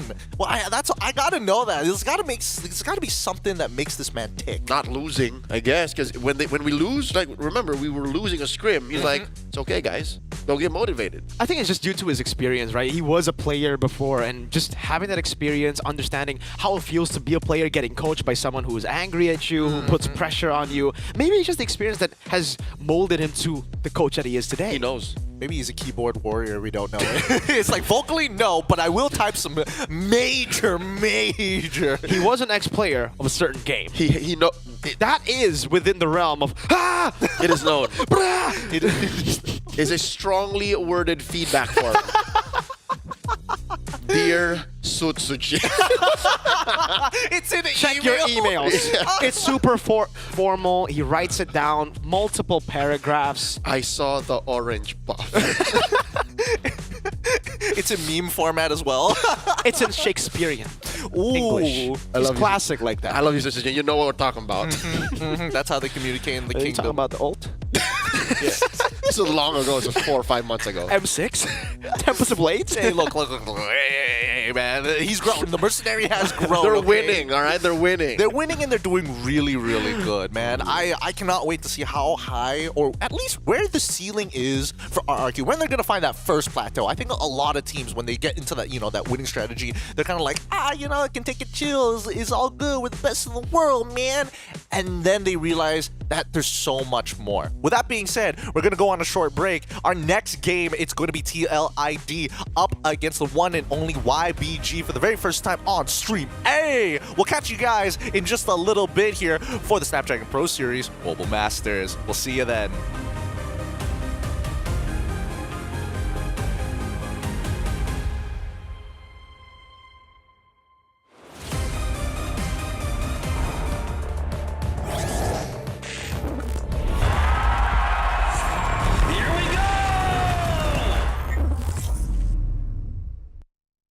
The Snapdragon Pro Series is brought to you by Snapdragon Elite Gaming and DHL. Halo guys, gue Fabian dari tim Liquid Indonesia, role gue jungler. Hari ini gue bakal ngajarin kalian bermain Suyo. Kalau buat emblemnya, gue kalau main Suyo biasanya pakai Trill, kalau nggak Swift ya. Kalau yang 2 sama 3-nya nih sebenarnya bisa killing spree juga, kalau nggak Impurage. Cuma biasanya kalau buat farming mungkin Impurage biar lebih cepet aja sih. Terus kalau yang talent satunya nih bebas sih sebenarnya, bisa Swift, bisa Drill juga. Jadi ya tapi lebih enak Swift sih sebenarnya. Tapi ya udahlah, kita coba Swift aja lah. Ya paling kalau buat level 1 yang gini kita ambil skill 2 ya. Karena biar cepet farmingnya. Terus biasanya kalau gua sendiri start mana buffnya sebenarnya tergantung turtle. Kalau misalnya turtle-nya di bawah ya udah gue start bawah. Kalau turtle start atas, gue di atas. Terus kalau farming, kalau dari gue sendiri sih langsung retry aja sih biar cepat aja. Terus juga main Suyo gini, skill 2-nya bisa di hold, bisa di tap juga. Jadi bebas. Habis merah gini ya ke biru aja sih.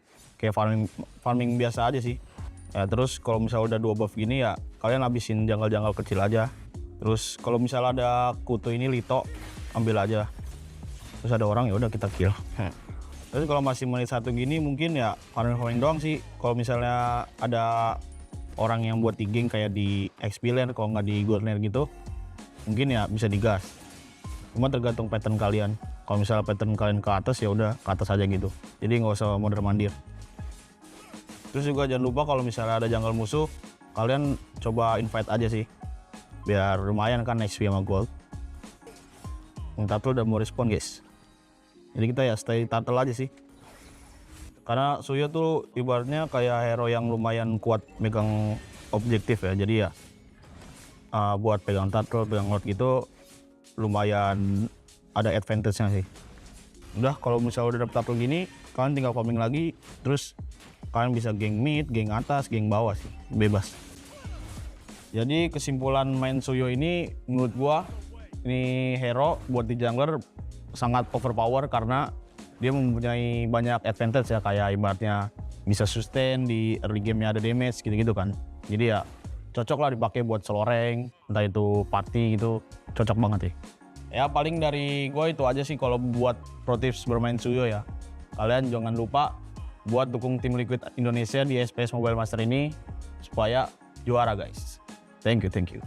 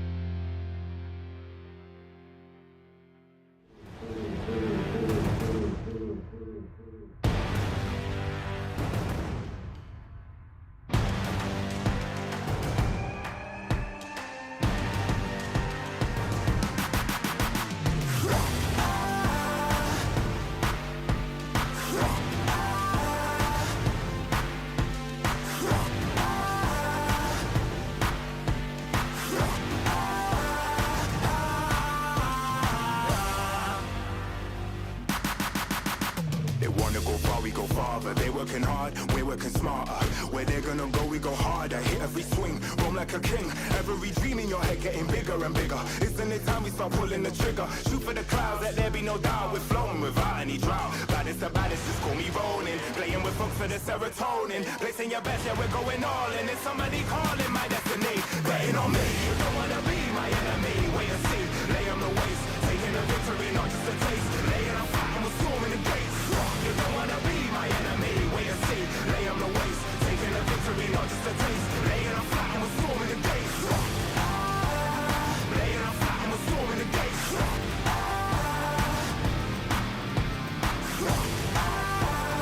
Laying on fire, we're storming the gates.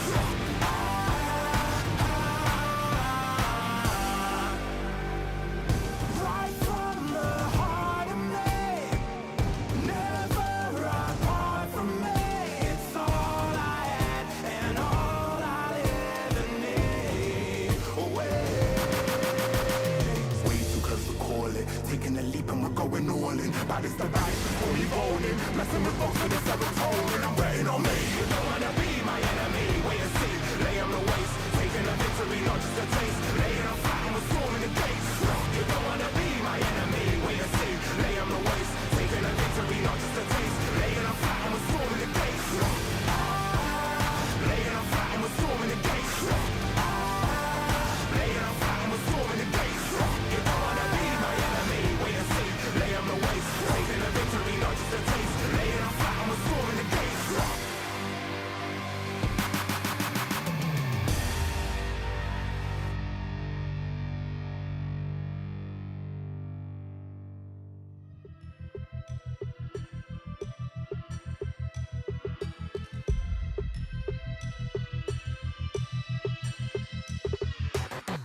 It's a madhouse, it's a madhouse. Had a lot of people showing me some mad doubts.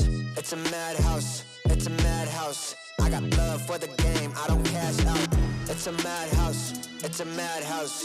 Everybody with their hands up in the air like whoa. It's a madhouse, it's a madhouse. Shaking all the city, this is how I like my show. I got love for the sweat that I put in. Door with a foot in, proofs in the pudding. Things I did, all them said that I couldn't. Superhero bouncing like a villain. All you're rooting, you the fan now. Yeah, you understand now what it took to be the champion that I am now. Head in the sky, it's about the time you land now. And let's see who of us has got the better plan now. Who has got the better plan now? Who has got the better plan? Who has got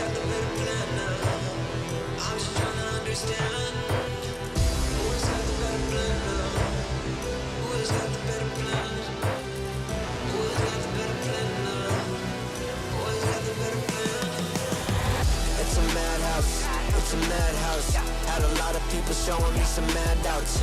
It's a madhouse, it's a madhouse. I got love for the game, I don't cash out. It's a madhouse, it's a madhouse. Everybody with their hands up in the air like whoa. It's a madhouse, it's a madhouse.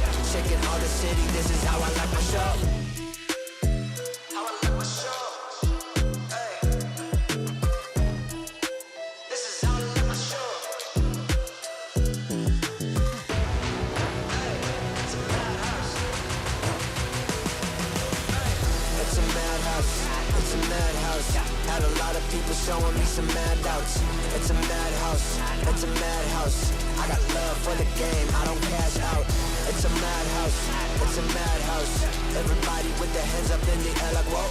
It's a madhouse, it's a madhouse. Shaking all the city, this is how I like my show.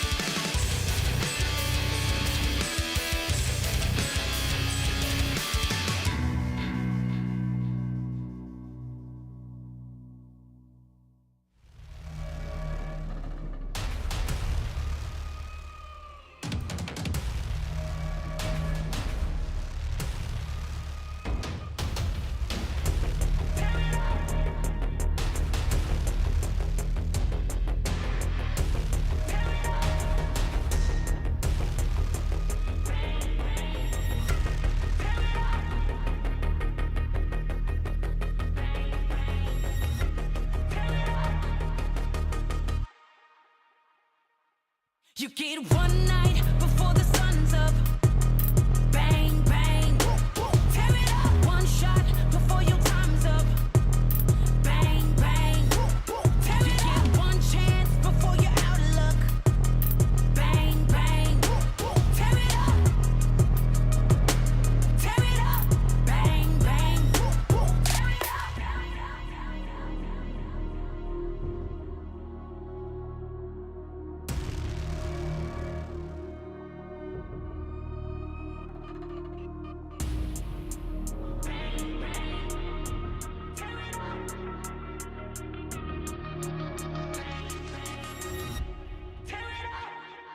You get one night before the sun's up.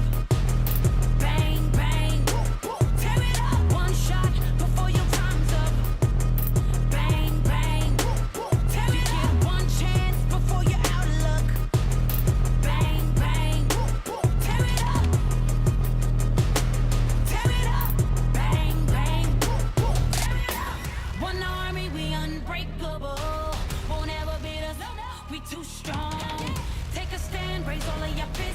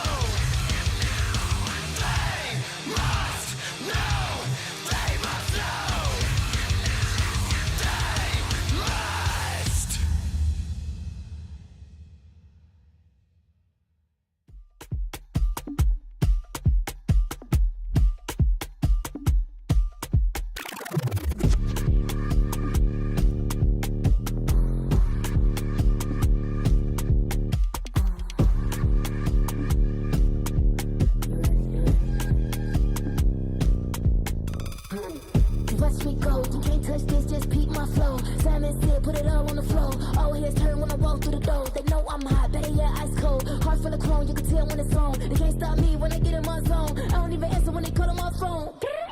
Baby, myself, I ain't right no wrongs. Play with me, I don't condone. I'm way too up, but I'm so far gone. Play with me, I don't condone. The man down doing up, beating up the beat till it's blowing up, chewing up. Look at me, look at her, moving, she tickle me, riddle me, looking good, got the remedy, hitting me, deep pulse energy, complimentary, they can never be jealousy. When they stare at me, they like legacy, legacy, gotta leave them white when I feel like I'm lost. Watch me, you wanna taste, love what you see, come and get close. Watch me, tell me low, I bet you won't, what you gon' do? Watch me, I make it hot, blow the spot, ready or not. Watch me, watch me, watch me, watch me, watch me, watch me, watch me, watch me, watch me, get it, watch me do it, watch me slow. Watch me, make me feel it, take control, let me go. Watch me, won't you tell me, watch me, with my buttons, if you whoa.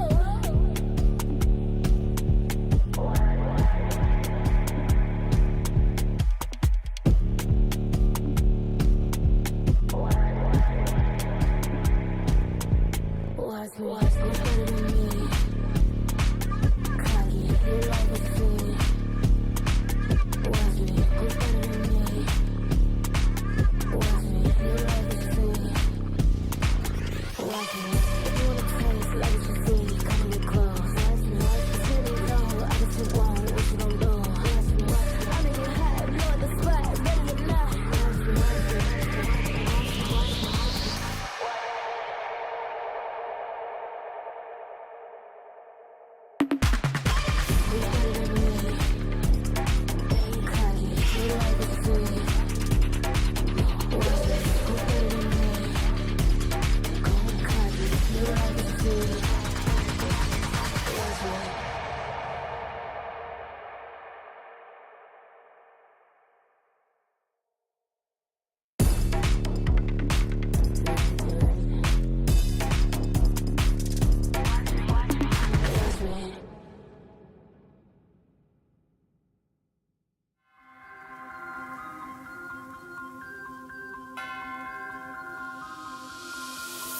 Yo. One thing's for sure, you're gonna recognize me when I walk in the door. And I had to get the haters to give an applause. I can get an uncle without giving them more. But wait, I'm giving them more. Every 7 days I'm giving them 24. You can't make the cut if you ain't gonna bore. These ones don't know about war. I grew up cold, hungry and poor. I wasn't grateful, I wanted more. I wanted women, I wanted tours. So I grinded and grinded some more. Woke up depressed, I had to fight more. So I burnt out, I couldn't do more. I had to put ascension on pause. Now I'm back like I want no war.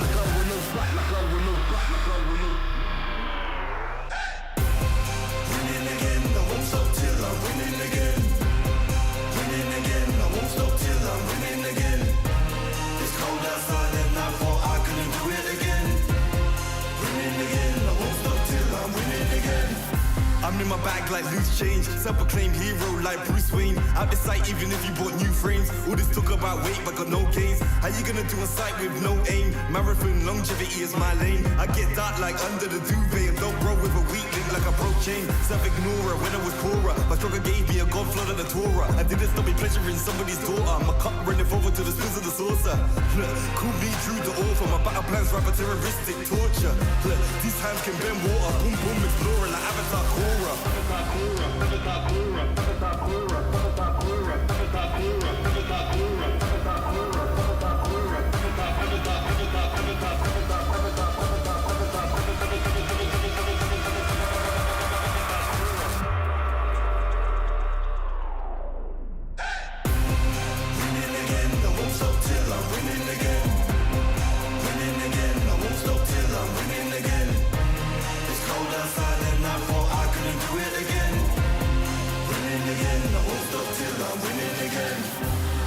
rhyme like nursery. Still my style, you will reimburse me. Plus 30, big hands and they're sturdy. I'm Drew the first, I'm back like anniversary.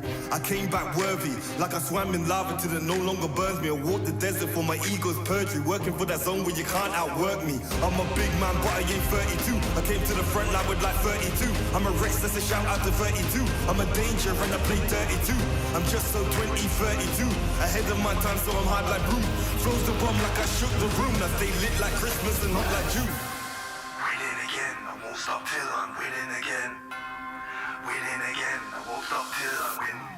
It's cold outside and I thought I couldn't do it again. Winning again, I won't stop till I'm winning again. Winning again, I won't stop till I'm winning again. Winning again, I won't stop till I'm winning again. It's cold outside and I thought I couldn't do it again. Winning again, I won't stop till I'm winning again.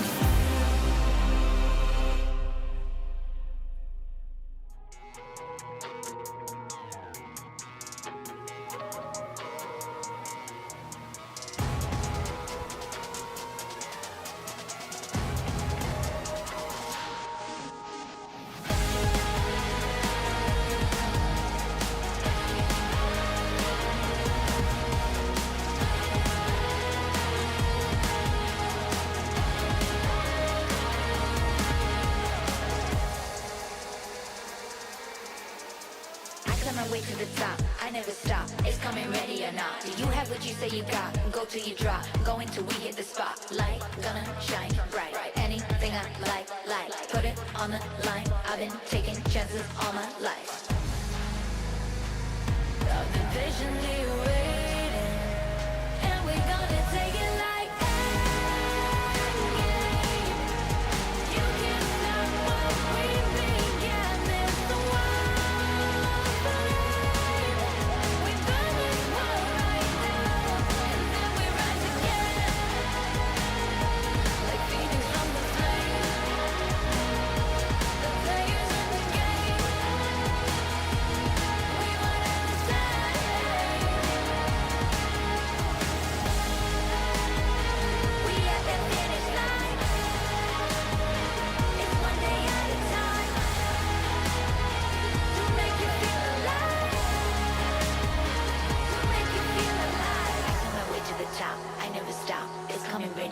Do you have what you say you got? Go till you drop. Going till we in the spot. I climb my way to the top. I never stop. It's coming ready and now. Do you have what you say you got? Go till you drop. Going till we in the spot. The game.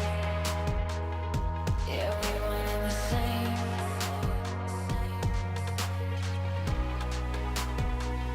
I've been patiently waiting, and we're gonna take it like that.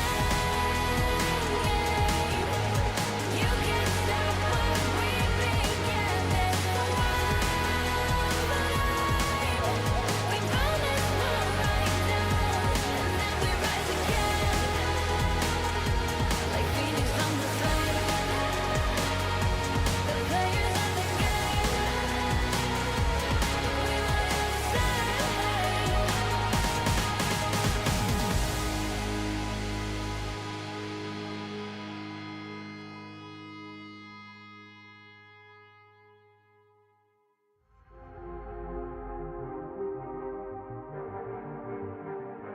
Yo.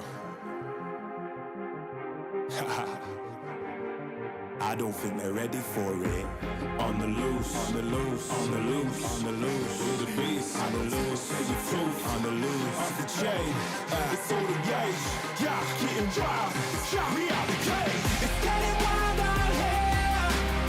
One by one, we watch them all falling. It's getting wild out here. But I'ma be the last one standing. You can't stop what's begun. You can't stop a revolution. Come in, come in. It's getting wild out here. Yeah, it's getting wild, it's getting wild. Eating them, feast, fire the most, tire the least. See them admitting defeat, and they so useless. I'm so ruthless. New phone, who this? Give no reply to excuses. Got no bite, man, I'm toothless. Living a lie, and the truth is, got this power, bringing it. Play my anthem, singing it. Every mountain, ringing it high. I soar, I rise, reborn. Strapped, I'm back like never before. Taking my final form.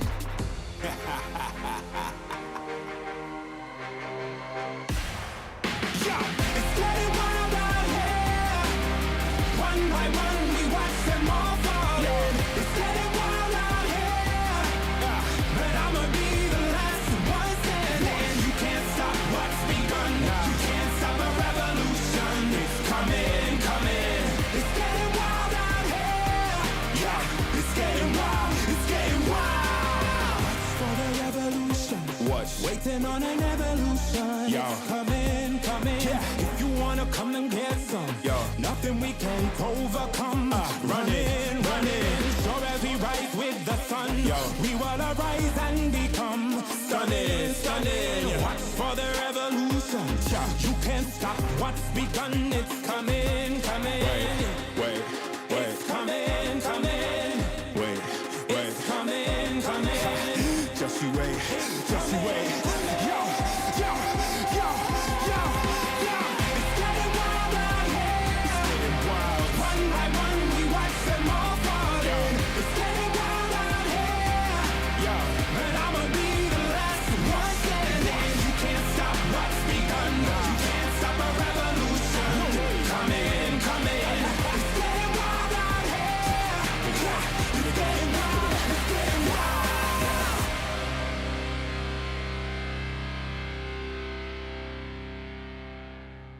Ain't nobody in my lane. Me and you, we ain't even playing the same game. Take my own credit, no need to drop names. Drop the weight, clean slate, I'm insane.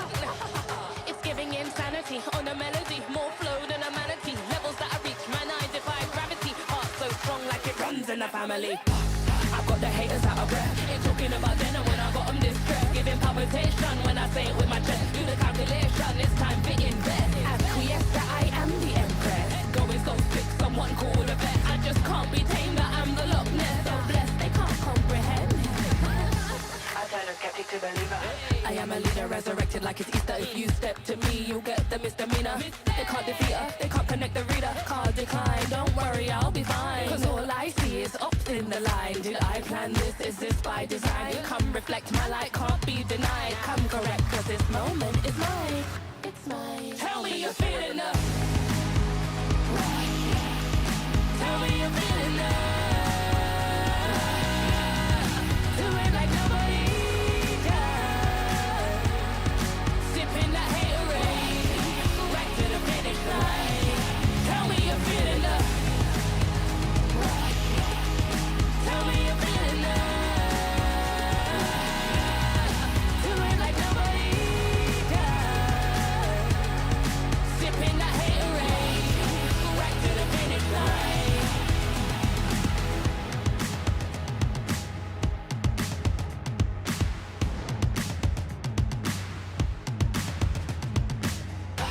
I got the haters out of breath. Ain't talking about then and when I got them distressed. Giving palpitation when I say it with my chest. Do the calculation, it's time to invest. Acquiesce that I am the empress. Going so sick, someone call a vet. I just can't be tamed, that I'm the Loch Ness. So blessed, they can't come. Tell me you're feeling the. Tell me you're feeling the. Do it like nobody does. Sipping that haterade, right to the finish line. Tell me you're feeling the.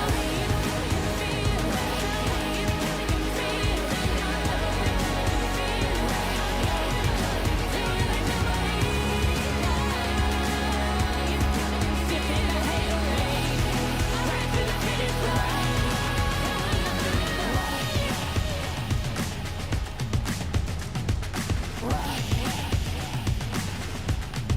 Tell me you're feeling the.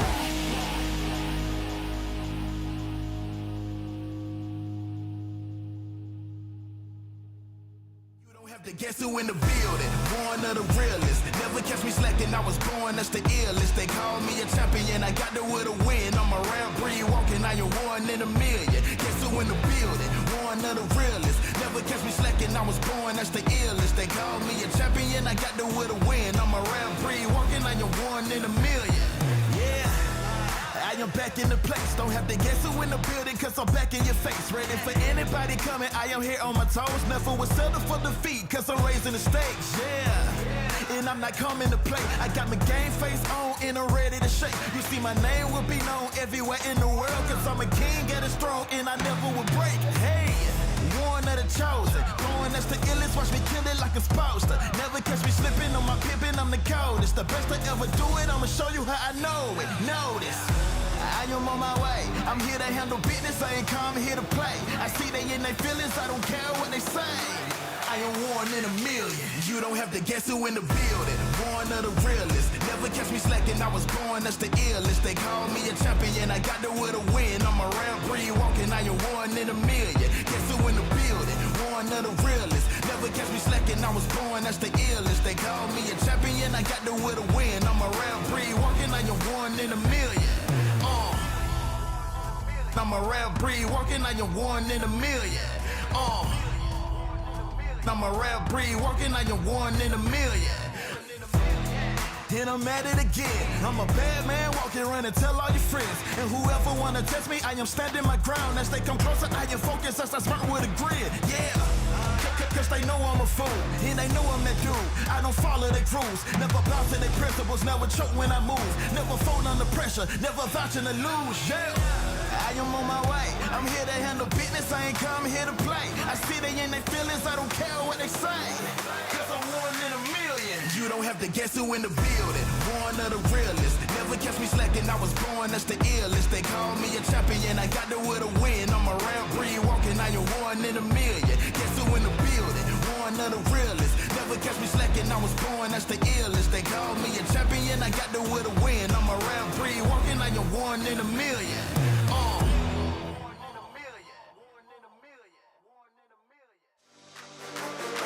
We on the way. We came to play. We on the way. Showtime. Let the games begin. You can't stop us. I came to win. You can't stop us. It's only us in the end. You can't stop us. We the best in the world, and that's a promise. Let the games begin. You can't stop us. I came to win. You can't stop us. It's only us in the end. You can't stop us. We the best in the world, and that's a promise. Yeah. What?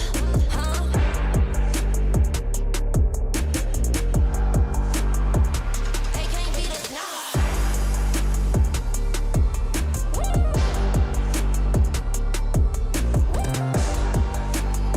Let's get it. Let's get it. Let's get it, get it. Let the games begin. You can't stop us. I came to win. You can't stop us. It's only us in the end. You can't stop us. We the best in the world, and that's a promise. Let the games begin. You can't stop us. I came to win. You can't stop us. It's only us in the end. You can't stop us. We the best in the world, and that's a promise. Watch this.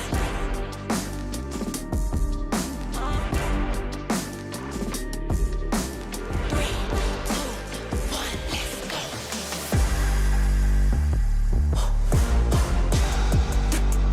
Who want it? I got it. Yo, got it. Woo!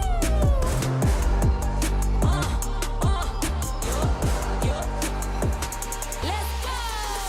Let the games begin. You can't stop us. I came to win. You can't stop us. It's only us in the end. You can't stop us. We the best in the world, and that's a promise. Let the games begin. You can't stop us. I came to win. You can't stop us. It's only us in the end. You can't stop us. We the best in the world, and that's a promise.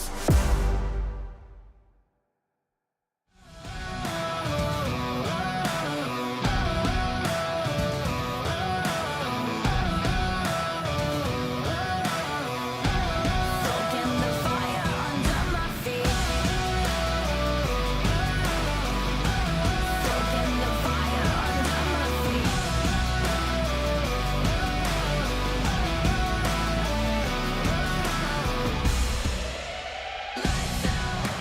This is what we came for. Watch out. What we got you can't handle. Step out. 'Cause we don't ever stand still. No doubt. I'm ready for the gamble. I'm ready for the gamble. Ready for the gamble. I keep feeding the flame, chasing the fame. This world will never be enough for me. I feel it run through my veins. I sharpen my aim, soaking the fire under my feet.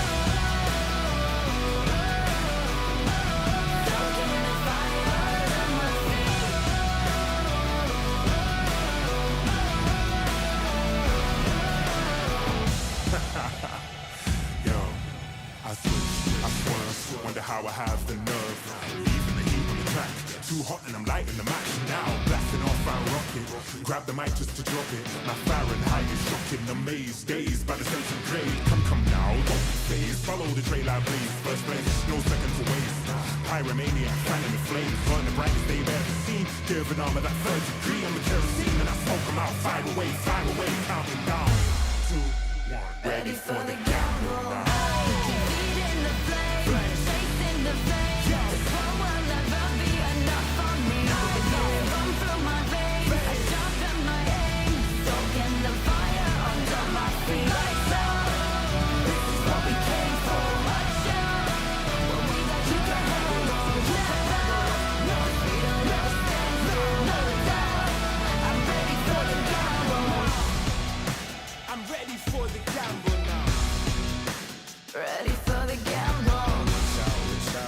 Top out, lights out,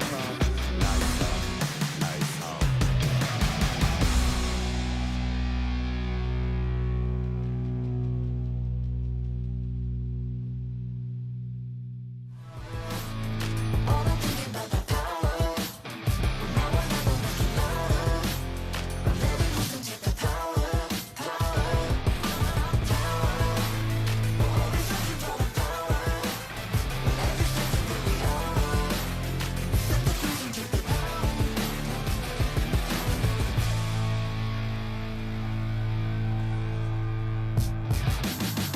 Yeah, I'm moving automatic. See the top spot, but I move right past it. You're not number one, man, you thought you had it. I got what I want, now it's more than average. We are the masters. Now we back on the roll, headed back to the throne, cause we back what we on.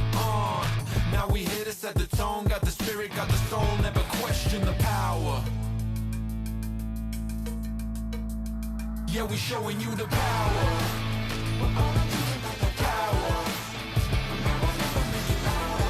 Make it loud.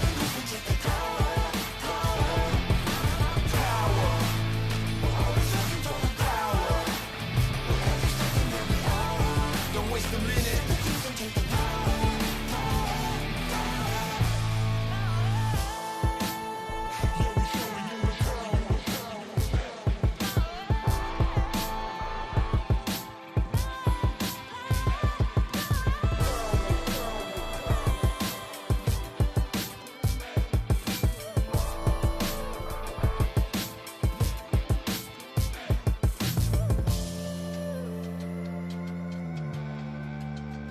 Yeah, we showing you the power.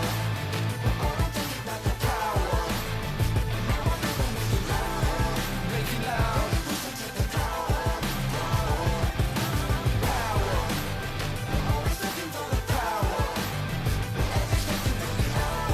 Don't waste a minute. Yeah, I'm moving automatic. See the top spot, but I move right past it. You're not number one, man, you thought you had it. I got what I want, now it's more than average. We are the masters. Now we back on the roll, headed back to the throne, cause we back what we on. Now we here to set the tone, got the spirit, got the soul, never question the power.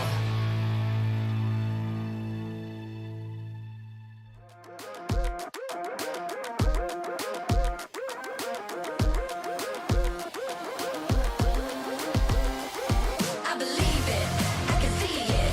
If it's in my sights, I achieve it. Ain't no leaving, no defeating. Show up, complete and repeat it. Every day, rule that game. I always go 100%. Start to end, to the end, out or in. No between, you gotta go 100%. Click to win every single moment. Caught up in the motion. Got no use for caution. Hope you're ready for a fight.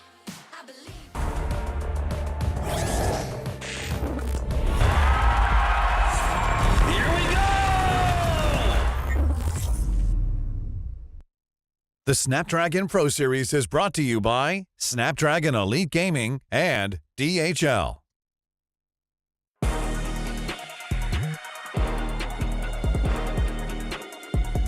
Here we go. The Snapdragon Pro Series Mobile Masters, our final best of 3 of today. And we've got TLID up against YBG. My name is Gideon Q. I'm going to be your host here on the set with our 2 analyst professionals and casters. It's going to be Eterna and as well as Miracle at the set again.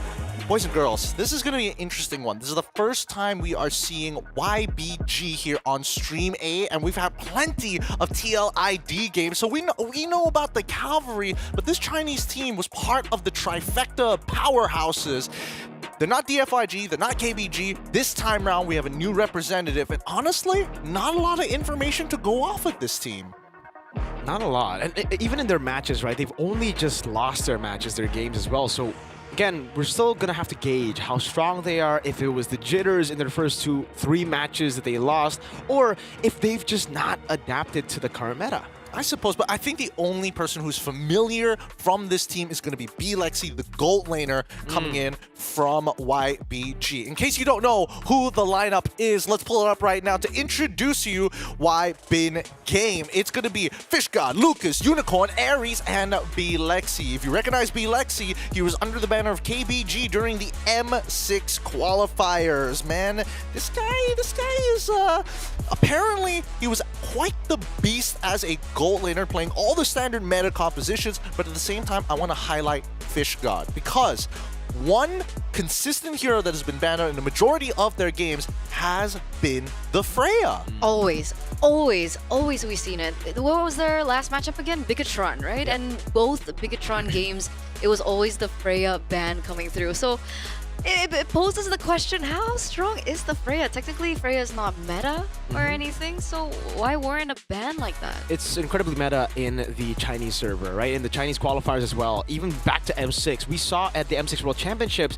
a lot of teams also ban out the Freya up against DFYG, up against KBG as well. It was the hot commodity that we see from the Chinese teams because they just have been able to abuse the Freya quite a bit in their qualifiers, even to get here. I think it's really interesting though, because again, it's so different from what the rest of the world and even Southeast Asia likes to bring to the table, especially at the highest level, competitive level here. But there are some pros and cons, right? Yes, it does need a lot of gold to really be that one versus all, but at the same time, it's huge lane dominance. Now, let's talk about some IGN origins. B stands for bad ending, an acronym Lexi added to his name during a challenging phase in his career.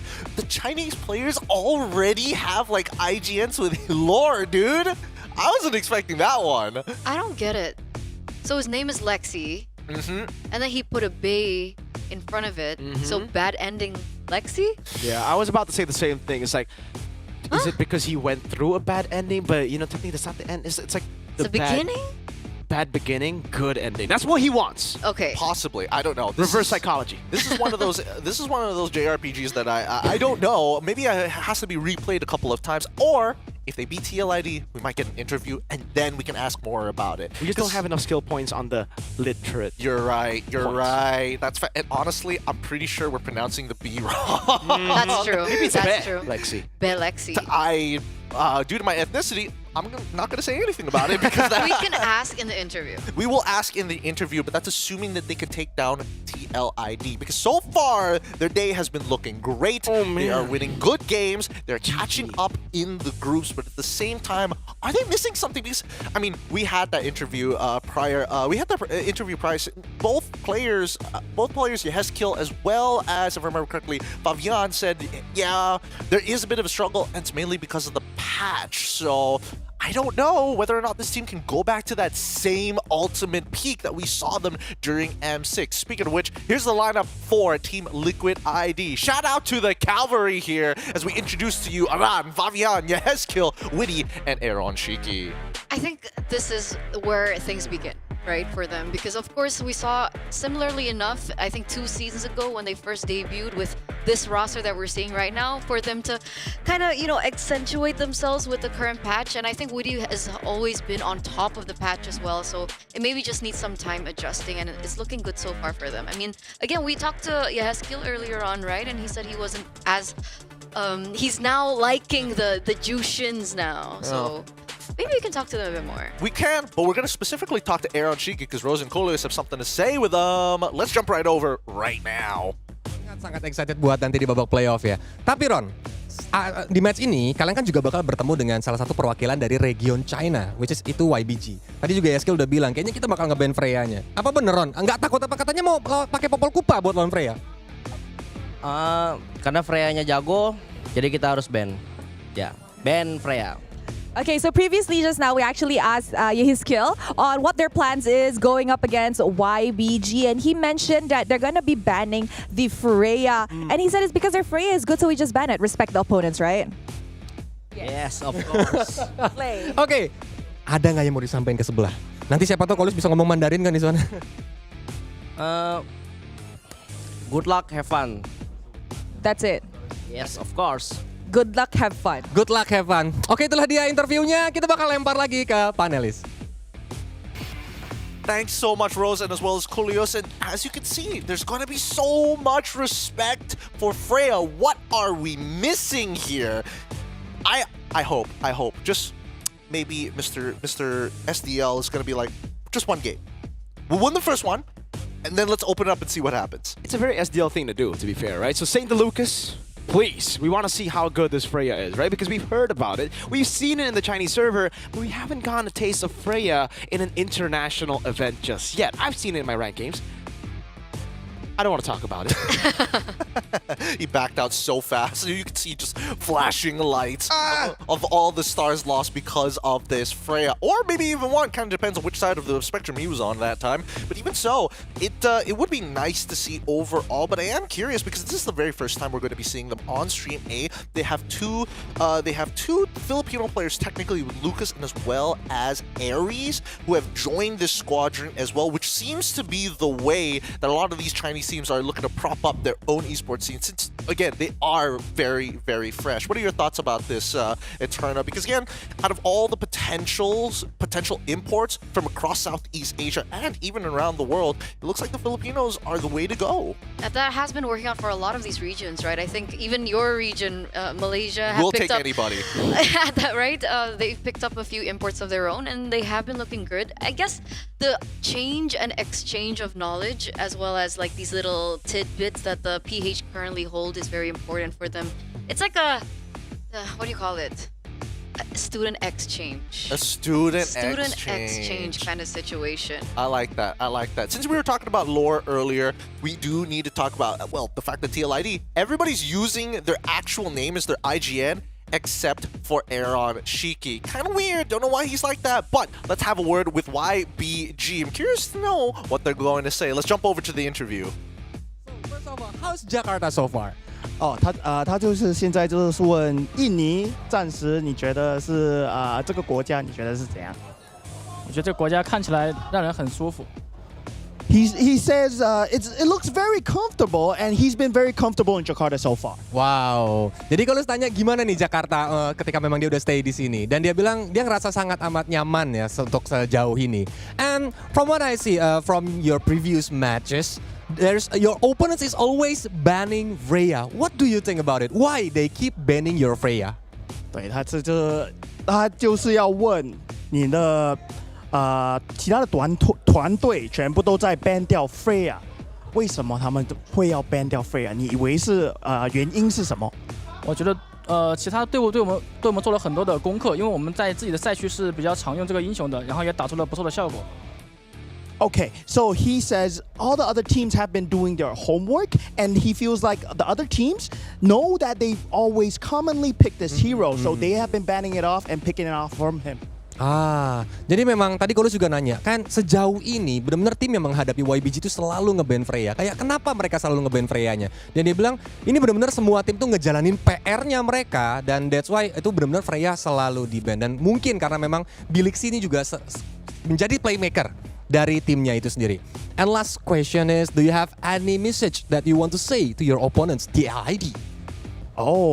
你要有跟你的其他团队的 TLID 的人有讲什么 message 吗？让我们打一场精彩的比赛。He he wants to make sure that they want to have a good match and a very interesting match. Oke, jadi kalau tadi tanya juga ada nggak nih pesan-pesan buat teman-teman dari tim Liquid Indonesia, dan dia bilang pokoknya kasih aja match yang seru karena mereka juga bakal memberikan yang terbaik. Mungkin itu aja, jadi thank you so much for the interview and let's throw back to the panelists. Thanks, Moman and Coolios. That's B Lexi from YBG. You heard it here first, St. Lucas. Please, let's make it interesting. Make it an experience. Make it competitive. Let that Freya through. Dear Lord, we got to see what all the fuss is about, man. What's it about? What's it about? How can we? I don't know. Maybe I don't. If we do get to see it today, I might even try it in my own ranked games in the EXP lane. I don't know. Just not with me. Hey, yeah, you never know. You never know. Maybe it's a team effort that makes it work out. But as we get into these games here, I think that the draft is going to be, I feel like it's going to be a little one-sided here. It feels like, you know, a lot of the success coming in from YBG, especially from their qualifiers, really came down to just like individual performances and out-drafting the original Chinese teams that they were playing against. But in comparison to the rest of the world, now that they've got their homework down, it feels like a formula has already begun before the game has even started. Yeah, I spoke to Renmar earlier on as well because he has been casting a few of the YB games, right? And I was wondering if we were to, you know, talk about this team because we haven't had them over here in Stream A. What would we talk about and what stood out to you the most? And I think the main thing that he was talking about earlier on was the fact that this is a team that loves their pickoffs. So they found a lot of success on the Chos, on the Jawheads. And I'm wondering, with that being such a template, whether or not that's going to be easily read out by TLID. Yeah, or if it's just going to be denied away from them, right? Yeah. Because for TLID, they have been able to find a lot of success through those pick-off picks as well. Up against Bigatron, Witty picked up Jawhead 3 games in a row over the Suyo as well, but then they adapted. St. Lucas told Favion, OP, Suyo, pick, done. GG, well played. What can you do about that once he's got the signature hero? I want to agree so badly, and I do agree on the part, yes, they are pick-off oriented, but I do want to see whether or not the team fighting aspect of these Chinese teams have actually grown, because we've seen with Yaofeng Yaoguai and as well as Keep Best Gaming, the way they play the game, especially with the way they maintain their team fights, is kind of interesting. They really take things step by step, and if they miss a step, it's like, no, we're not going to do this at all. It's not as fluid as we do it here in Southeast Asia. So maybe that's something to keep in mind. But do you agree with that? Do you think that, you know, these Chinese teams are going to be at that level? I think it's very hard to say that right now, right? I think the closest one we've seen to actually being able to match the main regions has been DFYG. Other than that, the performance from KVG and now looking at the performances for YBG as well, I have not been convinced. All right, let's look at the predictions so far. Here at the set, this is what we have decided. 2 O's all across the board for TLID. Obviously, the both of us are going to be a little bit more biased towards TLID's side, but even for Miracle as well, it feels like, well, the Chinese competitive side hasn't caught up just yet until, dude, if we get this wrong, it's like a bittersweetness of like, yeah, I like TLID, but at the same time, China's like rising up, so it's like, oh, it'll be a little painful, but how would they do it? Especially against TLID. We've had plenty of games to kind of break down their weaknesses and strengths. They've been able to really adapt a lot of times as well, though, TLID. Like, a lot of times you would see these weaknesses, but once you meet up against them, you try to exploit those weaknesses, they've already covered it up.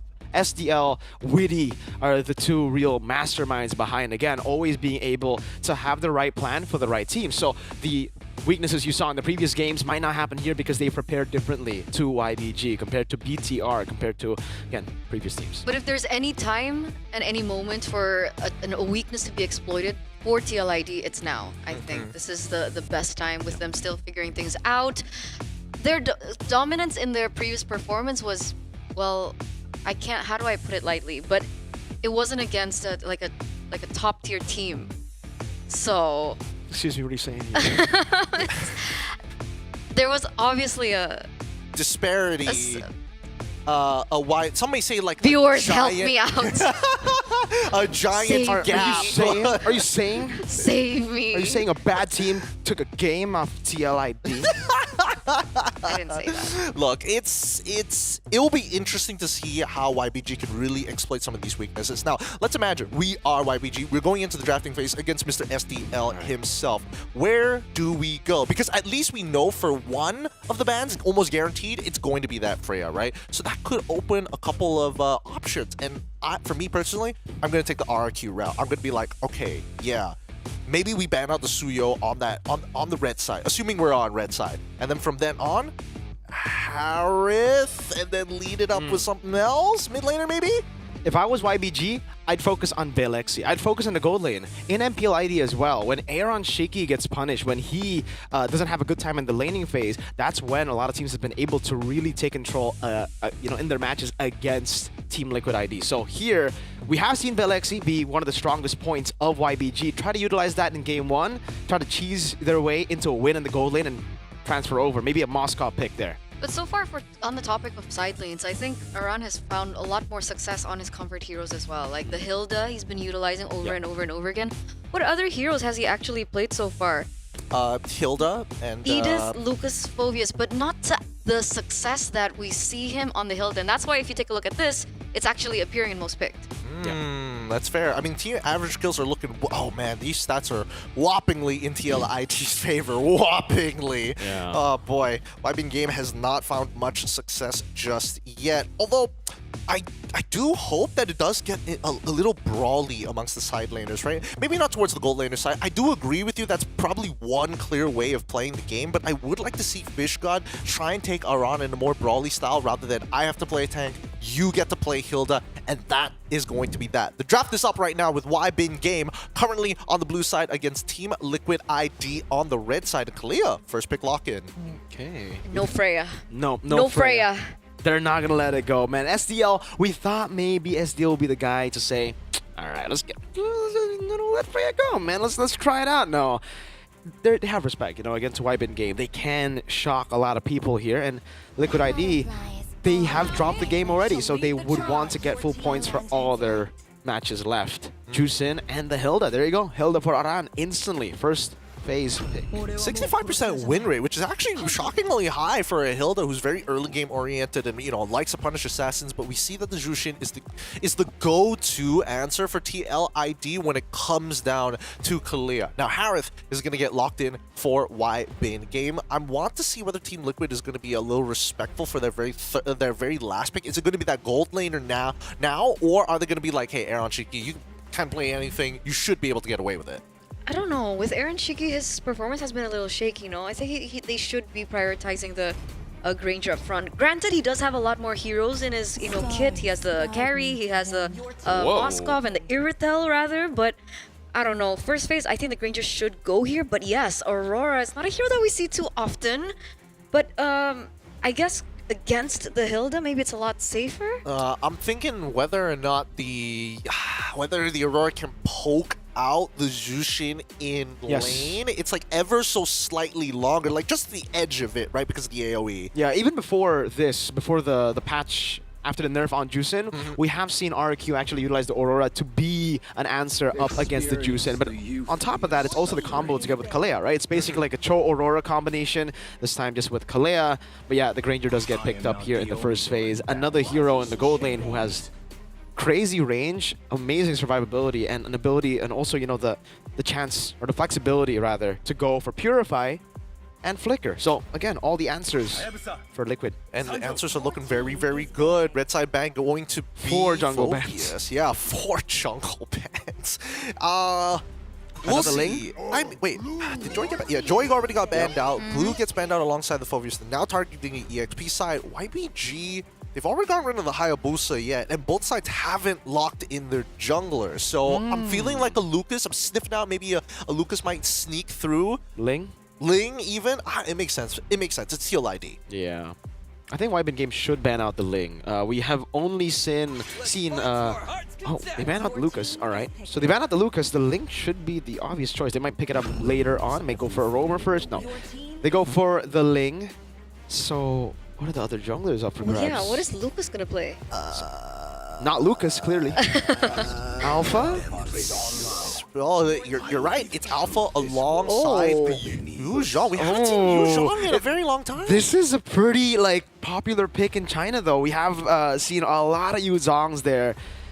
But I don't think not against the Granger, right? I mean, up against the heroes that can't bring Purify, you'll do great. Brody's, Beatrix's as well. But the Granger, Juice, maybe the Ling, you can catch him with the Petrify, I guess. I mean, I suppose so, but somebody's got to be able to break those Petrifies earlier on. It's pretty hard to get into. I mean, yes, you have the Black Dragon form to get into that backline, but then after that, it's sort of like you miss your combo, you're dead in the water here. So let's see how YBG is going to play that out, because Team Liquid ID, they've got their final pick. But maybe it's like an overwhelming amount of tools that they can utilize to kind of trigger the Purify, right? Because one of the main things that counters the Kalea in the roaming position is the Purify. So obviously we're going to see hopefully Granger go on to Purify, Jushin on Purify, but if there's a lot more tools that they can utilize, maybe they can play around that and the timings.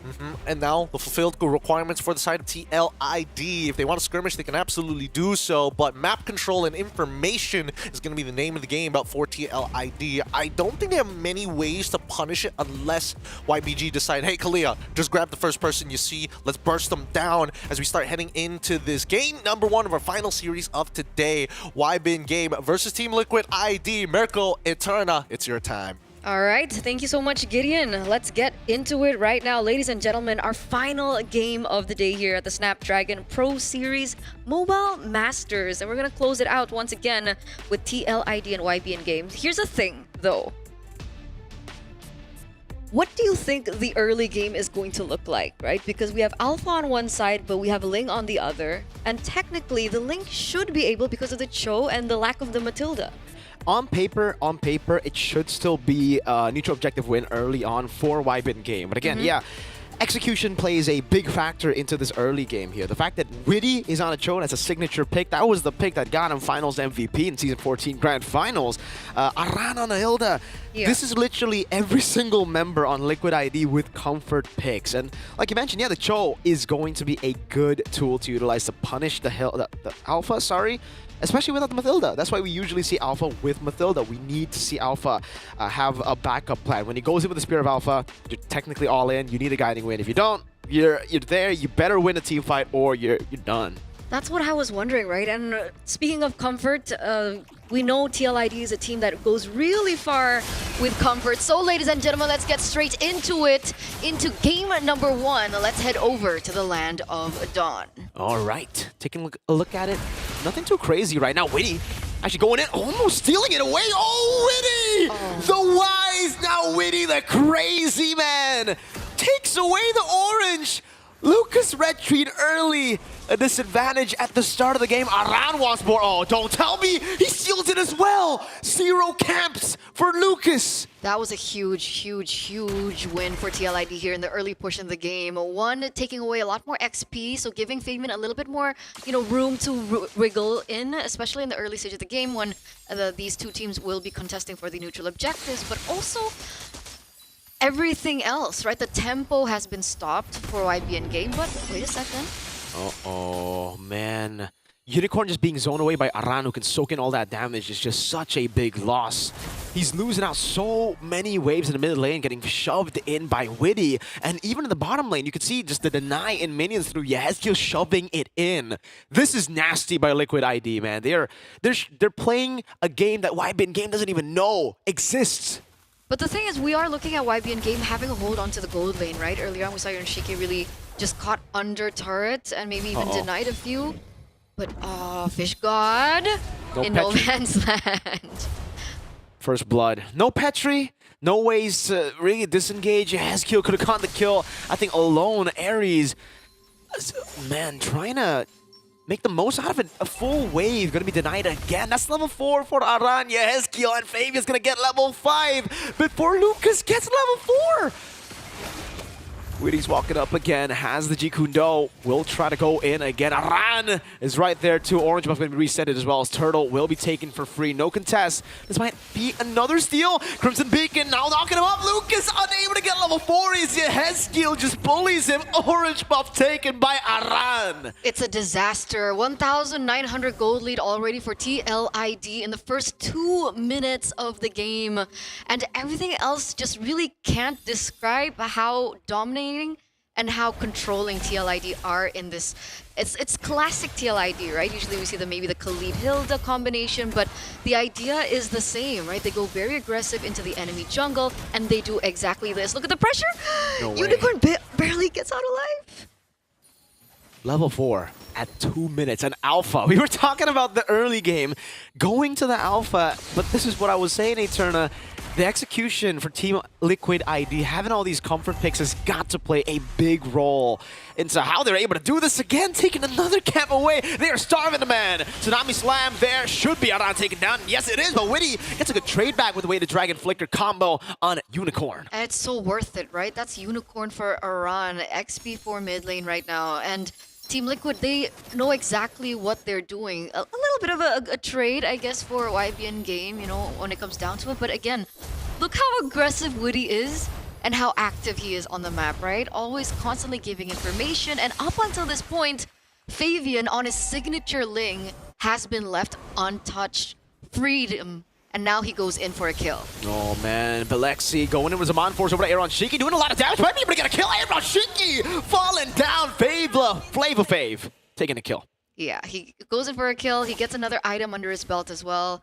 Berserker Fury already secured in, so he's looking for a lot more kill pressure in this early start of the game, despite him already having a little bit more of a hold on these neutral objectives. So it's still win-win. You tunnel vision too much on Aaron Shiki, and you forget the monster behind TLID, which is Fabian. I mean, at this point, everybody, even Arano, killing pressure everywhere. It's on the map. Fabian just goes for the Finch Poise, doesn't even need the Tempest of Blades.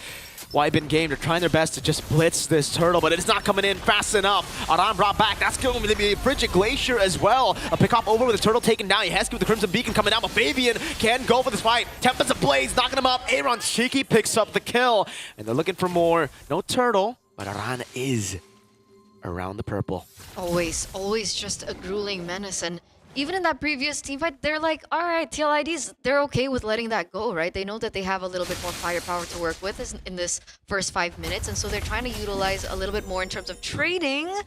And look at the damage Aran is doing onto Ares as well. What's the next step for YBN game to come back into this? Do they wait for Belexi? One item in, only Starlium. I guess that's the only way, right? There's no real reason for them to force out fights. At this point, it's damage control. They just gotta farm up, wait for Belexi to get those power spikes like you mentioned. Holy Crystal should be the power spike, and he's actually not doing too bad. Damage leaderboard doesn't say much here for Team YBN game, but we have to take a look at the gold later on. How far behind or actually ahead is he of Aaron Shiki is my question. There you go. 1,000? No, Aaron Shiki is still comfortably ahead. So yeah, I don't think the Holy Crystal is going to be enough of a power spike for them to turn things around. Bottom lane, Fish got gunned down by Aaron Shiki. Oh, 1-0 trade already, ladies and gentlemen, for TLID once again. 3,000 gold lead, and again, Fabian with being on the lane, a lot more map control as well, a lot more room to work around with, and he is going to be able to pick up that turret in the top side as well. So it's just another layer that YBN game have to consider. It's just so tough, so oppressive from Liquid ID. 2-level lead for Fabian on a Ling against an Alpha.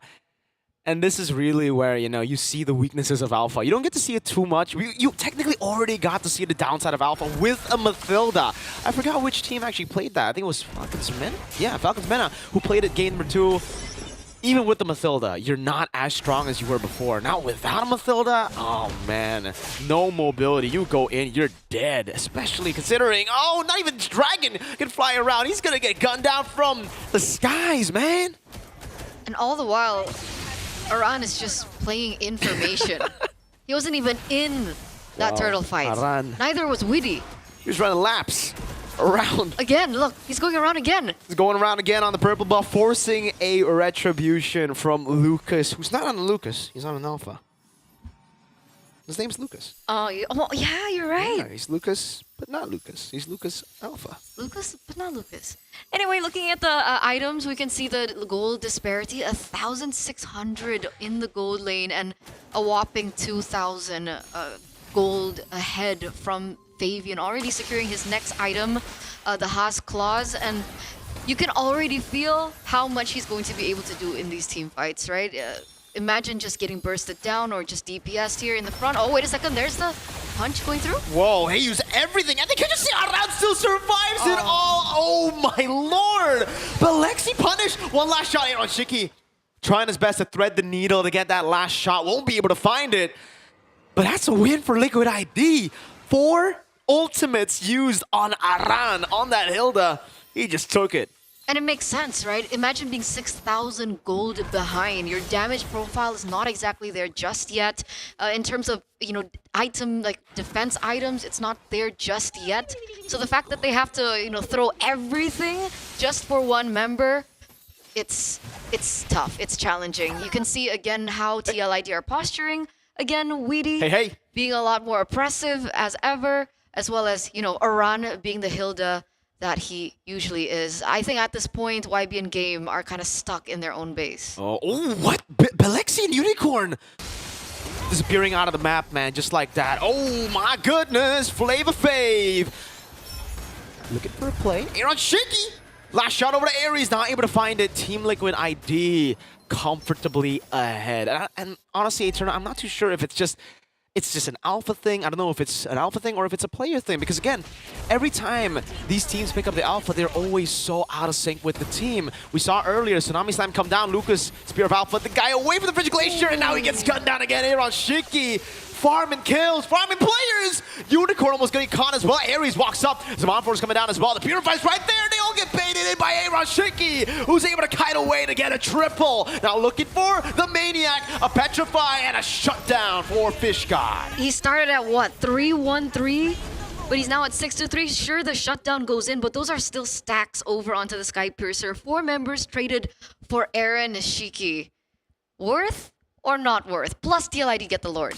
I think at this point, any trade for Liquid is worth. It's worth. Because there's not much capitalization from that shutdown either. If Fish God got it, that's a Yuza who, again, kind of needs to snowball at the start. That window has closed a long time ago. Yeah, we're already 10 minutes in. We have the Lord marching down in the top side as well. The Cavalry really just waking up today. What did they eat for breakfast? You gotta ask Fabian, man. We'll get a chance if they win later on. That's a big if, though. Wybin game. Actually, they don't really have the best of clears now that I'm thinking about it. So coming back is going to be a tough battle. And they're actually more snowball-based now that I think about it as well. It's an Alpha. Aurora. Oh, man, this Lord's going to charge in. There's no holy defense to keep the turret alive here. Let's see if they go for the dive. Witty walks up, menacingly, just standing there in their base. Seeing them look for the siege. We'll be able to crack open a base turret with the first Lord. Oh, Lord. Yeah, they lack the range, so it is a little bit more difficult for them to look for that opening. Technically, you still have Belexi to kind of clear in these lanes, but he has to be a lot more in your face when he does it, right? A lot more vulnerable to the catch potential coming in from TLID, despite the fact that Belexi has the Purify. Are they going to do it? Are they going to group up and recall together? No. Oh, Liquid ID are flexing on Wybin game. Oh. 13-4, 10,000 gold lead. I mean, they're feeling it at this point, right? Inhibitor turret, luckily for the side of YBN game, get taken down in the top side when we get to the next neutral objective take. But the big question is, will we even get to the next Lord Dance? Look at another inhibitor turret fall. Tsunami Slam. Oh, able to get Fabian down. That's a shutdown for Belexi. Zamanfor's coming down over to Aran. Good defense for YBin game. Able to stay afloat for a bit longer. But it seems Team Liquid want to keep on going. Crimson Peak into the midst of it. Oh, good dodge from Aaron Shiki. Getting away from the sun. And now we'll go for the base turret. A good knock-up over to Ares. 3 base turrets. Okay, but that is still something, right? Sure, they take... Oh, wait a second. They're still looking for more. Weedy. Purify out of the way. Dragon Witty not going to be caught. Flickers out to safety. Lantern Flare coming down. Witty still able to stay alive, keeping the immortality. That's so not fair, right? That is unfair. He was caught so low at that point. Luckily, from the side of YBNK, there was no Sky Piercer, so Team Liquid will still get a hold onto their roamer. But all 3 inhibitor turrets have been taken down, which means TLID have a lot more than they already have to work with. You have the Ling that can constantly split in the far side of the map, and it's just another headache for YBNK to think about. Look at Aran. I'm looking. What is he doing there? He's scheming. Oh no. Oh no, Lucas getting zoned away just through the Lantern Flare. It's giving me Rinse vibes. Uh-oh, hold up. Fish God wants to go in. Aran jumping to the back again. That's a free lord over to Fabian now. Is that's going to be Aran just doing so much to distract everyone. Witty gets a kick. Now he walks up forward, dishing out damage, setting up for a double, a triple for the usurper. Fabian wants to go for more. Diving deep into the base, goes back into the bottom lane, wants to just end this game quick. 10,500 goldie, ladies and gentlemen. Only Lucas and Ares to kind of go in for the defense. Will they be able to do it? No, they won't. Lucas can only just bear witness to Liquid ID's dominance in game 1. 13 minutes. 13 minutes was all it took, ladies and gentlemen, for TLID to take this best of 3 series 1-0. Imagine 4 jungler bans. He gets put on the Ling, and still this is the performance that we're getting from these kids. It's just because it's not just about the jungle, right? They're looking at it, maybe they're thinking TLID, they've only got Mr. Flavor Fave. Completely forgot about the others. Aran, Yehezkiel, Witty, Aaron, the only guy who did not use his real name. What is Aaron Shiki's real name, you know? I actually don't. It's Sultan, man. I keep forgetting. How do you not know this? You literally asked me this before. It should be Sultan Shiki, yo!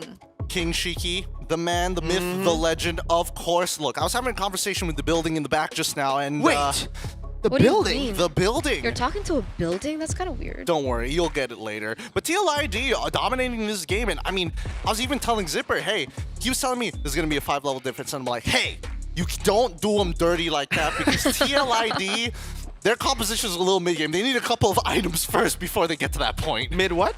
That's what TLID was at. We were saying the same thing. We're like, all right, early game on paper, it should be the alpha, but it's all their comfort picks, and you know they play a mean game when they get Hilda. They do.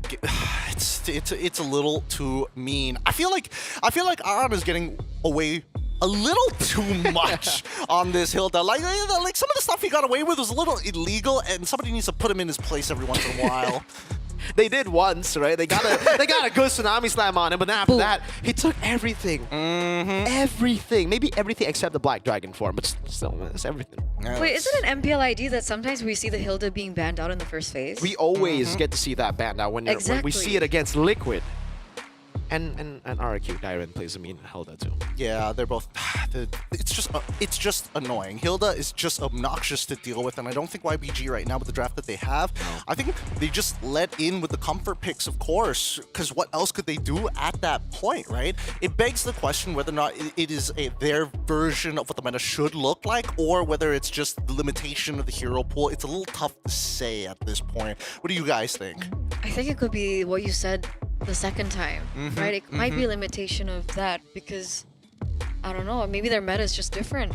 Yeah. I said it in the game, right? When they did what they did early on, taking the orange, taking the camps, the entire bot side jungle was taken by Witty and Aran. They're playing a game that YBN game doesn't even know exists in the meta right now.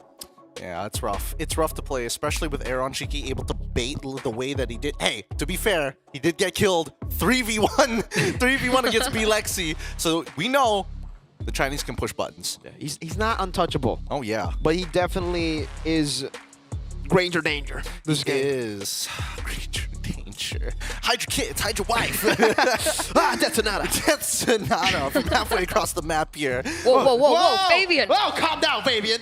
Whoa. Did he just say what I think he said? What did he say? He said Popo, and then Aaron Shiki was like, Popo Koopa, and then a cut. Yeah, for sure. Popo Koopa. Yeah. For the Freya, right? Yeah. Yeah, maybe. We'll see. We'll see whether Mr. SDL allows it to go through. Because, I mean, after getting so much confidence, and you know, I feel like no matter what we say about TLID, like coming back into form, there's always that part of them that's a little playful, that's a little cheeky, that wants to like, oh, let's dabble a little bit. Let's see how far we can go in the deep end of the pool. And I like that because we haven't seen that shade of TLID for quite some time. The last time we saw that cheekiness was M6. Yeah. It's almost like his name is Aaron Cheeky, not Aaron Cheeky. Aaron Cheeky. He should be Aaron Cheeky. I think he performs better when he has that confidence to trash talk, to showboat as well. We got the 5-man recall. We can still see a glimpse of the previous confident Liquid ID. This is what we want to see, even in MPLID. Please, Aaron, don't be humble. It doesn't fit you. Don't be humble. It does not fit You're too cool for that, man. You're too bad boy for that. I don't know. Maybe the substitute waiting there is just looking at him, just like, say something bad, say something racist, and then I'll take your place. Pull a Naya.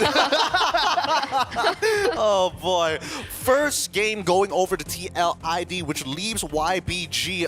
Man, they need to think about how they want to play the game, because again, it's clear that they don't have the experience, and especially teams who are an emerging region learning the ways of the game. You think that, oh yeah, you know what, it's so easy to get into the late game. It's like, what, 10-13 minutes and you're already with your core items? No, there's so much more to the complexities of that early game as well, something which I hope YBG takes advantage of. But even so, I feel like with the meta heroes that we have now, it's a little hard to do that. Maybe start with taking the Hilda? I mean, if we're talking about early game, then maybe choose a jungler in the first phase, right? Because I think leaving it up to the alpha was like way too difficult for them to deal with. Banning out 5 junglers when you haven't picked up a jungler for yourself is one of the it's a decision, one of the decisions of all time. Yeah. One of the decisions. All right. With that being said, we're going to go on a short break. Much to discuss here when it comes down to YBG versus TLID, currently at match point. And when we come back, we might see the conclusion or an equalization here at the SPS Mobile Masters. We'll see you right after this.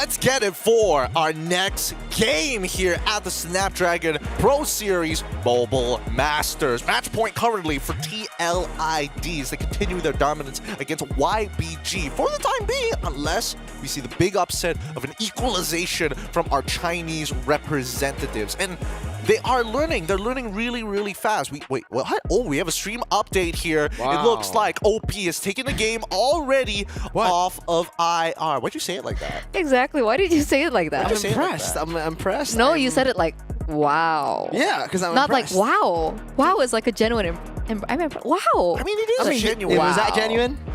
No, you said what? I mean, it's just like how good are you at expressing your feelings? I'm a man. I'm not good at expressing. Wow. He doesn't apologize. He only buys underwear after they've ripped. And even then, that's true. That's true. Dude, there was more to that. There's more to that that we don't want to dive in.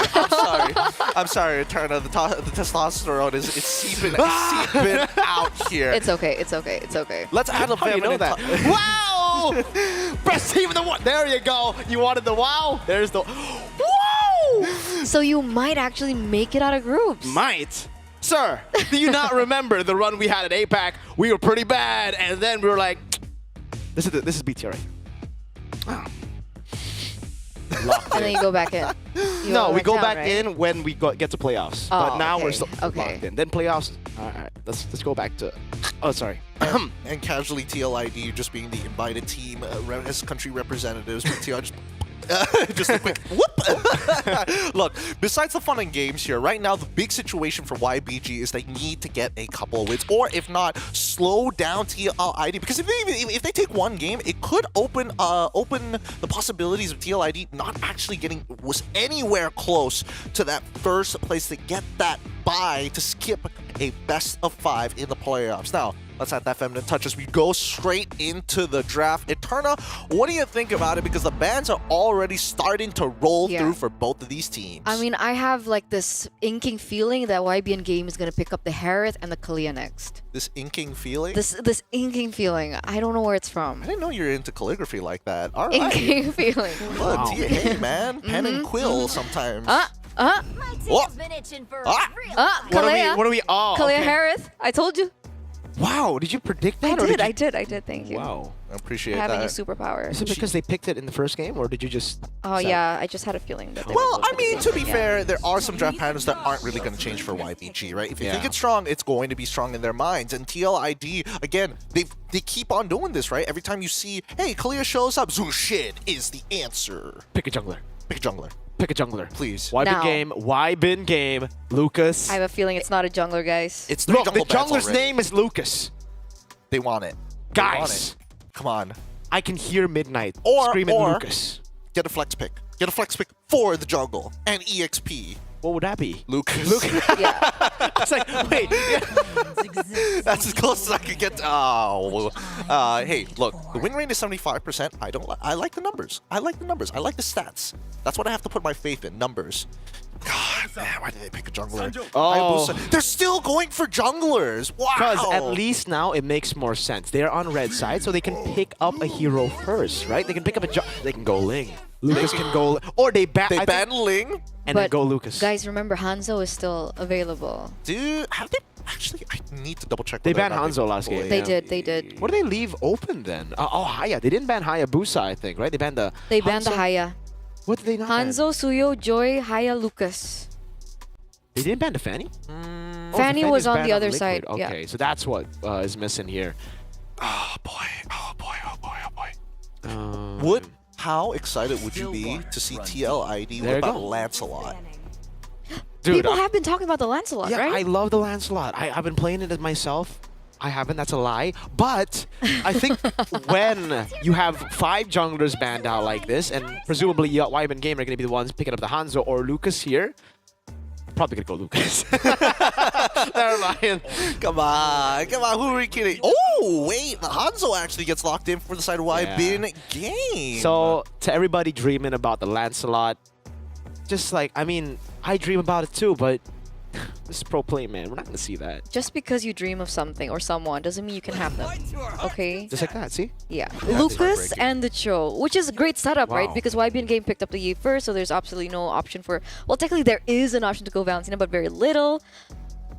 Look, they struggle. CC Ben. Look, YBN Games struggled in the early game, even though they were the ones with the early game composition. And now with the Lucas on the side of Team Liquid ID, I feel like level 2, you're just going to see Mr. Fabian, Flavor Flav just walk in to be like, who's first? Okay. Oh, Sorry, spoiler. Wait, how do you get these spoilers? The superpowers I leaking out. told you I have superpowers now. No, you didn't tell me that. You just said it now. I literally just said it. No, Dude, I she didn't takes hear it. NCT, bro. What's that? I said The it when I limitless pill. That, yeah. Bradley Cooper. Bradley Cooper in Limitless. YBN Game, go with the Valentina at the very end here. Again, there are some core concepts that are adapted across the world. The problem is they need to get it together, and I think their draft this time around looks a little better. I'm not going to lie. There's a lot of interesting things that they can do with their composition, especially with that Valentina going into the EXP lane. The only time we've seen it is in Malaysia, and that's why I'm excited about this. Valentina XP? Yeah, Valentina, played by Momo. Todax EXP later, Momo, and it's like full tank. Yeah. But how does it do against the Hilda in the lane? Well, you basically, ideally, the ideal situation is that Lucas is in the lane. Yeah. So we're gonna have to find out. Look, I said it doesn't necessarily have to be good, but I've seen it, and that's as much as I can say about the validity of it. We've seen it in Indonesia as well. Nino was the first one to pick it in Indonesia. Valentina XP, but yeah, that was up against the Lucas. In the XP lane, they confirmed it too. They flexed it, actually. They flexed the Valentina. Yes. I mean, that's the beauty of it. With that being said, game number 2 is going to be on its way. Mirko Eterna, take it away, please. Yeah, let's go straight into the land of Dawn, ladies and gentlemen, for the next game of the Snapdragon Pro Series Mobile Masters. Match point in for TLID right now as they are leading 1 point. We will see. Will YBN Game be able to force a game number 3, or will it be a clean sweep 2-0? What do you think it's going to be? That's a good question. That's a good question. Because usually when we're talking back into the Valentina concept is we've seen the Valentina being flexed into the roam despite the Lucas being in the EXP, but not the other way around. Do you get what I mean? The question was, what do you think about 2-0? Yes, but I mean, on that concept, it makes me doubt the success rate of this Valentina. So maybe it could be TLID 2-0. Well, Aran's doing. Oh my goodness. Okay. Oh, we get some time to talk about things, man. All right. Whew. Now let's talk about the Valentina pick again. Yeah. So no flex potential, and you know he's putting XP. Aran's already doing his thing here up against the Valentina. So the Valentina clearly can't hold the Hilda down, and so does that make it like you could be good against the Lucas, but if you're horrible against your laner, if you can't keep your laner at bay, and if you're just forced to farm, well, Aran does what Aran does best, which is coming in. Well, as Mr. Mo Saong would say, come on the jungle. That's the problem, right? Because technically the Valentina doesn't do as well when it comes down to clear. Sure, she has some dashes to work around with, but I don't think she matches the Hilda clear speed, does she? Look, all I can say is I love the idea of coming on into the jungle, baby. It's just one of those things where you just walk right up and just take what you want, and then you leave them with nothing. Biting their dust. That's the way to do it. That's the way, boys. Look, the way that I see it is that as much as Hilda is going to be able to dominate this lane, for now, level 2 is probably where it's at, right? You're going to need a little bit of help, and I'm going to assume that Ares is going to show up in the lane at some point, because if he doesn't, you're not beating Aran. He's got the concussive blast as well. That wave is going to be done for, especially for the first 6 to 7 minutes of the game. So I'm wondering what happens when we hit that level 4 point. When Fish God, let's say, gets his hands on a particular set of ults that is available to him from the side of TLID, can that change the course of the laning phase? No, the laning phase will stay the same, I think, because you can't get the Sacred Beast when you're in XP, while the jungler is not present in the XP lane, Yeah, that's right? why you jump around and look for him. Yeah, but then you have to kind of like lose out on Prio in the lane, then Hilda does. Again, you get the Sacred Beast, you go back to lane, and then Hilda's already cleared the wave, so you can go into the enemy jungle again. So it's like, we gotta play another game of tag here. Yeah, it's just an endless game of duck boost. There's no real winning to it, and there's no real benefit to it, especially if timing is wrong. It's and just worse duck, yet, no goose. It literally is just duck. And not to mention, there's also the possibility that Fabian just doesn't show up. It's just like, oh, you get priority in the lane. Guess what? I started on your side of the map anyways, and I'm not invading. I'm not giving you a free ult unless you come over to these neutral objectives like Turtle or Lord, in which case Aran still outpushes him. So the only adaptation will be, hey, Unicorn, show up in lane. Either Unicorn shows up in lane with Ares, or they do like a cheeky little lane swap after the bonuses from the lanes are gone. Even then, I don't think it's enough, right? If let's say Unicorn rotates over to XP, Aran's just gonna walk in the bush, gets healing again, and then he would just burn out the resources from Unicorn. Unicorn loses a lot of prio in mid, and it just becomes an endless cycle of who loses prio next. So what's the main winning condition for YBN game now? Do they just play for Belexi? Allow Fish God to kind of struggle in that EXP lane? Pray that there's a god above. Play for neutral objectives. That's the best thing, right? I guess the best thing to play it with. The optimal route is still Fish God entering the team fights, getting the Sacred Beast while Fabian is on the turtle. I think the only... Okay, sacrifice neutral objectives, go for structures. That's probably the only way I can think about it, especially for the early game. But that being said, it looks like we're going back into the game. All right, let's get back in. Thank you so much, Gideon Q, for coming through. As we are resuming 1 minute in, we're looking at the rotations coming through, and we're just seeing Aran being a nuisance. He should be punished here. Yeah, oh, he walks back in the bush, gets out for a bit, but now it's going to be the punish coming in from Fabian. Not even on Sacred Beast form just yet. Ares, dodging away from the shot, but Lucas. Witty, Jikundo flicker, a bit awkward there. YBN game with a winning trade. They are going to be able to get that 1-0 in the first few minutes. Oh, what's this? If they lose this match, it's so over. It's not just over, it's so over. Last chance for YBG if they want to keep playing. Wait, if they lose this, does that mean they're out for playoff contention? Is that what this means? Yeah, I think it is. Ladies and gentlemen, YBG are going to be playing for their tournament lives here. A single game loss here. One more game loss will be the end of their tournament run. That's it. This increases the stakes tenfold, and I think YBN game know this. Yeah, they do, but what can they do against this Hilda? Fish God wanted to walk up again, playing for the neutral objective, setting up to get the Sacred Beast, but he gets cancelled, bonk in the face. Ares is next to the chopping block, doesn't have the Tsunami Slam, so gets poked by Aran again. Meanwhile, Fabian's not even concerned about this neutral objective. And then, you know, even with the choice of emblems, even with the choice of the sub-emblems for Fish God as well, for the Valentina, it's not enough sustain to get him through the day against Aran.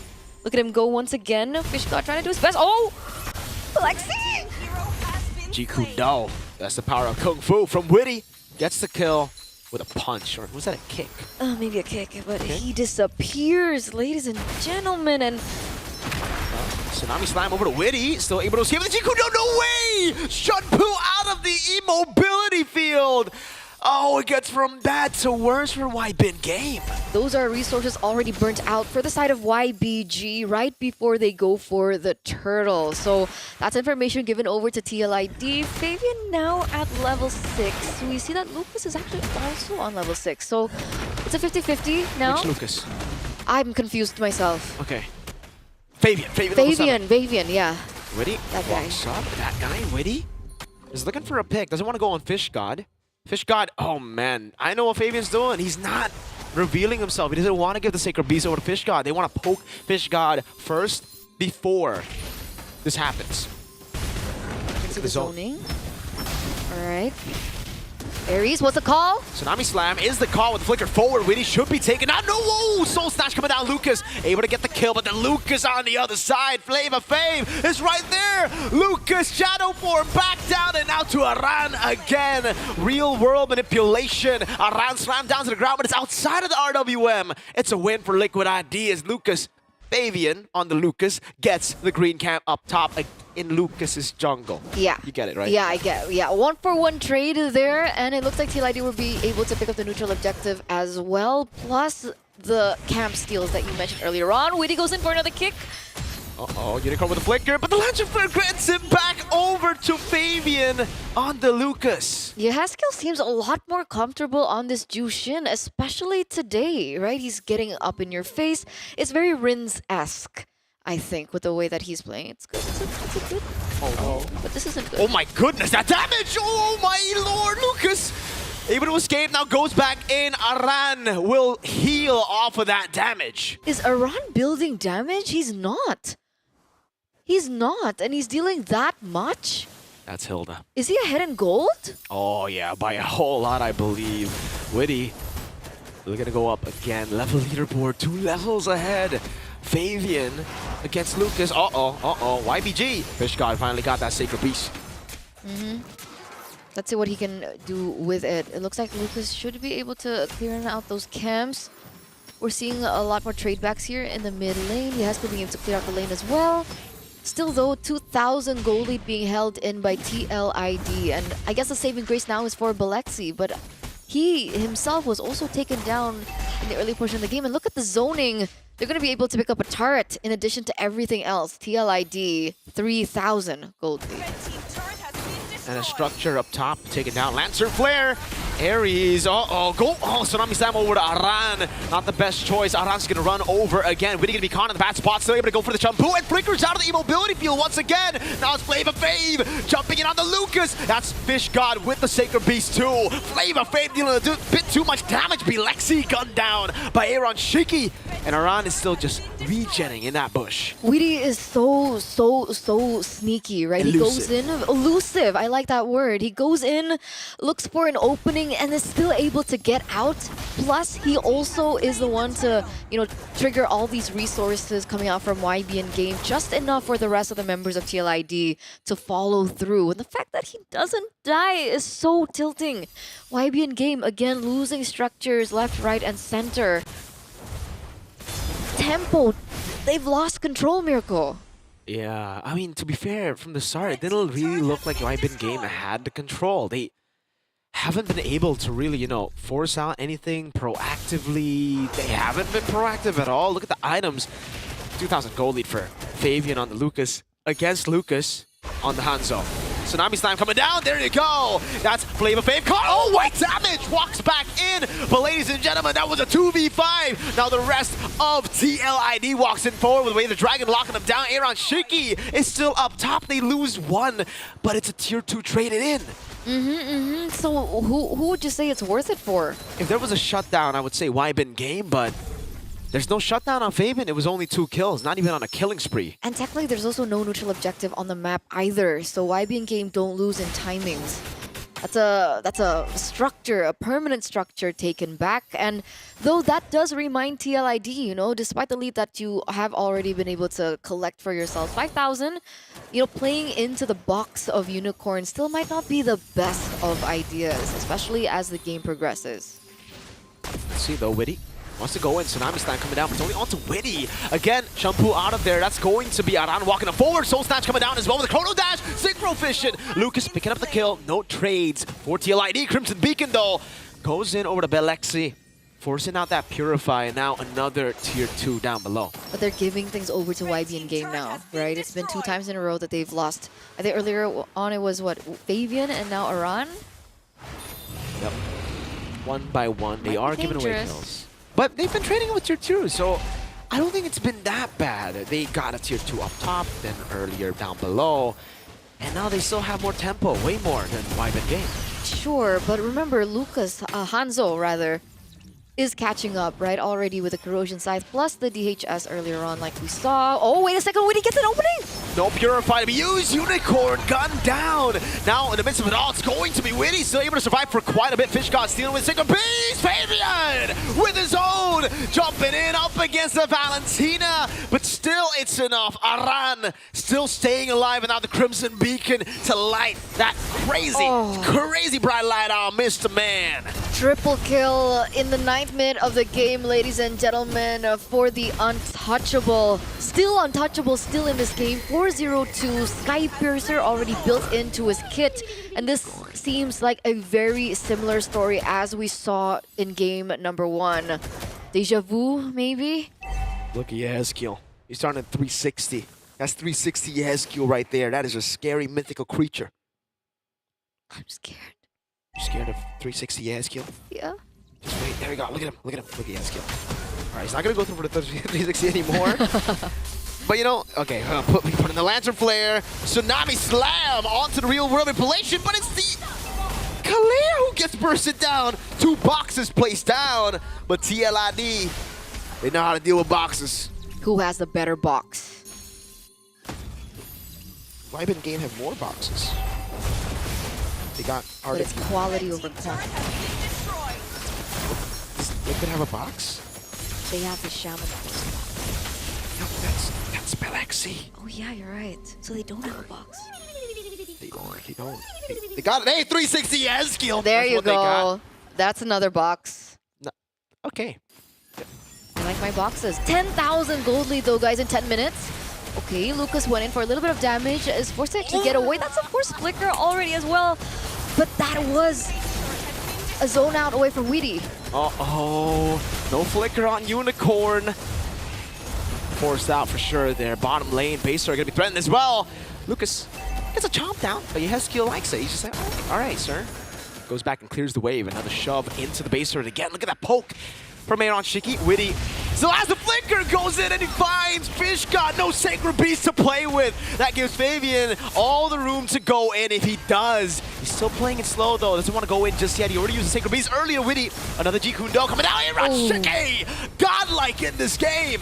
Yeah, another kill given over to the side of TLID and in particular onto Aaron Shiki. That's a lot more.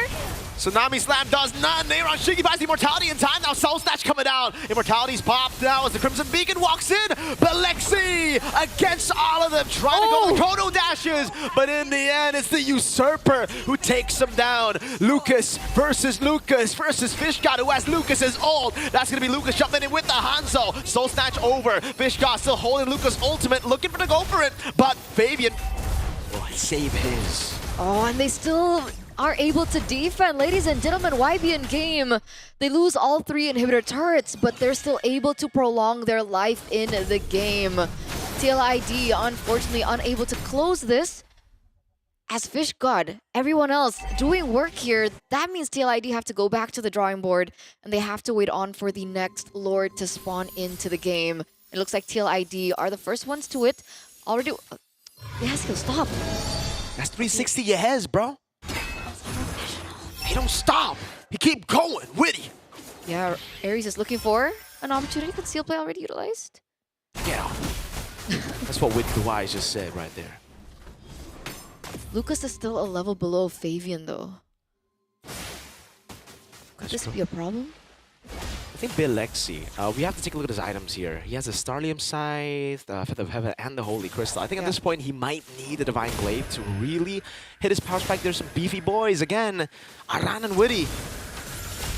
Oh, you can see that. See Halbert already built up. Witty looking for the pick into the back line. Again, Fish God might just be caught. That's the way the Dragon not used up just yet right now. As Witty still holds on to it. Will be taken down. Fish God and Witty. Zaman Force for Belexi. He's trying to deal enough damage here. Shiki's still kind of away. Gets lifted up for Aaron to get that Rhapsody. That's Sonata. Flavor Fay from the side. That's a double for Flavor Fay. Ladies and gentlemen, one member left standing. This is the tournament life of YBN game that we are looking at right now. Will Lucas be able to do this alone?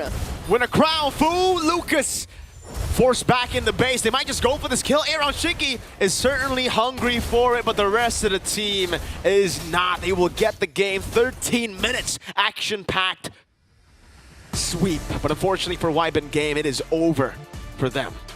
That's the final stamp for YBN Gaming, taken over by the Cavalry, stampeded as their chances have been dashed away at Mobile Masters by none other than Team Liquid Indonesia. GG, well played. A 2-0 sweep coming in for this squad. Flavor Flav knowing that it doesn't matter how many bans, he's still got a deep, very deep hero pool. Didn't work. It didn't work. At the end of the day, you know, they did it twice in a row. They looked for loopholes in TLID, and they heavily respected Fabian, but it did not work. But it's great to see them You know, a GG performance coming through. Very interesting picks as well. Something that we haven't seen in quite some time. So a huge breath of fresh air, I think, for YBG. Definitely. 19-7. You can take a look at the items one more time here. And, oh, yeah, Hezkiel. Is that an Immortality second item? It is. It is. He wanted to bait him out. He wanted to make something happen. I was thinking whether or not he would rather the Winter Crown. Just something like, oh no, I'm gonna purify in your face. Maybe if his Immortality got popped, he would probably sell all of it for a Winter Crown. Probably. Even so, man, YBG, they've got mechanics for sure, but the flow of the game hasn't been gotten down or ingrained into them just yet. A lot to learn here from Mobile Masters, and honestly, a very important takeaway when they go back to their own individual region. Hopefully, this is going to bring up the region as a whole. We still didn't see Freya, man. No. I think for the Chinese teams, we will never see Freya. It'll be respected by every team. Not until the Chinese teams have gotten to the level of play where they're kind of forced to be like, oh, man, we got to ban something else here. We, the Freya, whatever. We can't allow some other possibility to come through into the draft. If there's no threat, then I think that teams like TLID can get away with this, right? 417,000 worth of damage dealt. 221,000 of that coming in from TLID, and Favian was more than happy to brawl down with YBG. So I guess at the very end, that Valentina last pick for Fishcott just wasn't it, right? No. It's not as simple as this is a counter to this. Because in the lane, it was so brutal against Uran as well. It really was. With that being said, actually, we do have an interview with TLID's very own Favian down the road. But I think that YBG... they've got some... I was giving them credit for having some core concepts down, and then this comes through, and I'm like, I think this is a little out of the space, you know? Really grasping at certain ideas, but not understanding it fully. It's just really tough, in my opinion. It really just feels like YBG are just... It feels like they're behind. They're really behind when it comes to the metagame, just rotation-wise. Because this game was certainly an improvement in the drafts compared to game number one. I think game number one, we could definitely take a look at the drafts and say, all right, they got out-drafted. But here, I think they had a pretty okay draft. It wasn't horrible by all means. It wasn't unplayable. It wasn't unplayable. It was certainly playable, and I think even Team Liquid ID felt that, right? It was more of a fight here in game number two as they were fighting for their tournament lives, but unfortunately, the rotations, it was always late. They always tried to match the Hilda, which is something that they just shouldn't do. It's just real tough. Our MVP of this game going over to Aaron Shiki once again, doing a phenomenal job and even taking killing spree to ensure that he can do some pretty impressive plays, and not to mention kite out so that B-Lexi doesn't catch him off. With that being said, though, oh boy, I'm curious to know TLID's opinions on YBG, and maybe I actually could give them some tips that kind of help them out as a region as a whole, because I would like to see China to rise up to be that competitor. With that being said, Favian on the line with us for an interview from none other than TLID. Hello, Favian. Great to see you once again. Hello. Hello, Bang. Favian, Favian, how are you feeling after that game against YBG? You guys put a lot of respect on Freya. Why didn't you let it through? Because we scared Freya UVG. So yeah, we win. All right. Goodness gracious me.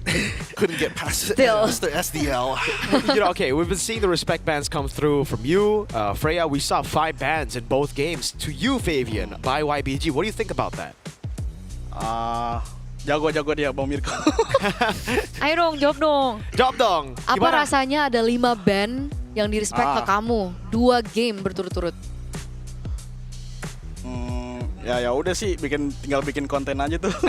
He just wants to make content out of it. That's the response. Karena di band 5. A true businessman. True businessman. Playing professionally and making content at the same time. 2 birds with 1 stone. Fabian, do you have any tips for YBG to help them improve in their game so the next time you guys meet, it will be an epic challenge? Maybe for me, they just spam ranked games and then in scrim too. Okay. So it's all about that quantity, right? It's hard work. Hard work. Spam. What do you think was their main weakness? Apa tuh? Menurut Fabian, apa weakness? What's weakness in Indonesia? Kekurangan mereka itu apa? Yeah, Yang bisa- draft atau execution? Was it execution? Maybe the execution.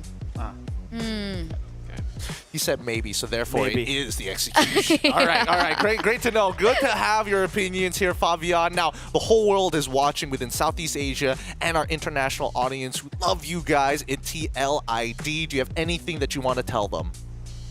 Pakai bahasa aja ya, Pak? Ya. Nggak apa? Boleh. Buat Kavaris, ya tetap dukung kita terus saja sampai akhir. Semoga kita bisa konsisten terus. Thank you. Thank you so much, Fabian. We're gonna let it be. We're gonna leave it here. You've had a long day of games. Thank you so much, Fabian. See you later, my guy. Congratulations. Bye-bye. Bye-bye. All right, translation. What did he say? He's not here to listen anymore. He can tell us the real opinions. He said that was easy. No, I'm joking. He said to the Cavalries, keep on supporting him. You know, the classic pro player end statement. I completely forgot what weakness is in Indonesian. It's like, yeah, kekurangan. Hey, now you know what? This is me in my everyday life. In 2 different languages. I told you my Indonesian's better. Valid point. One American zero return. Don't worry, there's no one does that in playoffs. 2025. I don't know why I just did that. Yeah, but TLID's better on the ranking. All right. Calm down, Gen Zers. All right. Okay. We've already I'm Gen experienced. Z. Yeah, of course. Wait, when were you They turned born? it 2. What is Gen Z at this point? Is it? You know what? Because if you're Gen Z, he's Gen Z. What are you talking? I've always been. What? I listen to top artists. I listen to Flint and Steel. Sabrina Carpenter. I listen to Linkin Park. Oh, look, let's pull up the standings here real quick before I show my age. Before anything else, we have to say goodbye to YBG. Unfortunately, they will not be making it over to the next next set of the SPS Mobile Masters. But Group A currently dominated right now by Onyx, and man, Bigatron has jumped all the way up to 3rd place, which is why Mirko is very happy in his current position right now, shaking out of his chair. And Papara Supermassive, unfortunately, was not able to overtake them to steal that slot. What do you think of the group so far? We still have one more day of it, but the odds are not looking great. How do we make Papara number 3? How does that work? They got to win against BTR. That's a simple answer right there, man. Oh, so No, they BTR just played. They played against them. Are they done? They're done. 2-0? Maybe. To all them doubters, say what you want now. Okay, you can put you can put the scouts back in that bottle. We don't need to open that genie, all right? Look, I think the only way for Papara is if tomorrow's games, they play 4, so therefore they've only got 1 more match, and even if they do, they get... So unless BTR... Oh no, but the head-to-head, yeah, it doesn't work. It doesn't work. I think this is going to be it. God. 3 Southeast Asian teams here, man. If BTR just lost a single game and didn't get all 3 points, it would have been different here. Why the sad face? Why the sad face here? Eterna, it's not that bad. It's not that bad. He's gonna do this. I'm not gonna. This is the same arc we went through in APAC, by the way. Hey, if you were Barely also an made it. MPLID, you'd understand. Imagine being with this every single event. Yeah, I'd be listening to like Lava Trick in every other second of my life, which we already do. Hey, that's a recent one. Shout out to Jack Black here. Let's look at Group B to see what exactly has been shaking up. We've been keeping up with Group A pretty often, but Group B on the other hand, ooh, wow. Okay, this is getting a little tight here. Very, very tight indeed. Aurora Turkey has a very good chance at actually making it over to be one of the few non-Southeast Asian teams to make it a Mobile Masters playoffs. But at the same time, the competition is tight. Now that would be a huge upset, right? Because I mean, Onyx ID came in as one of the favorites.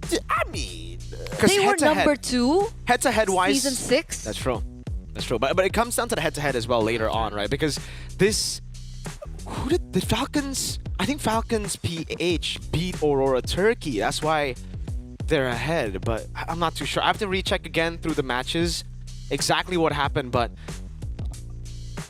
That zipper in our ears right now, and it looks like there is confirmation that Team Falcons Mina, I saw what you guys were trying to type in the chat already. I can see it live happening right now. Team Falcons Mina and as well as A7 confirmed not to make it to playoffs. Unfortunate. So their tournament run is basically done for. Any games played after this is for pure experience and live scrims essentially, but they need that important information bringing back to their own region. Definitely. Same goes for YBG. But at the same time here, and let's come back into the discussion because we don't have the numbers just yet of who exactly played against who and what those and what the head-to-head standings are looking like so far. But Aurora Turkey, very, very good chance. So far, perfect record coming in from RRQ. Yeah, for RRQ, I kind of expected this start after seeing their matches. I expected them to go with 0 losses. What I didn't expect is for them to go and not lose a single game, right? I thought they would take a game loss against Onyx. Here, they're really just... Have they already qualified? I mean, they basically qualified. The question is whether they maintain their top spot here. Yeah. It's really a battle of who gets that free bye for the playoffs to skip that best of 5. And not to mention, I'm surprised because even for me, I was thinking that like Team Falcons, they should have this in the bag. Maybe they drop a game, sure, but not like an entire series. But coming into second place here, they're still in the runnings. I got to double check whether they've already faced off against RRQ, which I'm not 100% sure. They haven't yet, right? That's what we're waiting for. Yeah, that's the big one. That's the big game that we have to keep our eyes upon. And I think the reason Onyx ID are stuck at 3rd or 4th place is because they just got 2-0. So they didn't get a single point out of that matchup against RQ. So, again, Group B looking so close for one representative from outside of Southeast Asia. And that's what we're hoping for. I don't know about you guys, whether you're hoping for that or not, but I definitely am. Because again, there's a lot of legacy players coming in from Aurora Turkey, right? I would love to see them play on the big stage all over again. Especially in Jakarta, because they got a lot of fans the last time they went to Jakarta. We got an Indo Grand Finals last time we were in Jakarta. It was Onyx versus... BTR. No. Yes. BTR. But BTR got 4-0. 3-0 actually. Was still Mukbang PH. They did mukbang PH, but they couldn't mukbang Onyx. Not after Guys, that. help us make the show better by taking the survey at esl.gg/SPS viewer survey-EN. You can scan the QR code if that's too long. I totally understand. It's a modern day, modern era. Just scan the QR code and let us know how we can do as a production better, how we can make the show more entertaining for you guys, and of course, how we're doing here on Stream A because we're the best stream. And don't forget, go into all the other streams, spam that A, send it in, let them know. A stream, best stream. Now, quick shout out to ESL. I'm wearing their merch right now. You can follow us on their social media at ESL MLBB on X, the everything app. Of course, Instagram too, as well as Facebook. If you're, I don't know, 50 and above, geez. You don't. You wouldn't. You couldn't. We don't. So you use Facebook? No. What? No. But she's not 50. She only has X the everything. Most of the Filipinos are on Facebook. That's true. mean. Oh yeah, you're right. I totally forgot about it. Sorry, Filipino fans out there. My bad. It's Gideon Q. Fatal 5 ways underscore, I think. Oh no. I forgot. At Fatal 5 Way. At Fatal 5 Ways. We're best friends, by the way. Ooh, she'll be at my... She'll be at my funeral. Boys and girls, that does mean that day 2 has been wrapped up. A lot of ups and downs for a lot of these teams, but Stream A will always provide you the best content possible. My name is Gideon Q. This is Eterna as well as Miracle here on Stream A to shout out goodbye to all of you, and also shout out from Leo in the back for being so awesome. We're going to have another day tomorrow, but until then, we're going to close out the show here at the Snapdragon Pro Series Mobile Masters. We'll see you tomorrow. We're going to talk to the building. What? Who's the building?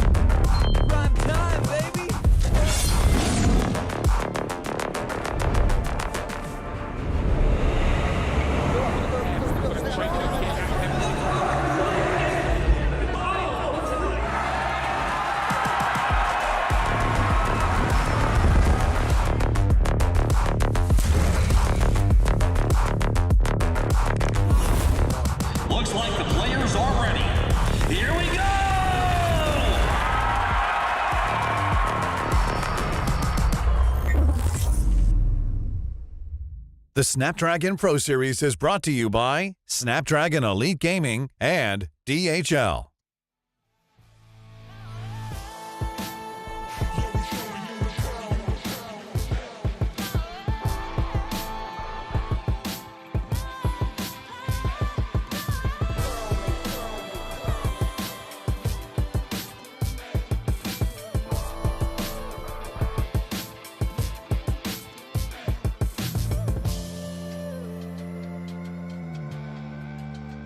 Yeah, we showing you the power.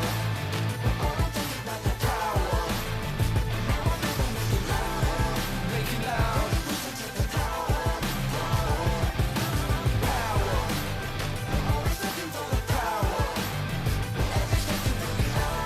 Don't waste a minute. Yeah, I'm moving automatic. See the top spot, but I move right past it. You're not number one, man, you thought you had it. I got what I want, now it's more than average. We are the masters. Now we back on the roll, headed back to the throne, cause we rap what we on. Now we here to set the tone, got the spirit, got the soul, never question the power.